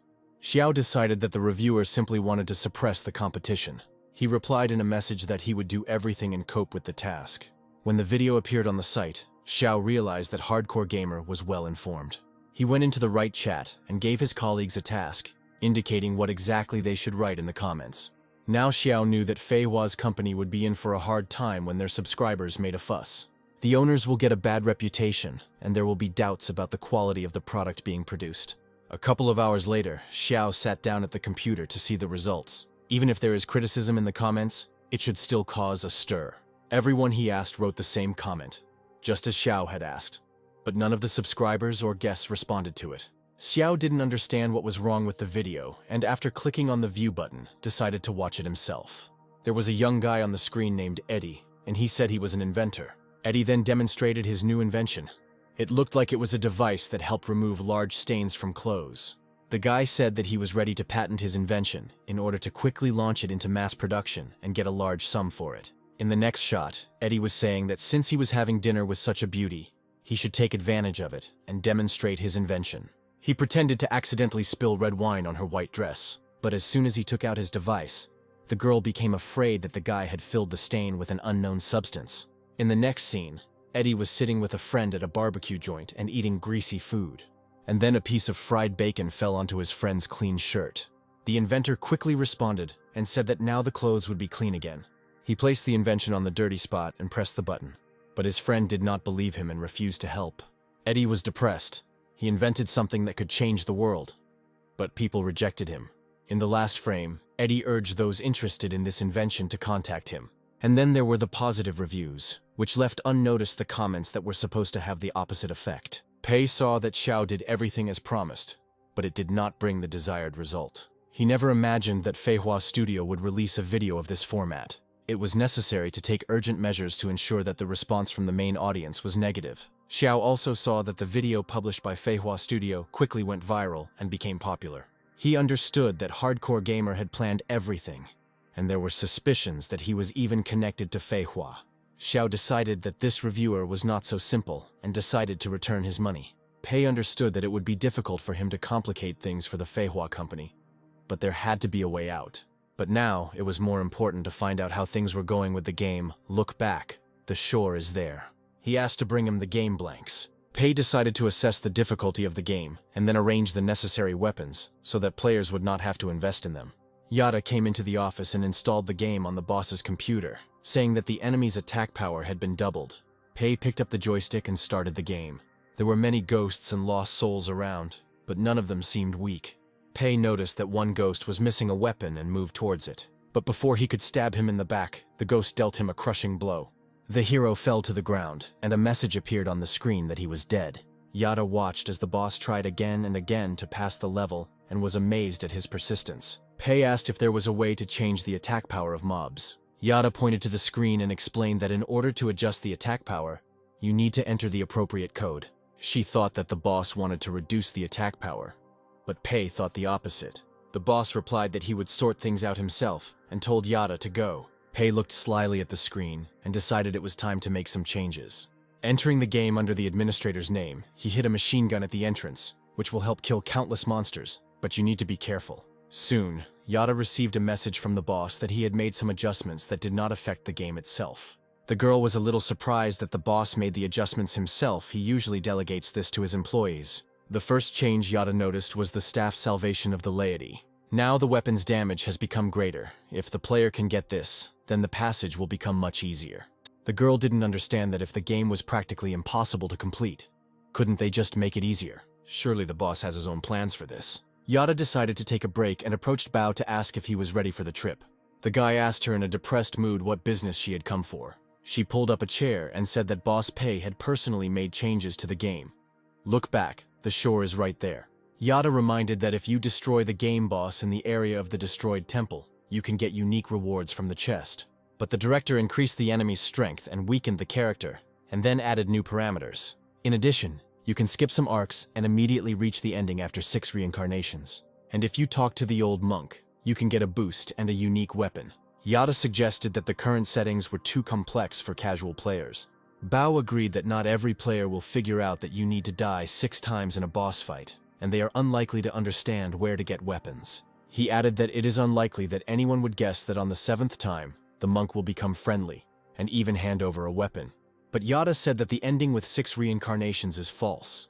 The player will think that everything is over, but everything will repeat itself. She added that it would be difficult to guess that taking the staff would mean escape, and only by abandoning the staff and taking up ordinary weapons can one escape from the vicious circle. Yada reminded that initially it didn't matter whether the player would fight the monk. It didn't affect the course of the game in any way. Bao exclaimed that nothing less could be expected from Boss Pei, who added the finishing touches to the game. Pei understood that the situation was not the best and decided to seek outside help. He asked his assistant to contact blogger teacher Qiao and offer him to test the game for 500 yen a day. Pei was sure that the blogger would agree, because money is always needed. Half an hour later, Lu came in and said that Qiao had agreed to come over for the weekend and that she would arrange for his accommodation and food. The boss added that in order for his travel to be paid, everything had to be at the highest level. The assistant then reported that star Zhang Zuting had posted online expressing his gratitude for the cooperation. Pei read that he praised his restaurant in Jingzhou and recommended that he visit it. And below there were comments in which people asked where this wonderful place was and asked to be told the exact address.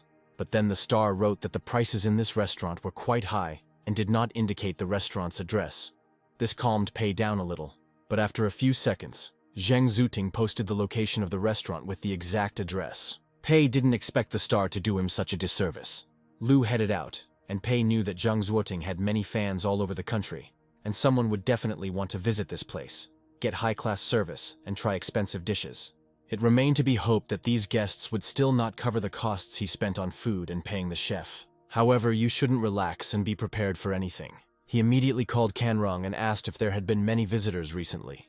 The chef replied that the restaurant was empty, that they needed to think about advertising, and that he would do it as soon as possible. The boss said not to worry about it. His job was just to provide the guests with the best food. The main thing is to adhere to the prohibitions. No photography, no explaining anything to guests, and no one being singled out. There is no need to explain why their dishes are so expensive and why you need to order them in advance. The cook replied that he understood everything and would strictly follow the boss's instructions. Blogger Qiao arrived at Jingzhou Airport for the weekend. When they sent a personal car for him instead of a taxi, the blogger realized that everything was top-notch. When getting his pass at the game group office, Qiao saw two twins at the reception. It was very creative, and the working atmosphere was not at all tense, as in other companies. Teacher Qiao walked into Boss Pei's office and they greeted each other. He saw the director for the first time and didn't think he was so young. The blogger said that he was not at all tired from the flight and suggested getting straight to the point. The boss handed him the contract. Qiao did not see any pitfalls in it and confidently signed the agreement. After this, the director invited the blogger to look at his workplace. They arrived at the boss's internet cafe and the manager said that the food and drinks were great. One of the computers already had a demo version of the game Look Back. There's a shore there. Pei invited the blogger to make himself at home and to attend a banquet in the evening to celebrate his appointment. Finally, he added that Qiao could contact him at any time. The blogger replied that the boss was too worried. Everything would be perfect. But Pei knew that Qiao would soon lose his enthusiasm once he realized the complexity of the game.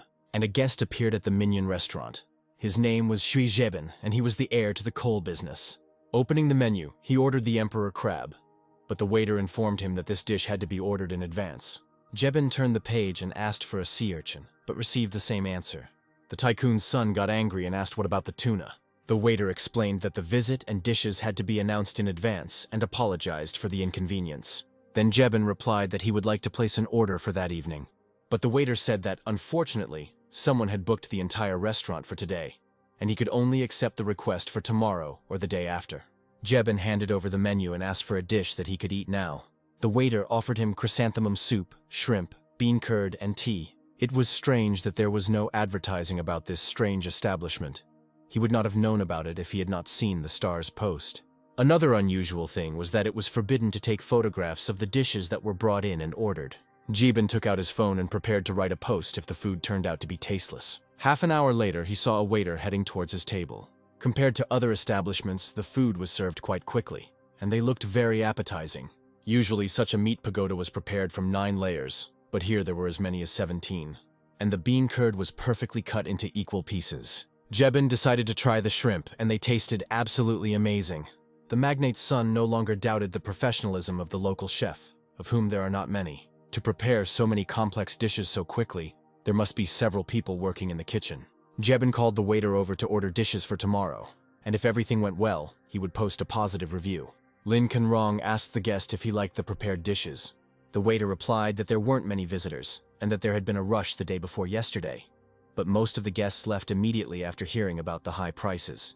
But everyone who visited their restaurant and tried the food was satisfied, just like this guest. When the chef heard that this customer had made a reservation for tomorrow, he was very pleased with himself. A couple of hours later, Pei quietly returned to the internet cafe to watch the blogger. This time was enough for Chow to lose his temper in rage. He had already tried to pass a certain stage 100 times, but all to no avail. This was natural, since the blogger did not have the spear that Pei used. He decided to approach the blogger and asked how he was feeling. Xiao replied that the game's difficulty was too high, perhaps adding 1-0 to the enemy's strength by mistake. The boss smiled and suggested having lunch and discussing everything again later. Pei saw how the professional player was tired of the game, so what will happen to the ordinary players? They had barely sat down at the table when hot food was immediately brought to them. Chow appreciated the excellence of the food and service from the first spoonful, and the boss again asked about his progress in the game. The blogger began his story, and Pei realized that he had already passed the newbie village, but the game had a setting that caused dead opponents to be reborn again, and defeating them was not so easy. And if you choose the wrong tactics, you can get stuck in the newbie village. The boss asked Chow what he thought was the main difficulty. The blogger, without thinking, immediately responded that the monster's attack was too high.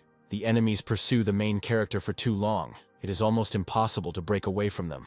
And when he managed to lure the monster out, an arrow suddenly flew out of nowhere.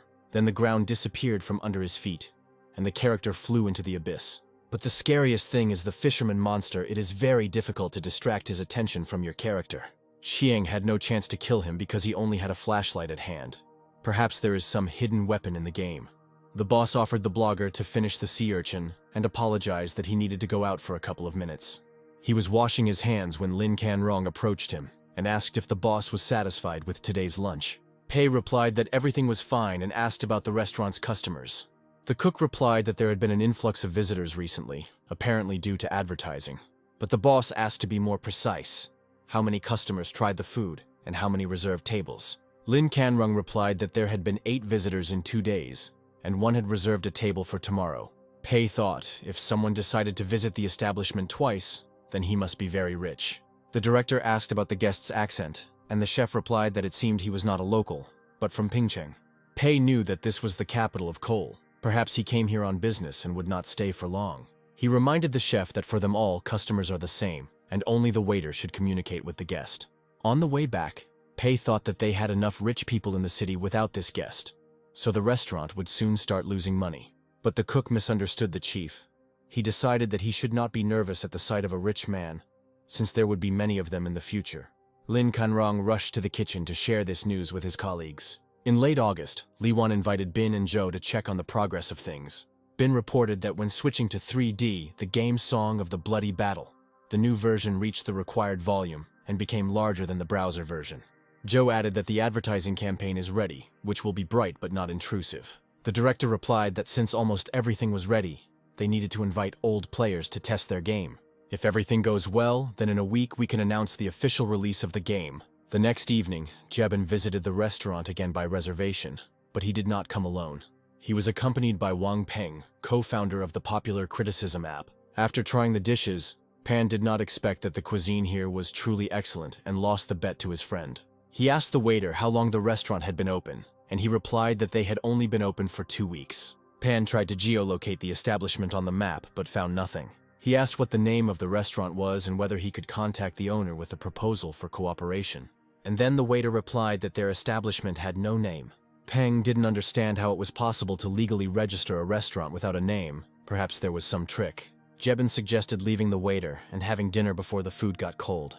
But before he started eating, Peng decided to take pictures of the food on his phone.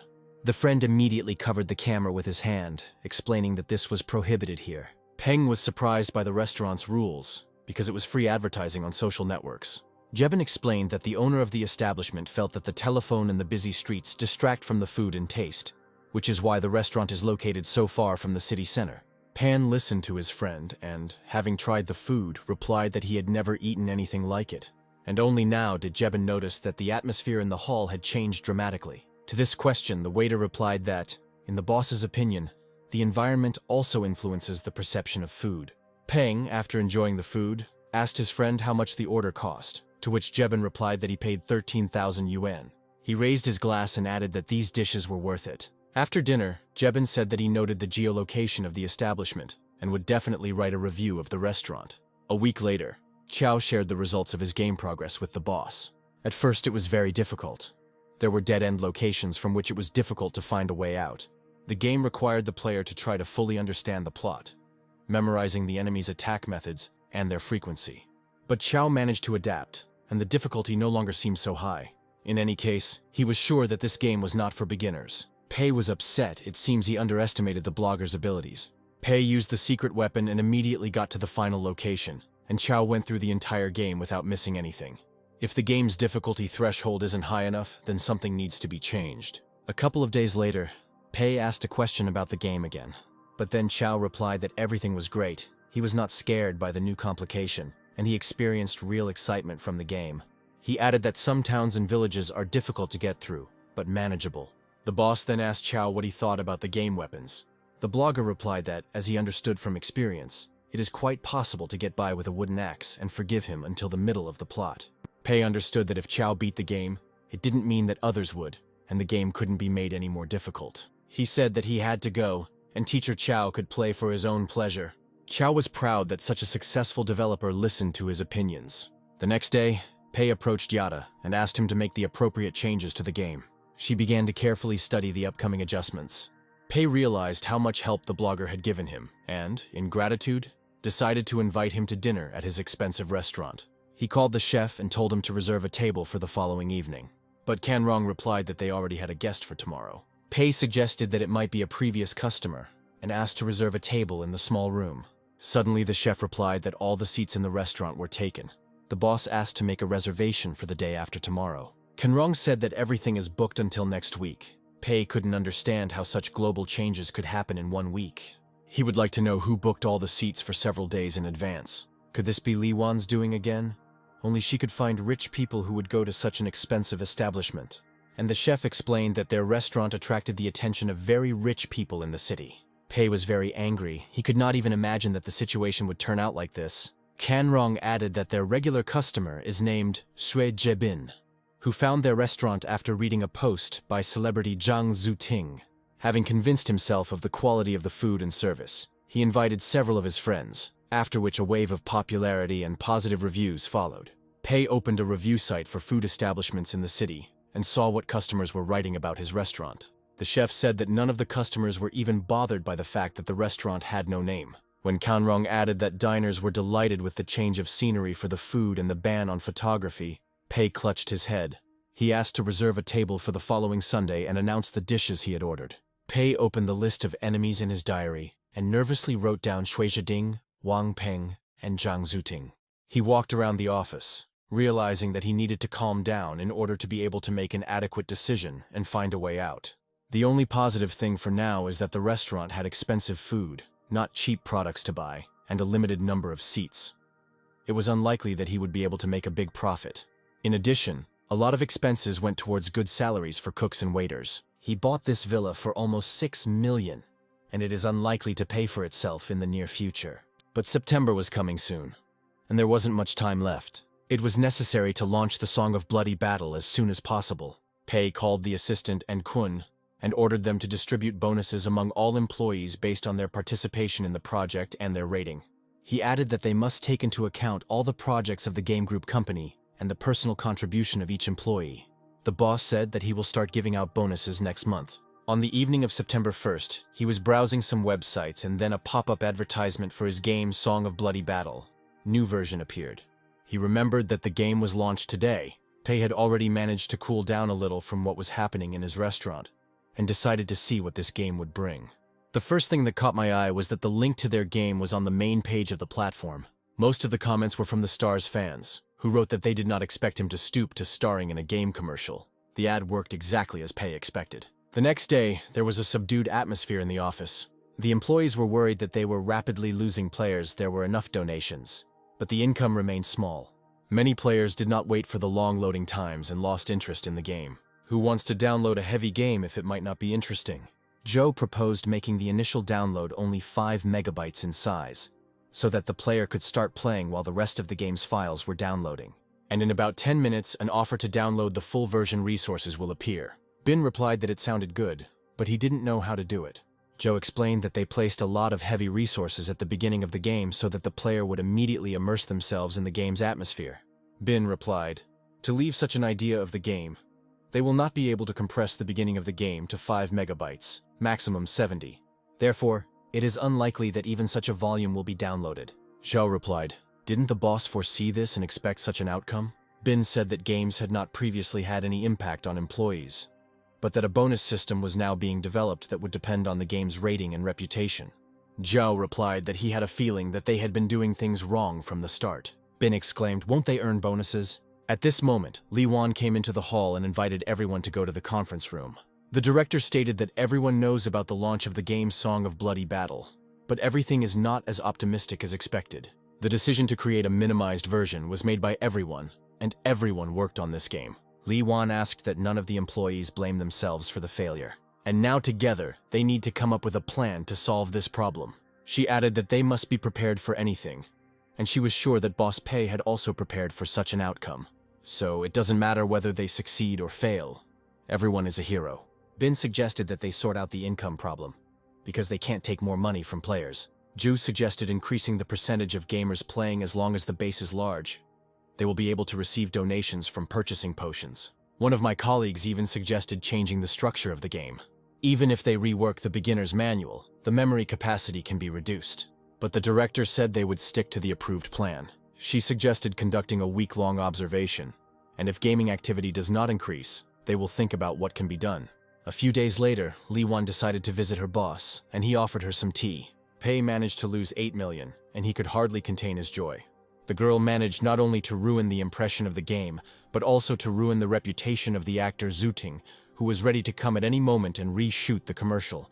The boss reassured Li Wang, saying that it was not their fault if today's youth did not understand the actor's new role. He told Li Wan to calm the actor down and remind him that after the commercial, people were talking about him again, and there was no need to reshoot anything. The girl replied that it was too early to draw conclusions about the game. They would try to work a little to try to get rid of the losses. But the director replied that he did not observe any significant losses. The boss reassured them that the consumer rating was quite good, since they use word of mouth, so everything was going well so far. The girl replied that the rating on the network is just over 4. The director said that those who based their opinions only on the video they watched hadn't even played the game, so she shouldn't care about their opinions. Li Wan asked if Boss Pei believed that the game Song of Bloody Battle would become popular. The director replied that time would tell. None of his games had ever become popular from day one. It could be considered that Li Wan was finished and would go home, disillusioned with the gaming business. Minion Restaurant will certainly make him nervous, but all is not lost. And then a message came to his phone. It was from Lin Zhang, Li Wan's brother. He wrote that he didn't think Pei would spend the money in such a way and gain 600,000 subscribers, and his second sister Lin Yu was very grateful to him. Pei remembered that she was in charge of Shenhua's phones, so she had something to thank him for. Zhang wrote that the videos made people realize that these phones were just as durable as models from other major companies, and Shenhua's official website reposted his videos. Pei was confused. He just picked the first model he came across and didn't know that it had anything to do with Yu and her family. Zhang added that Shenhua was going to pay him 100,000 for advertising, and also send him a new model of phone for testing. Pei never expected things to turn out this way. Li Wan thought about her boss's words that the time would come when they would be in the black. But if this time does not come, they will continue to lose money from the game they created. Then she looked at the phone and saw a call from Brother Zhang. He said that he wanted to thank Boss Pei for one thing, but he ordered to transfer 100,000 to her account. The sister proudly replied that she didn't need anything. The brother said that the boss thought she had made a great contribution to the company's development, and that the cold relationship that had developed between him and his sister needed to be changed. But Li Wan again categorically refused the money. Zhang said that he had recently had dinner with their sister Yu, and she was very worried about Li Wan. The girl replied that she liked working for this company, and that she did not need anything. The brother said that her sister's business was growing and asked for some advice, but Li Wang replied that they were not involved in mobile game development. But then she remembered the boss's words that the popularity of the game Song of Bloody Battle depends on luck, but its popularity is falling. But mobile games, on the contrary, began to flourish. Li Wan exclaimed that she finally understood what the boss wanted to say, and she replied to her brother that she was wondering how long it might take to develop a mobile game. A week's observation of the game showed that there were no positive results, and the director expressed her decision to everyone. The employees were surprised when they heard the suggestion to switch to the mobile version. In general, it wasn't much of a challenge. You won't even need to cut resources. Such a wait is quite suitable for a normal mobile game. But they don't have experience with such a transition. But if everyone gives it their all, they can reduce the development time. Li Wan stood up and said that Boss Pei believed in them. She was sure of it. And one of the employees replied that they could kill two birds with one stone by releasing both a computer and a mobile version. A few days later, Pei met with the blogger again to find out his opinion of the game after the changes were made. Teacher Chow said he was glad that the principal listened to his opinion. But the thing was that everything changed in the wrong direction. The blogger stated that he considers the balance adjustment to be not entirely appropriate. The boss asked if the changes made hadn't improved the game. Chiao replied that weapons that were previously relatively easy to use were no longer so. Pei replied that this was the idea.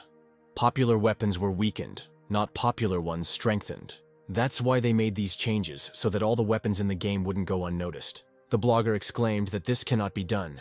It will definitely affect the opinions of the players. The boss added that he also intends to increase the damage inflicted by the enemy. This change will help to show who is the most diligent and capable gamer. He asked if Chow didn't want to show how high-class a player he was. The blogger was flattered that the director saw him as a professional, which meant that he trusted him completely. Then Chow said that he had come up with something. The game is certainly good, but the first stages are difficult for players. This may scare them off and refuse to play. He asked what the boss thought about it. Pei replied that they would think about the proposal. For example, add encouraging pop-up messages if a player is defeated in the early stages of the game. Pei stood up and offered the blogger dinner. He added that the driver would then take the blogger straight to the hotel. Upon arriving at Mingyun Villa, Pei noticed that the restaurant was very busy, and then he was called by Director Tsui, who sold him the building for a restaurant. He said he just wanted to come by and thank Boss Pei. The director added that the restaurant had become the most popular in the area among wealthy people, and many refused to visit other establishments, preferring to dine at the Mingyun restaurant. Thanks to the opening of this establishment, this area will become one of the premium and business ones. Many businessmen began to rent and buy premises to open their own businesses here. Pei didn't understand he was going to open a restaurant in the most unprestigious and remote area, and now it's becoming a premium one. Akui said that Boss Pei is an excellent strategist and a shrewd entrepreneur. Pei grabbed his head when he heard that the 6 million he invested could easily turn into 10. He remembered Li Shi, an influential investor who was very eager to invest in Mingyun Villa. And, seeing how the area has begun to develop, he will continue to invest in its development. Pei panicked, wondering if a disaster had befallen him. Director Tsue only added fuel to the fire by saying that they would help with advertising. Boss Pei wouldn't have to pay for cleaning, and there would be a 50% discount on utilities. In addition, they will find the best team of workers to take care of his garden and swimming pool. Pei realized that this was the end. After saying goodbye to Director Kui, Pei visited Moyu's internet cafe, which was empty. He immediately saw that almost all the tables were occupied, and there were even customers sitting outside. Pleasant live music performed by musicians sounded from the stage. At the entrance, he was met by a waiter, and Pei asked to be taken to Yang and Yuan. Jan smiled happily and invited the boss to the table. He added that school was over and it was time to relax a little. Pei asked why his colleague hadn't informed him that the cafe's traffic had suddenly increased. Jan thought it was part of the boss's plan. He said that at the last meeting, the director told him to focus on the Mingyun Internet Cafe. After all, the boss opened a delivery point there, and even opened a restaurant. Wan added that he assumed the boss had deliberately leaked the information to deceive Mr. Shai. The investor has high hopes for Jingzhou, and has paid attention to them. It is no wonder that the restaurant and internet cafe have become much more popular. Jan said that the internet cafe used to be empty, but now the problem has been solved and business is up and running. Pei tried to figure out where he had made a mistake again, because by giving false information, he had forced Li Shi to invest in the wrong place. Of course, he knew that he shouldn't blame everything on Yang and Yuan. Ian raised his glass and asked his boss if it was time for them to expand. The internet cafe that Mr. Shi invested in has started to open a chain of stores all over the city. They too shouldn't be stuck with what they have now. Pei was shocked by this proposal. He would not be able to sustain losses if he opened more establishments. And since the situation had changed, it was necessary to adjust his plan.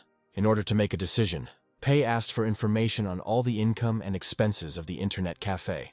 Yuan replied that the monthly income from the main cafe was 700,000, The profit was about 300,000, and the other outlets would soon break even. The restaurant at Mingyun Villa lost a lot of money at one time, but the situation there could change, and soon the losses would turn into profits. Pei said that currently the main income of internet cafes should come from selling drinks. Yuan replied that it was, but the rent was not that high. After weighing it all up in his head, Pei said they would open another location and at the same time see where the rent would be highest. Pei took the glass and realized that he needed to act again. This is the second time he has become convinced that singers help increase the cafe's profits. So we need to think the opposite way. This time he will open a branch of the cafe in a large shopping center. While food and drink may not be in demand due to competition, the computer scheme should be a hit. Yen replied that rent in such a place could reach up to 8 yuan per square meter. Doesn't this mean they should set the entrance fee at no less than 20 yuan per hour? The boss replied that the fee would remain the same as in other cafes, 10 yen. Jan said it was a good idea to open next to high-end stores with famous brands of cosmetics, clothing, and jewelry. He reassured Yuan by reminding him that the most important thing for a company is a good reputation. Ian added that each cafe started out with losses, and at this point, he seemed to be trying to imitate the boss. In early September, Pei was sitting in his office, wondering how to start his workday. There was a supply issue to resolve, so he opened the computer. Pei saw the advertisement for the game Song of Bloody Battle again. The video was gaining momentum. It seemed that Zhang Zuting had done his job. The star said in an interview that everyone laughs at him, and fans were interested in why such a famous actor starred in such an advertisement. Zhang Zuting suggested that the customer take a different voice acting, but they refused. The reporter asked why he didn't stop working with her if he wasn't happy with something. The actor responded that the partner had performed well in other respects, except for the terrible advertising, but the customer was satisfied with everything. He added that perhaps the problem was simply the ridicule of friends. Pei picked up the phone and called Li Wan. He told them to contact Zhang Zuting and invite him and his friends to reshoot the Song of Bloody Battle commercial. Pei decided that they were unlikely to refuse 2 million. Now it is unlikely that anyone will dare to mock the famous star. Li Wan immediately invited Bin and Zhou to inform them of the boss's decision. She added that they have 2 million at their disposal for reshooting the commercial. Zhou said he was sorry that the boss had to spend so much on advertising. Bin replied that it was okay. After the release of the mobile version, they would be in big profit. Li Wan said that she had to work hard to live up to Director Pei's expectations. 3 days later, Bao returned to the office. His colleagues immediately surrounded him with questions, noticing that the guy had lost a lot of weight. Then Yada came up and said that Bao had arrived on time and that she had a question for him. The guy replied that he was very tired and asked to talk later. The girl was perplexed. It seemed to her that after his vacation, Bao was no longer so interested in work. Bao sat down at his desk and put on his headphones. He understood that Migliang was the main strategist. He was the one who should become the first in their company. And he only gave recommendations on the ocean fortress, directions, and everything in that spirit. Bao thought his contribution was secondary, so why did everyone vote for him? Pei, passing by, noticed that Xu Bao was trying to test the game. Look back, the shore is right there.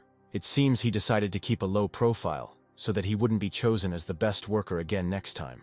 But so far, Pei has been pleased with the way he's been screening and removing employees who are keeping him from losing money. When the boss left, Bao wrote to Yada and asked to discuss her matter in private. Pei remembered the blogger Chao and decided to visit him. Look around, the same shore was passed. Despite the use of hidden weapons and using one of the 6 endings, the new internet cafe was almost ready to open, with a monthly rent of around 300,000 yuan.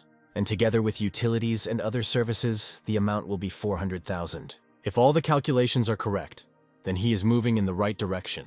Chao noticed that, unlike the previous version, the inscription on the tombstone was now activated. Pei replied that now this function is open from the very beginning of the game.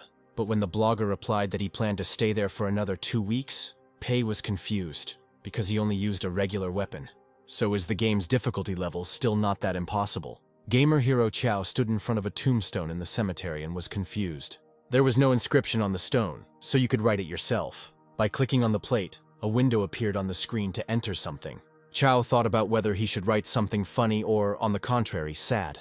The blogger wrote the words, "You can do it." Chao had 2 weeks to demonstrate all his skills to the boss. Now his hero had a morning staff, an inherited weapon, an attribute that increases weapon skill. Once activated, it can deal damage over a large area of effect. But this did not help defeat the monsters. The very inscription that Chao had written on the tombstone appeared on the screen, "You can do it." The gamer didn't understand how this could happen. Maybe he was doing something wrong. Pei appreciated the blogger's caption, but it didn't help him in any way. and it is possible that from time to time it will start to irritate the player. So far, everything indicated that Pei was in for major losses. After some time, work on the mobile version of the game Song of Bloody Battle was completed in Shangyang's office. Li Wan said that she had already made arrangements with Shenhua stores to launch their game on their phones at 10 o'clock, and Binyu was already impatient to receive the results of the work done. After a while, Zhou exclaimed that it had all started. An advertising cover for the game appeared on the screen and was included in the category recommendations, and after a few minutes the game was in the top leaders. The staff were perplexed, and Li Wan smiled mysteriously. What could she have done? Maybe she is some kind of influential person. The director returned to her office. She had no doubt that they had done the right thing when they reduced the weight of the game.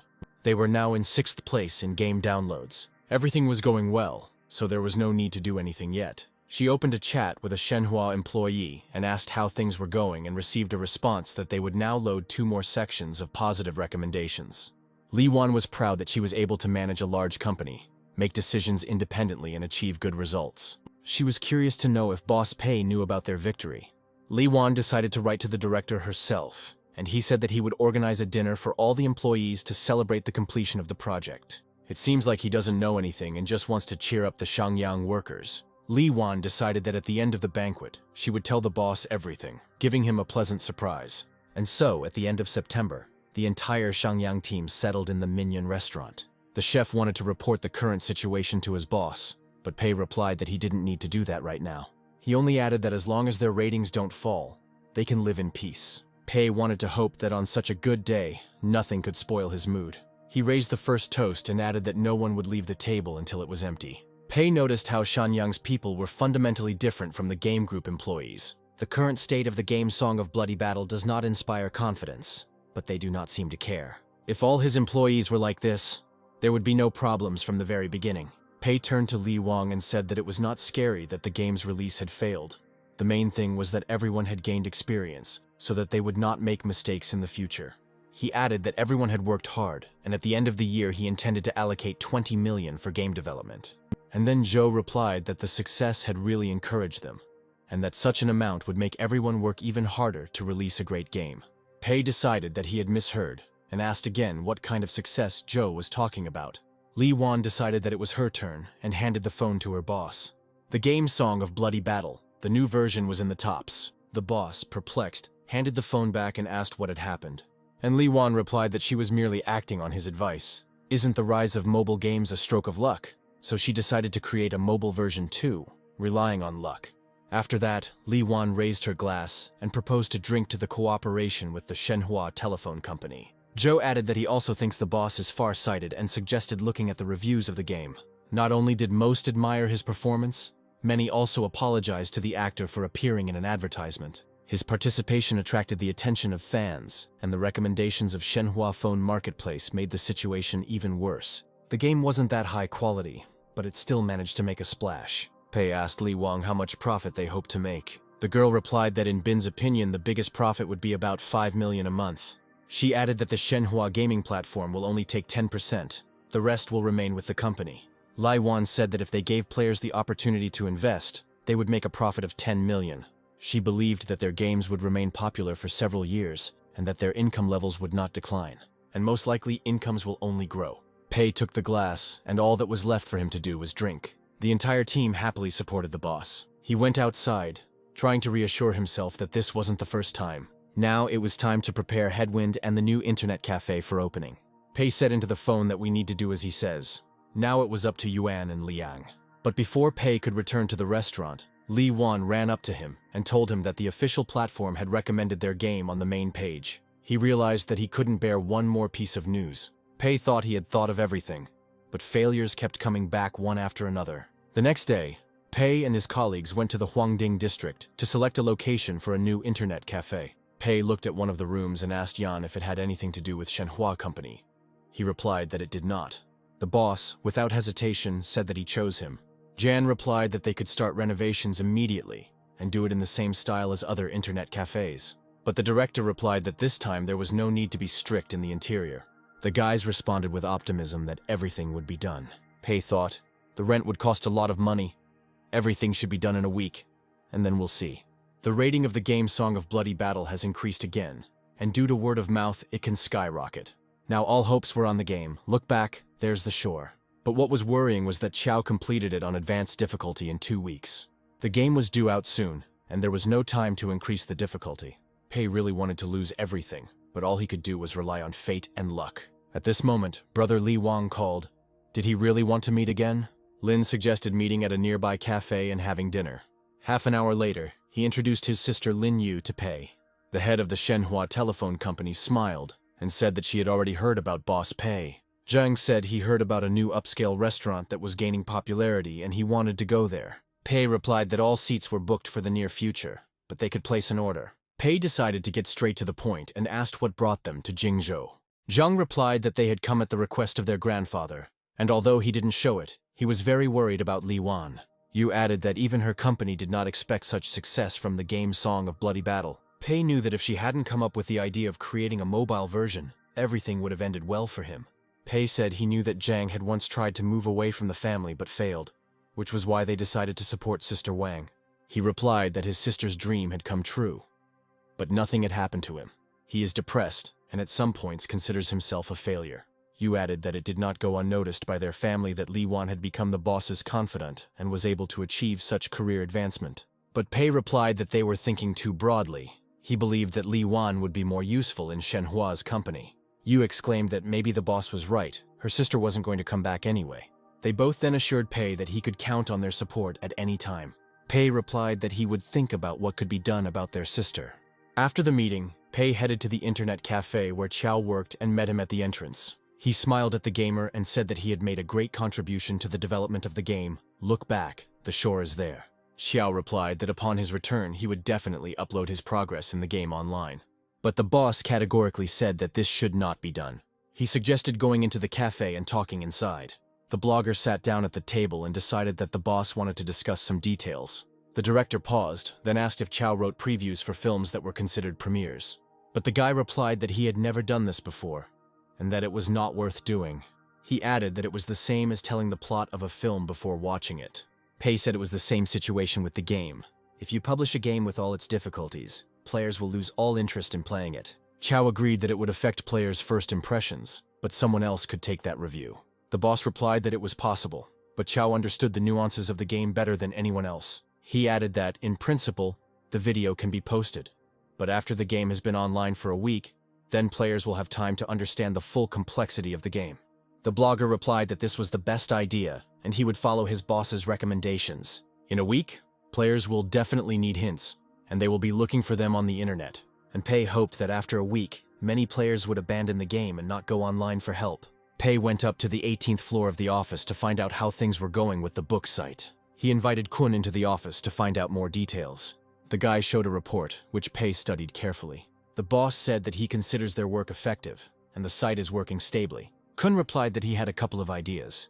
He said that authors must be productive, but they cannot hope for large royalties, and they are also not able to work around the clock. And readers, even if they find authors to their liking, are still limited by subscription. Kun added that he had come up with a way to improve things. For example, if a manuscript appears on the site that is truly worthy of attention, they have no way of paying a decent fee.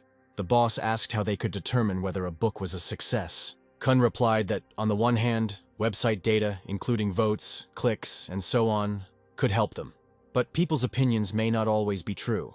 So can he take responsibility for making an assessment? Pei thought, Kun writes like a conveyor belt and can create problems for the site. He knew how highly Kun thought of himself, so the books he thought were of good quality would actually be worthless.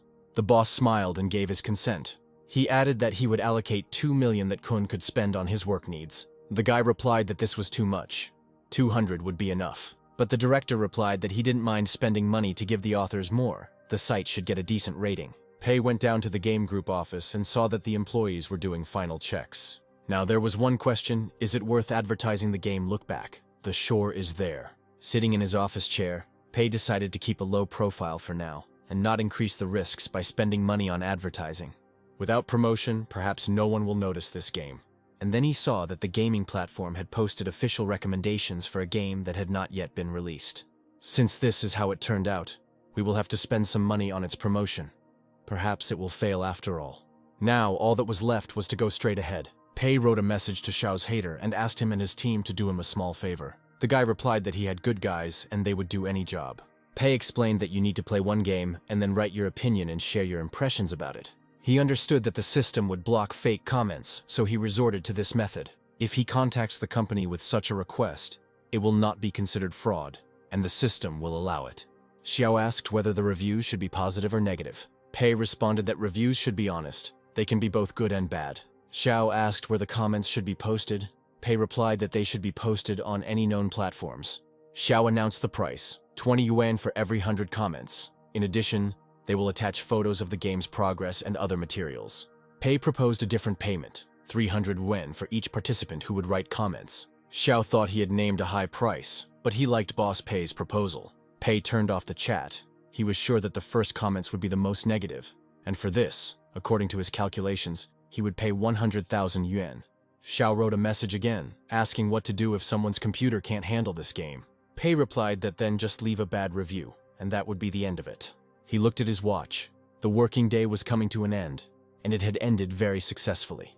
It was October 1st, and Xiao sat down at the computer to carry out Boss Pei's instructions. Having started the game, he immediately noted that the graphics were not bad. After playing for a while, Xiao realized that it was impossible to pass the monsters. Each time the screen showed a message that he was dead. Xiao didn't understand why this was happening, and decided that there was some kind of bug in the game. He went into a general chat with his people to find out their opinion. The team had different impressions. Someone couldn't even enter the game because of a weak PC. Someone was constantly dying because the computer was weak. Someone had already played but didn't have any feedback yet. The team has already received the money, and those who were unable to play decided to simply leave a bad review. Negative reviews were also left by those who considered the game too difficult, which is completely unsuitable for beginners who do not have experience in such games. She reminded them that it was up to each individual to give 1 star, 3, or 5. Since nothing more was required from the team, everyone easily gave their ratings for the game. Xiao tries to complete the game until the very end, fighting monsters. Some enemies were still killed, dying 5 or 6 times in the process. Thanks to his persistence, Xiao managed to go further and further. And again another failure, and an inscription about the death of the hero. A couple of days later, Pei decided to visit the Minion restaurant and calmly think about how the events with the game look back. The shores there were developing. As expected, the game was heavily criticized, but the refunds for purchased games were only 30%, and that was already good. Lin Zhong, who was invited to dinner, asked what the boss had planned for Li Wan.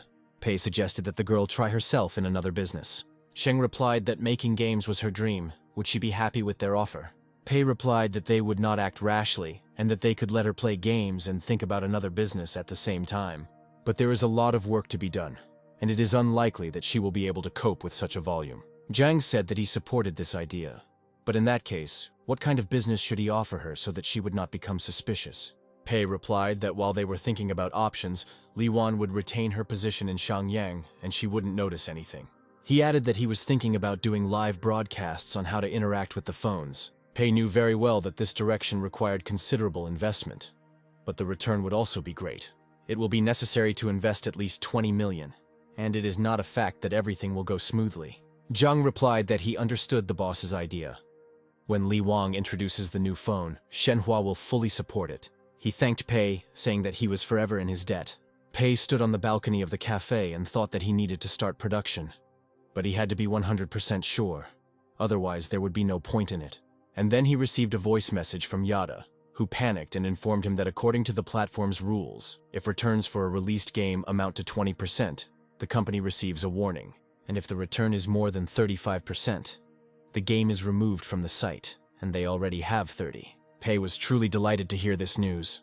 When Yada suggested lowering the price of the game, Pei replied that he would handle everything personally. Now he had to make every effort to get the return to 35%. Xiao and his team have done a great job of creating a negative overall impression for other players, so new players are unlikely to want to purchase this poor and difficult game.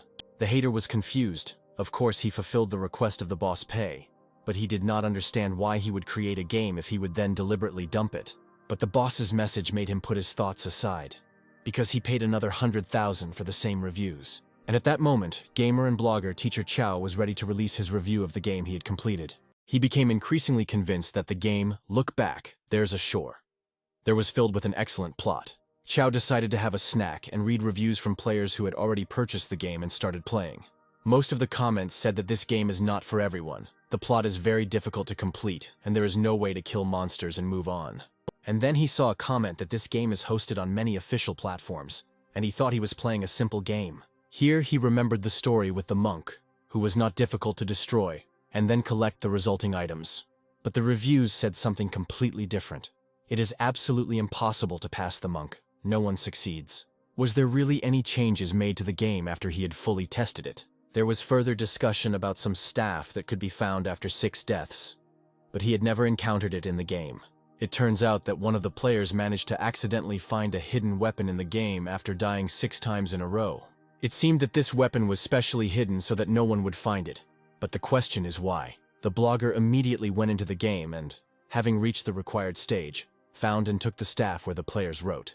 Now all that remained was to find out what he was capable of. The effect was amazing. It didn't take much effort to defeat the monsters. Xiao regretted that he didn't know about this staff earlier. Otherwise, he would have cleared the game much faster. Pei, unsuspecting, still did not understand why the game's returns began to fall rapidly. He went to the forum to read the comments. His hidden weapon has been found. Now any player can complete this game. Is there really a player with a lot of free time and patience to die several times and get the monk's staff? Xiao and his team, having successfully completed the boss's task, read the players' comments, found the staff, and was enjoying the game when he received a message. This time he asked to leave as many negative reviews as possible in order to somehow influence the positive ones. Xiao reported the new task to his team, and they began to think about what they could latch onto. He suggested sitting on the forums, getting to know and communicating with the players, and getting the job done faster. After a couple of days, Yada already saw how the game's rating began to rise, and returns dropped sharply. Bao said there was no need to worry, just wait. He added that the boss hid the weapon on purpose to make it more interesting for players to play. Yada replied that after the appearance and discovery of the monk's staff, the game has changed radically. Now players no longer complain about the difficulty of passing. Bao said that the boss has a great tactic, first making the players suffer, and then letting them feel the excitement of the whole game. And Pei at that moment was experiencing a real nervous breakdown a little more, and he would lose everything. It seems that even Xiao and his team will hardly be able to fix the situation. He needs to switch to Headwind and internet cafes and open as many outlets as possible. Maybe then he can stay in the black. Pei called Yuan and told him to urgently finish work on preparing the new internet cafe, and to open several more within 2 or 3 weeks. But he didn't know that after the release of the game. Look back, there's the shore.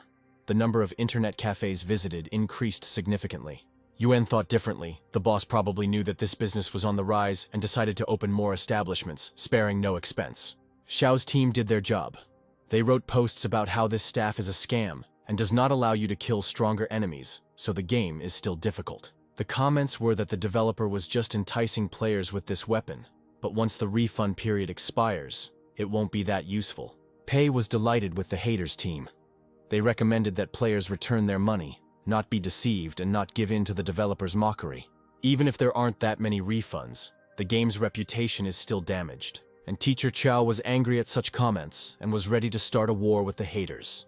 He decided that he had to protect Boss Pei's honor at all costs. Pai remembered that he had forbidden the blogger from posting the game's announcement in the first week, but now there was nothing to worry about.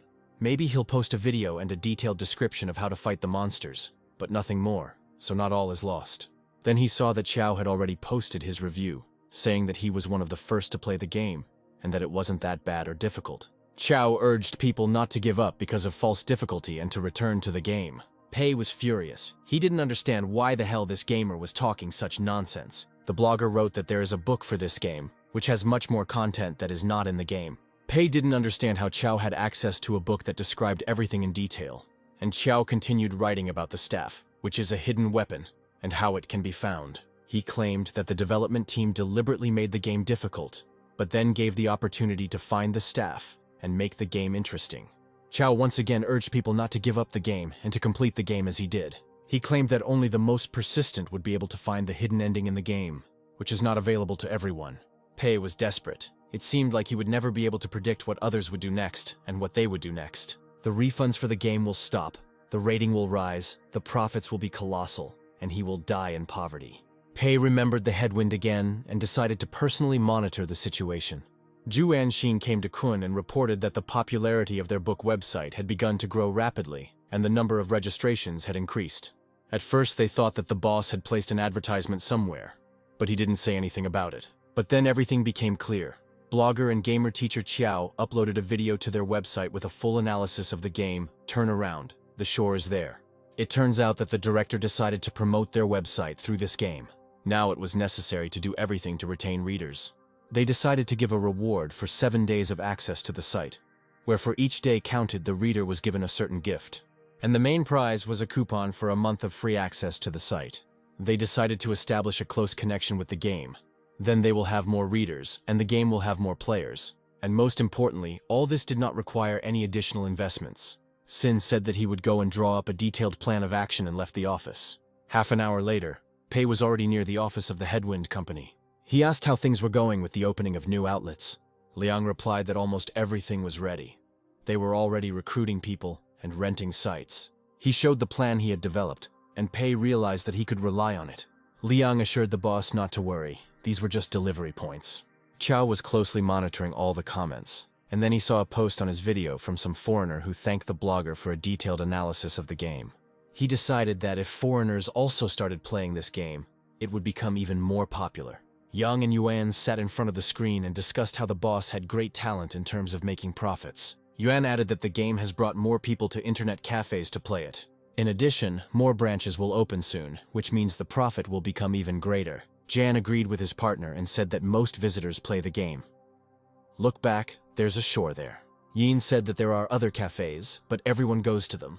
The boss thought of everything and spared no expense on expensive and modern computers. One of the visitors entered the office and asked if they could share information about their computers. He would like to build one at home that was as powerful as the one in the cafe. Yen politely agreed and wrote down a list of components. He added that there might be some problems during assembly, but he hopes that the guy will cope. The visitor looked at the list and said that he didn't understand anything about it and asked for their help for 500 yuan. Yuan replied that they would assemble the computer for him and call him when everything was ready. The guy left and Yang asked why Yuan needed to help him.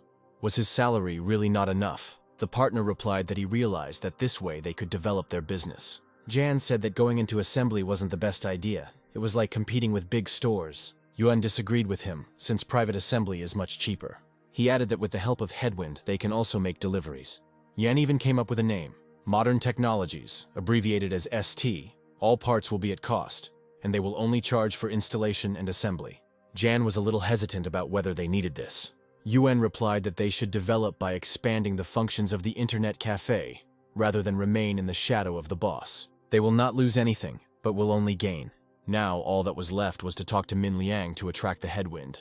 The game's ratings didn't drop, and Yada knew they had done the right thing. Then Bao came up and said that their game was now popular abroad, thanks to a foreign streamer who started broadcasting the game. But not all foreign players understand this game in another language. Yada decided that she needed to talk to the boss and make the game in English. She immediately contacted the director and told him that foreign players were interested in the game, look around, and there was also a bank there. Pei understood that this would be the end. Everything was bad as it was. Yada added that by translating, they will be able to promote domestic games in other cultures. Pei replied that entering the overseas market would take a lot of time and effort, and if there was no profit, they would be in trouble. And if foreign players look into the dictionary every now and then, that's not bad. It's a great opportunity to learn their language. In addition, the game contains a lot of ancient poems that are practically untranslatable into another language. And if you try to translate them, they will only cause laughter. Pei advised against rushing into such a decision until they could find worthy translators. Pei sighed. Thank God he managed to avert trouble and did not accept Yada's offer. He entered the internet cafe and was horrified. All the seats were taken. There was complete excitement. At any moment, a visitor could turn his cafe into a profitable business. Jan happily called out to him and invited him to the table. He said that a nearby tea stall noticed the popularity of their internet cafe and offered cooperation, as well as a 30% discount on tea. Pei asked anxiously why there were so many people in the cafe today. Jan replied that it was always like this here now. Every day all the seats were taken. The boss asked why there was such a large flow of visitors. Jan replied that all this was thanks to the game. Look back, the shore is right there. Some visitors play here while their children attend local clubs, and someone is waiting here for his girlfriend to while away the time. But most players sit here for hours to enhance their gaming experience. Pei was worried. Everything was not going according to plan again. And while his business is thriving, someone else's is fading away. He asked what about other establishments. Jan excitedly said that the opening is planned for next week. The boss suddenly replied that there was no need to rush into opening. Jan didn't understand. They had already paid the rent, so why delay? But the boss told them to wait for his instructions and left. A week later, Yada looked at the proposed translations of the game. There seemed to be no errors. But there was a feeling that the translation did not live up to the original. She realized that the boss was right. This way they could only make the situation worse. Not giving up, Yada decided to turn to Li Wang, who had once worked for an overseas company. At that moment, the twins came in and said that the official platform was calling and asking if it was possible to translate the game into other languages. Yada switched to the call and said that they were working on this issue, but a suitable translator had not yet been found. They responded that they were also interested in promoting the game and offered to provide translators whose work the company might like. Yada exclaimed joyfully that that would be wonderful. She hung up and decided to tell her boss about the good news. Yada was surprised that the director had foreseen such a situation. After all, he said that in order to enter foreign markets, you need time and support. Pei woke up in the morning feeling unwell and was taken to hospital. This condition and general malaise were not at all appropriate now. He was worried why all his expenses became profit. At this moment, Pei saw an incoming call from Yada. Did something bad happen? And half an hour later, she was in his room. When asked about his health, the boss replied that he was undergoing treatment, and then asked how things were going with the game. Look back. The shore is right there. Yada exclaimed that they had just called from the official platform, and were ready to provide a qualified translator to promote the game abroad. Well, now the official platform has intervened. Yada said that the boss works too much, and a good rest wouldn't hurt him. The girl left, and Pei had never felt so tired and helpless. He caught himself thinking that he had become very irritable lately. Yuan and Yang worked diligently to assemble the ordered computer. Yuan said the first step is to sell PCs to regular customers to build up the customer base. He added that word of mouth would do a great job of this task. Jan replied that having started with assembly and delivery, in the future, they would be able to establish their own production. He showed Yuan a box of CT brand logos that they would stick on all the computers in the cafe to attract customers. Pei was already at home. He opened the box of food and thought that he needed to invest as much money as possible in a week, but it was not a fact that everything would go according to his plan. He calculated that the total number of employees in all his companies was almost 800 people, but there are still no benefits in sight. Pei glanced at the calendar. Programmer's Day was coming soon, which meant he would be able to hand out bonuses and spend the money. Headwind often delivered goods for free as a charity. This means that we need to increase the salaries of couriers and reduce delivery costs to a minimum. Also, give them bonuses for delivery speed. Again, this was no guarantee that he would lose large sums. Pei called Min Liang and suggested that they meet at an internet cafe to discuss some issues. Liang replied that he was already there. He had been invited by Yang to discuss the details of business development. The boss exclaimed to wait for him and wait with the discussion of issues. He rushed quickly to the cafe, feeling that his temperature had risen again. Jan carefully sat the boss down in a chair and said that he shouldn't have come here in such a state. Yin told the waiter to bring hot water, but Pei asked for coffee. Here he saw the stickers on the computers, and after Jan's explanations he realized that they had decided to start producing computers. Colleagues began vying with each other to claim that this would help develop the cafe business, and the profit from the assembled PCs would be from 500 to 1,000 yuan each. In addition, they will be engaged in servicing the sold PCs and will arrange their delivery. The idea was terrible. Realizing that it was Yuan's idea, he decided that he needed to distance him from Yang. He replied that the idea itself was not bad, but he wondered how long they would last and how soon they would break. Yuan replied that this would require some expenditure. Pei replied that he was thinking too conservatively without costs. Business development would not happen. He asked how long it would take from the start of assembly until the day of delivery. The guys replied that if we speed up, it will take 3 days. But the boss said that this is a long time, the client should not wait so long. Jan replied that they were based on the deadlines of large companies, and the customer could easily wait 3 days. Pei ordered 3 rules to be followed: speed of delivery, quality service, and a marketing model that could match the quality of other well-known brands. And to beat the competition, the order must be delivered on the day the order is submitted. Yuan suggested that they would then have to introduce a large quantity of products, but the batch might not sell out. The boss replied that he would give them money to rent warehouses, and the old collection could be sold at a discount. Pei then shared his decision to celebrate Programmer's Day and asked for suggestions. Yuan responded that if they were to target all employees, it would be too narrow a holiday. It can be replaced with a digital festival. The boss replied that the idea was not bad, and asked to provide him with options for conducting it. Yen replied that he would do everything as soon as possible and would not let us down. Pei realized that his staff had become so large that he was unable to communicate personally with employees. It was already October 14th on the calendar, and Pei received a phone call from Kun. The employee said he had good news starting next month. The authors of the book site will not have to pay such large royalties, and after a few months, Kun will refuse to allocate money at all. Thanks to the released game, the site gained a decent footing, and the site's income increased. Kun added that he is even ready to return the money allocated to him for development. Pei felt as if he was being crushed by a concrete slab, and he responded sharply that the profit could turn into a loss at any moment. The authors should continue to be paid royalties, and under no circumstances should the allocated funds be returned. Kun obeyed and promised to spend all the allocated money. Before Pei could put down the phone, a call came from Lu's assistant. She said that an official representative wanted to interview the boss regarding game development, but Pei couldn't tell the truth about how he got into the business. He couldn't say that he wanted to make games that were going to lose money, and during the interview, the last of his nerves were shaken out of him. Pei replied that he was very busy and could he refuse. But Lu replied that he had helped them a lot at the time, so it would be a good idea to thank him. Pei had not yet fully recovered and did not understand why, in such a state, he should think about how best to lose his money. The assistant added that the representative promised to issue some kind of official certificate for outstanding contribution to the development of domestic games. In addition, the boss will receive a personal bonus of 100,000 wen. Pei ordered everyone to be gathered urgently. The glory should not go only to him. All employees have worked hard to make the company a success and will be pleased to receive such honors. Thus, the boss gave his consent, but everything must be at the highest level, and no expense should be spared on the organization. On the appointed day, Pei and her assistant arrived at the specified address. The boss said that during the day the guests could be shown the sights of the city, and in the evening they could be invited to their Minyun restaurant. Lu said that the conference room was ready and a meeting could be scheduled for the morning. The director replied that there was no need to rush. Tomorrow he would show them the internet cafe, and then they would walk around the city. Seeing the silent question in her eyes, Pei added that they would conduct the interview the day after tomorrow. Interviews will also need to be taken from employees, and the material will need to be filmed within 3 days. After the interview, the boss suggested that we take the day off and have lunch together. Pei reminded his assistant not to forget to buy souvenirs for the guests. He decided to take advantage of the situation and spend as much money as possible. Soon, Editor-in-Chief Xia Zhang got out of the car and immediately saw that Boss Pei had chosen a great location. She was informed that the director was already waiting.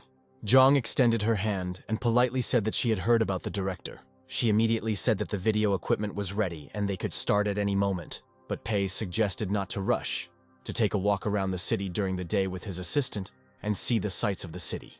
Jing responded in surprise that work came first for her, but Pei said that they would have time to do everything. The boss added that a banquet was organized for the evening, and guests were expected to try local Jingzhou. He apologized for having to leave the guests, saying that he was leaving his assistant with them. For some time, the guests walked around the park and ate vegetables and seafood from the grill. Then we visited an internet cafe, had drinks and played games on modern computers. And later we had a great evening at the Minyun restaurant. 2 days flew by in such a busy schedule. Zhang assumed that if the meeting and events were held at such a high level, then the interview would also go well. It didn't take long for the professionals to set up the cameras and adjust the lighting. But the assistant said that the boss doesn't like it when cameras are pointed at him, but employees can be filmed. The editor-in-chief answered how this was possible, since he was the main character of the story. Lu said the boss initially didn't want to get involved, but then decided that employees could share how they contributed to the company. Jing realized that she would have to use only a notepad and began the interview with the director. She asked why Boss Pei chose the gaming industry, and then the director replied that he already regretted not choosing a different direction. The editor laughed and said he was being funny, creating such popular games and then saying that it was not his area. Pei replied with a serious expression that he was not joking at all. The girl asked in bewilderment how he managed to create such amazing masterpieces, to which Pei replied that it was due to the efforts of his employees. Zhang decided that the boss was trying to promote workers to hide his popularity. She asked how they managed to stay afloat and maintain a good reputation.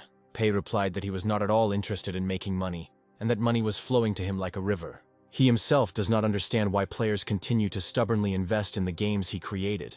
The editor wrote that the manager is more interested in results than profits, and he does not strive to jump above his head. She asked, now that the boss had achieved such results, What were his plans for the future? Pei replied that he had one goal: to lose as much money as possible. Zhang wrote that many entrepreneurs are chasing success, while the boss works for the sake of interest. He didn't understand why such absurd answers didn't surprise her at all. The reporter suggested talking about a new, recently created game. Look back, there's the shore. And Pei added that he just wants the game he creates to fail someday. Zhang wrote down his words again, and Pei was already starting to get angry. Couldn't she hear what he was saying? The girl asked how the boss reacts to comments from players who find the game. Look back, there's a shore to be very difficult. The director responded that he had asked the university students to create the game as they saw fit, and that this difficulty was planned. And when asked about the staff, Pei replied that it was hidden for his personal passage, and the players accidentally discovered it. Zhang again made notes that the boss had specifically created levels like this to make players feel the complexity of the story. Finally, Pei couldn't stand it any longer, and asked if the editor really understood everything he was telling her. The girl replied that she was trying her best to understand him, but no matter what the boss says, to her he remains great. Or maybe she was just overworked and tired. Pei didn't want to continue and suggested taking a break and then interviewing the staff. After some time, he came out into the hall and asked his assistant which of the employees the editor had spoken with. Lu listed some of the staff. Each of them posed a threat to Pei. They had too much imagination for new things. And it is because of them that everything can collapse. Pei told the staff not to mention his name during the interview. That's an order.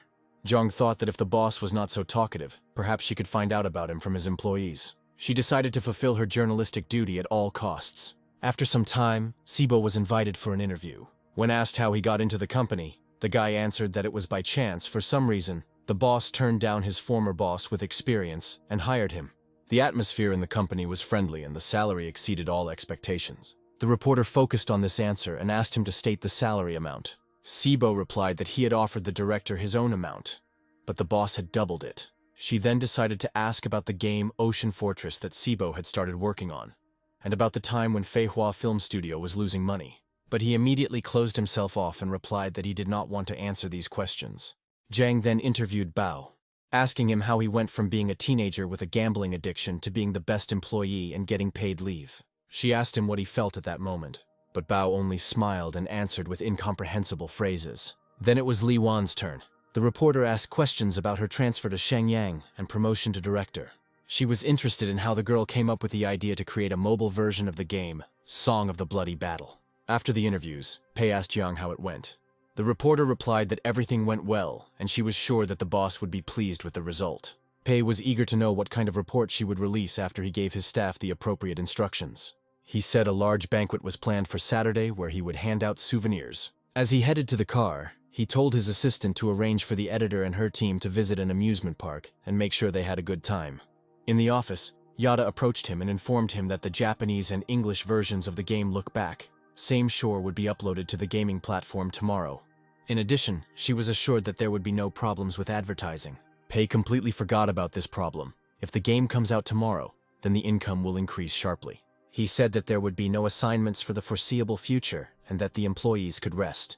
In the evening, Pei and the visiting team settled in at the Minyun restaurant. He asked Zhang if they had a good time at the amusement park. The girl smiled and replied that everything was wonderful. And then the boss announced that today we need to have a good rest, because parachute jumps are planned for tomorrow.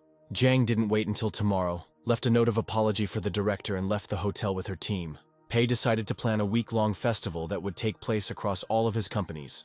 Takeaway meals will be discounted and delivery will be free this week. The main cafe will also offer big discounts on the entire range of products. In addition, they will increase the internet speed for the first 100 visitors for free. And all these preparations will not take much time. As always, the internet cafe was crowded. And then a cafe worker approached one of the visitors and said that he had won a prize. He added that the guest is the first visitor today and will receive a new computer for this.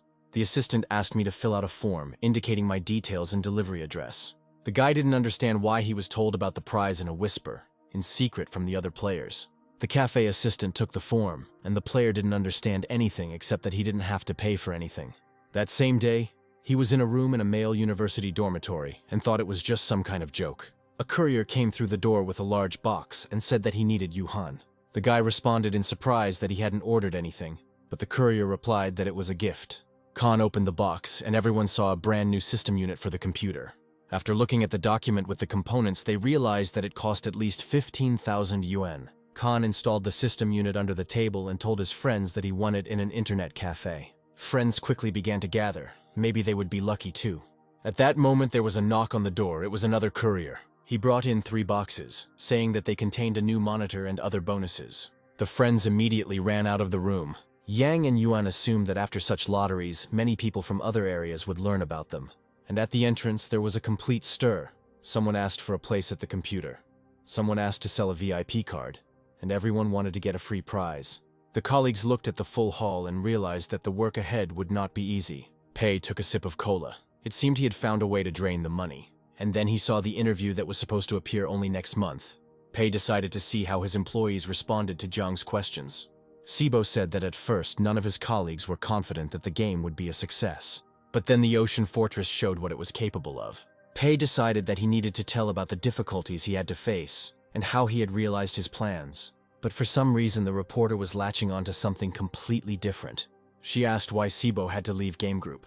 The guy replied that he was transferred and given a certificate for 1 million yuan to develop any industry. He added that he decided to get involved in the film industry and opened the Feihua Film Studio.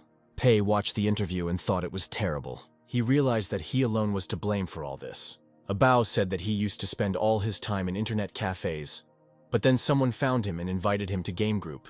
In the end, Zhang said that they intentionally left the director's chair empty so that the viewer could form their own opinion.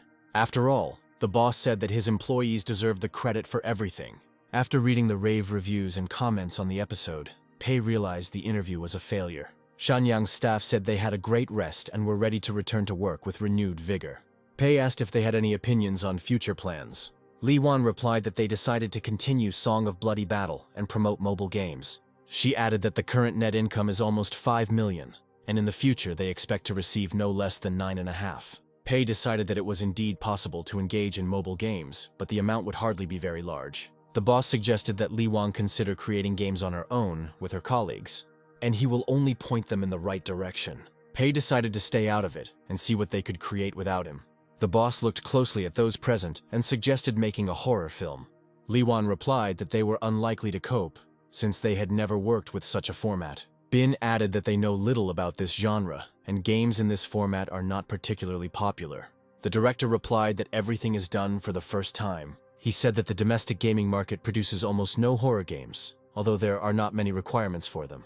Pei added that if they want to prove themselves, they must take on the most difficult things. He said that there was no need to rush, that everything needed to be thought through carefully.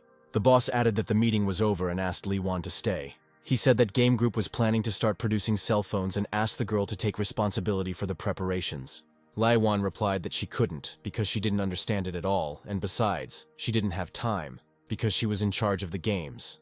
The boss said that everything was not as bad as she thought. She would be able to work no worse than the employees of the Shenhua telephone company. He added that he would provide the girl with an assistant so that it would not be so difficult for her. Pei said he considered several candidates and decided Li Wang was the best fit for the job. The girl thought that perhaps one of the employees knew something about this area, and the boss would always help her. Li Wan replied that she would think about the proposal. Pei knew that she would not refuse his offer. Now all that was left was to find an assistant for Li Wan. It must be someone who doesn't understand this business so that Li Wan doesn't succeed. During the existence of Game Group, it changed the direction of games 3 times and changed employees 3 times. At first, he thought that his enemy was sales and reduced the price to a minimum. Then he decided that the problem was word of mouth, tried to block it, but nothing worked. Now he understood that the whole problem was inside. Pei decided to send all employees on paid leave. The system issued a warning that if the user violated the rules, he would be killed. He realized that this plan wouldn't work. Sibo entered the office and said that he had good news. He said that they opened an online store to engage in trade. Sibo handed the phone to his boss and added that their expectations had finally been met. Pei saw that the t-shirts alone were selling in the thousands, but these sales volumes had no effect on him. He returned the phone and thought that the situation might change over time, and that Feihua Film Studio was still dangerous. It was necessary to somehow solve the problem of the film company's profitability. Pei recommended paying attention not to current profits, but to the quality of goods. Besides, they can continue to make films, since there were no problems with that last time. Pei will help them with the script and finances, while Sibo and the director will be responsible for filming. And if the film flops, it won't affect Fei Hua in any way. Sibo replied that they would give it their all. Pei decided that if he tried his hand at being a screenwriter, he would definitely fail. A couple of days later, he sat down to create a script. First, he had to choose a topic. For example, it could be science fiction. Such films always turned out bad, which affected the box office receipts. And to add some spice, you can create a scary hero. You can add a child whom the main character will hate because he is not his own. And in the end, the hero will lose faith in himself and commit suicide. Such stupid heresy will have to pass. You can also make things worse by giving the hero hope and then destroying it, and ultimately stretch this boredom out for 90 minutes. Pei wondered how he hadn't discovered such a genius villain in himself before. A couple of days later, Pei was lounging around watching cartoons when there was a knock at the door. An assistant entered the office with a girl named Hao Yun and said that she had prepared a report on the personnel. She added that their mailbox would soon burst from the flood of messages. The HR department was working on activation, and they needed some standards. Yun explained that the influx was probably related to the recent interview. But the boss replied that he did not need any new employees at the moment, although a couple of the most stupid ones can be taken. He asked what criteria are used to select candidates. Yun replied that they look at education, work experience, and experience in implementing projects. Pei said such standards were not appropriate for working at Game Group. He added that their criteria is to not put any restrictions on developing talent. The girl replied that they were not able to interview every candidate. The boss replied that they needed to create a single test, and then they would select the suitable ones. He added that he would cover all costs associated with such a large-scale event, and he entrusts the selection of candidates not to the HR department, but to the gaming department. The candidate for the developer for the gaming department will have to be selected by the chef of the Minyan restaurant. The person responsible for delivery will be selected instead of the internet cafe manager. Then they will know for sure that no one pushed their own people through. And the director will conduct the final stage of selection himself. Only those who answer his questions correctly will pass. The employees left, and Pei thought that he would be able to spend a lot of money because during the internship, the candidates would be paid a salary. Pei visited the internet cafe and announced that from today on, Yuan would be personally responsible for everything that happened, as he had been appointed as the cafe's general manager. The boss said he was going to open a new branch and appointed Jan as the CEO of the investment department. Yuan replied that he would do his utmost to ensure that the internet cafe continued to thrive. And Jan asked if his task would now be to invest in other companies and make a profit from it. But the boss replied that Jan would have to analyze which departments of the company needed sponsorship. Their goal will not be to make money, but to make it come true in the dreams of others. The boss added that he would find a suitable assistant for Yana within 2 days. Pei smiled to himself. Now he would let others spend his money. A week later, the system returned results, and Pei finally saw something worthwhile. In addition, there have been changes to the system, which previously prohibited spending money on charity. Moreover, he could spend half of all funds on this. And then information appeared that the system had been updated to a new version. Now she believed that since the scale of his company had increased, the difficulty of making losses and profits had decreased. Pei decided to spend half of it on charity as soon as possible. And then the most interesting part was about to begin.